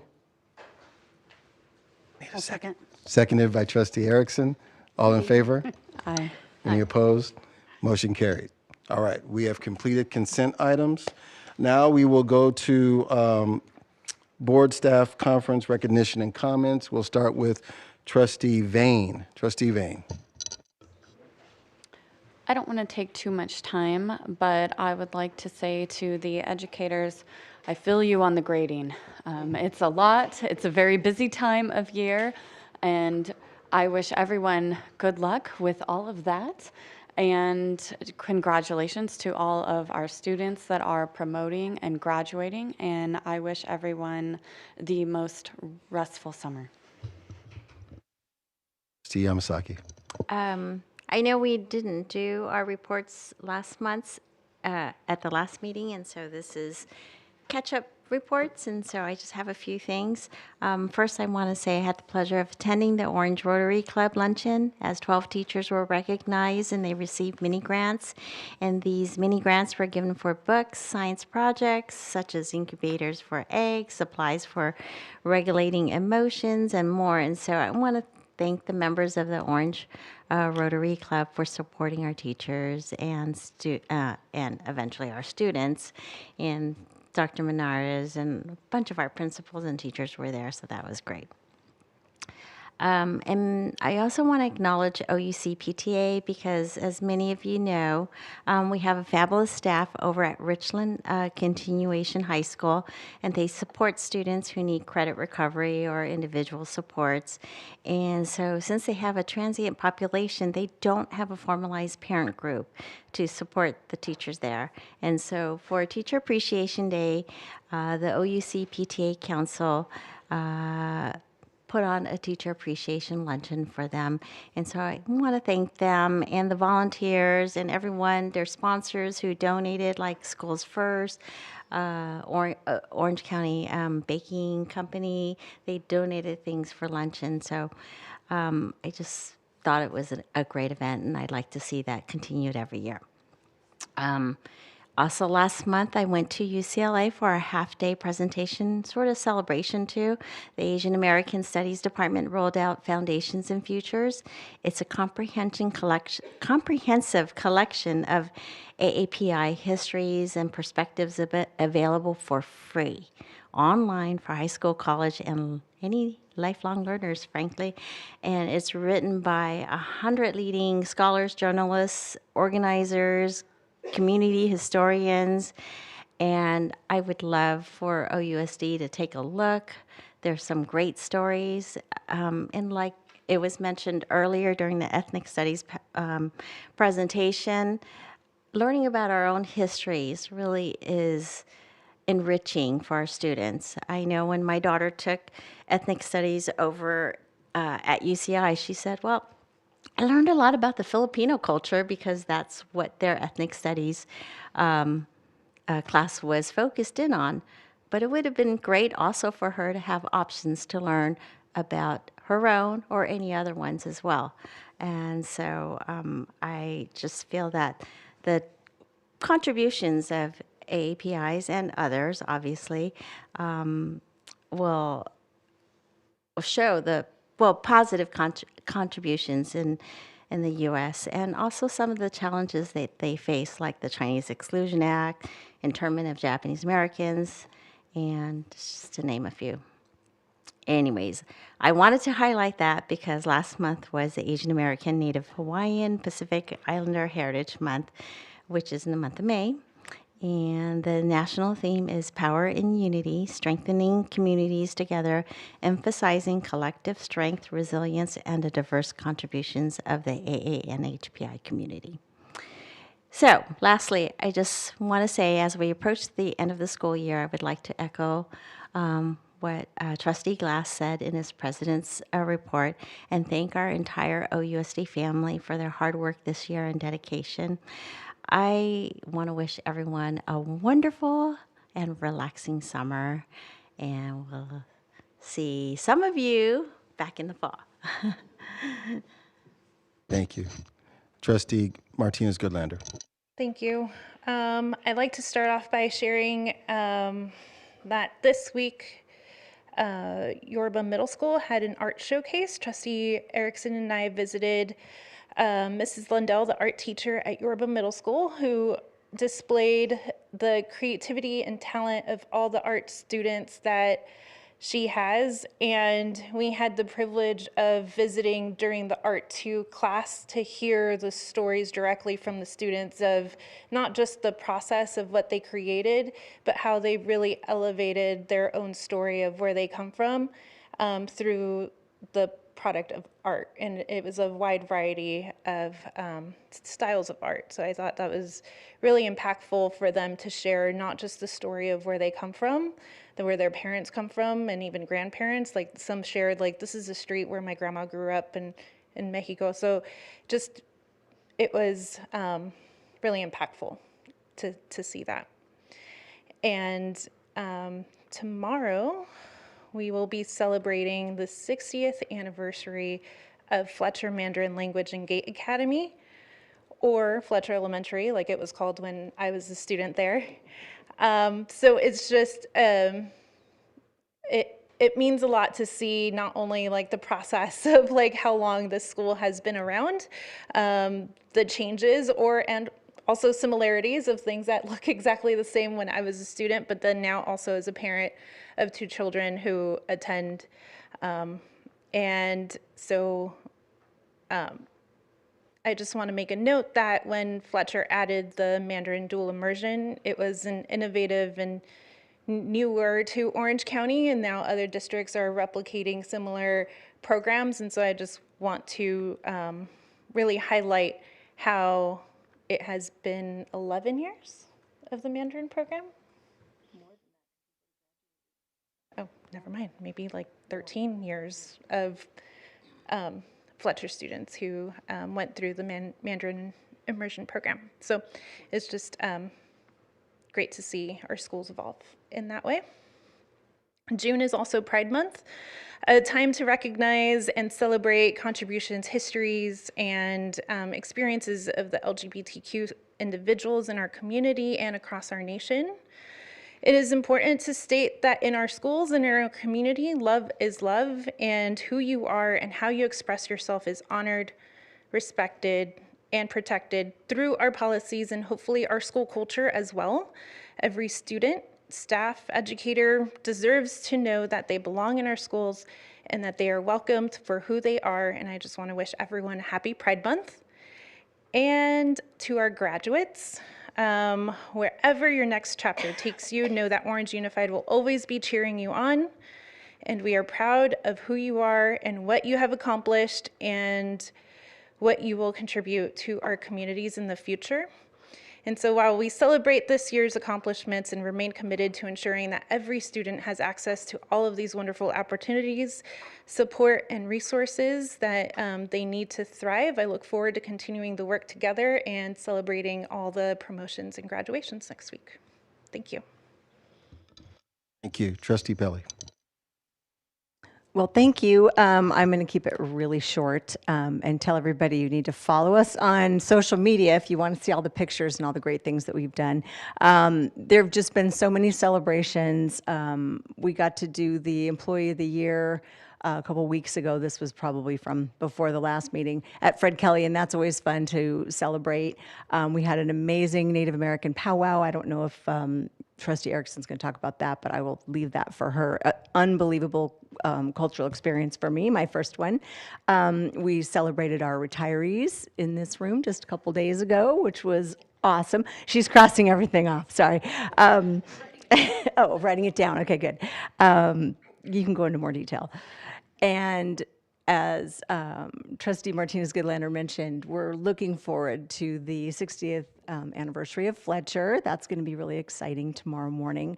And they're also having their graduates walk the halls for the first time. Most schools do that, but that's the first time they're going to be doing that tomorrow, so I'm excited for that too. I also attended Fairhaven's 60th anniversary, and I want to give them a special shout out. I had no idea. There were probably, I should have counted, but probably 12 or more of their teachers who have worked there for 20 plus years. And I know, Elena Rodriguez, you were there, and I looked at you and said, these are all the years at Fairhaven, because they were saying 22 years, 27 years. That school has a true history and community, and it was really amazing to see the people who came back, former teachers, former principals, students that spoke, really a celebration, and the kids were kind of giddy. I mean, it was great. They were really excited. We got to sing happy birthday to the school, but I think those are some of my favorites, because you're really celebrating the thousands of people literally who have made the school what it is. And I'll save the rest for my remarks tomorrow at Fletcher, but that's just really exciting. That was fun. And then we've also got Parkside graduation. Then next week, as President Glass said, about 3,700 promotions, awards, assemblies. Between the 7 of us, we still can't get to all of them, but that's really, I think, part of my favorite part of all of it. And then I wanted to thank everybody, obviously, for such hard work this year. I know we say have a great summer, and those of you in the back, our administrators are like, yeah, right, because you guys start really hitting the ground running during the summer. So I want to acknowledge you and thank you, because you don't get a big, long break. Hope you do get some time. And our classified employees, I mean, I know our maintenance operations are already just, sweating, because they've got so much that they're doing and will be doing over the summer. So many of the people, our technology people, are hard at work. So a lot of our district keeps going, and some of the most important work happens in the summer. So thank you to those who spend their summers helping to keep us going, plan ahead, and get us started for the next year. So thank you. Thank you. Trustee Thomas. Just a big shout out to the class of 2026, my favorite part of the year, and I look forward to graduations. Thank you. Trustee Erickson. Well, it's an incredible time of the year. It's all about celebration and culmination of all of the hard work that our students have done, our teachers have done, our families have done, our administrators have done. And it's just exciting. So I will talk about the powwow that I wasn't going to talk about, but thank you for reminding me. Trustee Yamasaki, Trustee Pelley, and Dr. Manadas and I were all present at the second annual powwow held at Villa Park High School. It's part of the Title VI Native American program, Indian Education Program. And I was able to speak there and talk about my own family and the fact that I was actually part of that program when I was in elementary school. My mom was the head of the parent committee, and then my children were part of it as well, and my mom was still the president at that time too. She came back.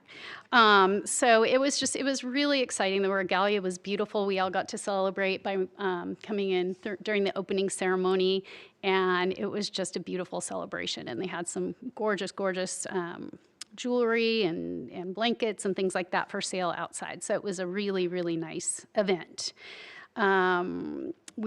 This week, we also celebrated our retirees, honoring their decades of service to Orange Unified.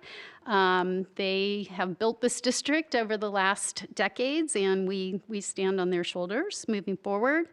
The Yorba Middle School art show was incredible. I cried during reading some of those stories. They were just so brave. Those students are so brave and incredible. I was able to celebrate with our Upward Bound students at Santiago Canyon College last week. Maybe it was the week before.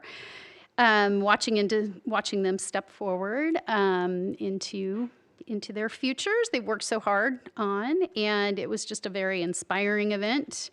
The environmental science department at El Medina High School culminated their entire year of research at an event last Wednesday. And again, they were not just learning science, they've been doing science for the last year. And it was really interesting to see all of their research and all of their work come together.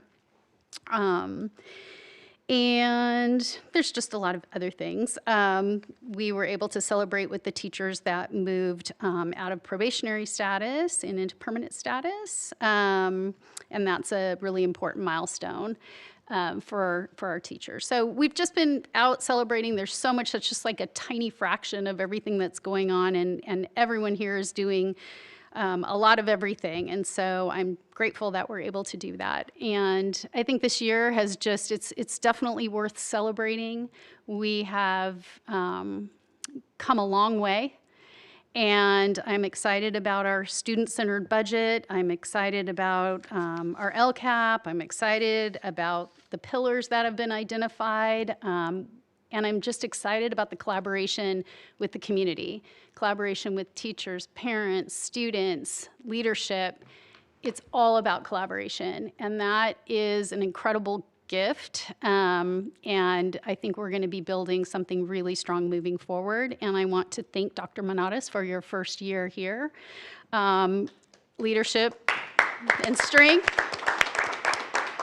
starts at the top, and your cabinet, everybody is incredible, and thank you all. We'll miss you, Mr. Calderon, but it's been nice having you here for the time that we've had you. And to all of staff, thank you. Thank you for being here. It's not even quite 10 o'clock, so I'm not sure who won the bet. Yeah, there's only 2 more hours left, so we're good. But anyway, I'm just really grateful for everybody. I'm grateful for my fellow board members and grateful for everyone here. So thank you. Dr. Glass, can I just expand on Trustee Erickson's comment for a second? Of course. Okay, she talked about the powwow, but one thing that I wanted to mention is that OUSD received recognition from Sarmiento's office. Yes, and it was a nice big plaque, so I want to thank his office for doing that. And I also want to thank Amber Tatch for helping to organize this event. And I know Dr. Menard is committed to making this even a bigger, better event next year. So that's wonderful. That's outstanding. So I'm going to go off script, of course. Is this Mr. Calderon's last meeting?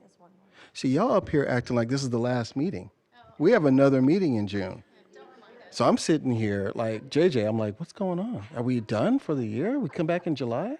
I got plans. No, we're back on the 18th. Just real quick. And yes, the teachers and everything. But teachers and students will be gone. But we are faithful. We are faithful, Dr. Chapman. The main thing is the main thing, and I think that to follow up with what Trustee Erickson mentioned, from one really important movie and I won't tell you the name of the movie, but attitude reflects leadership.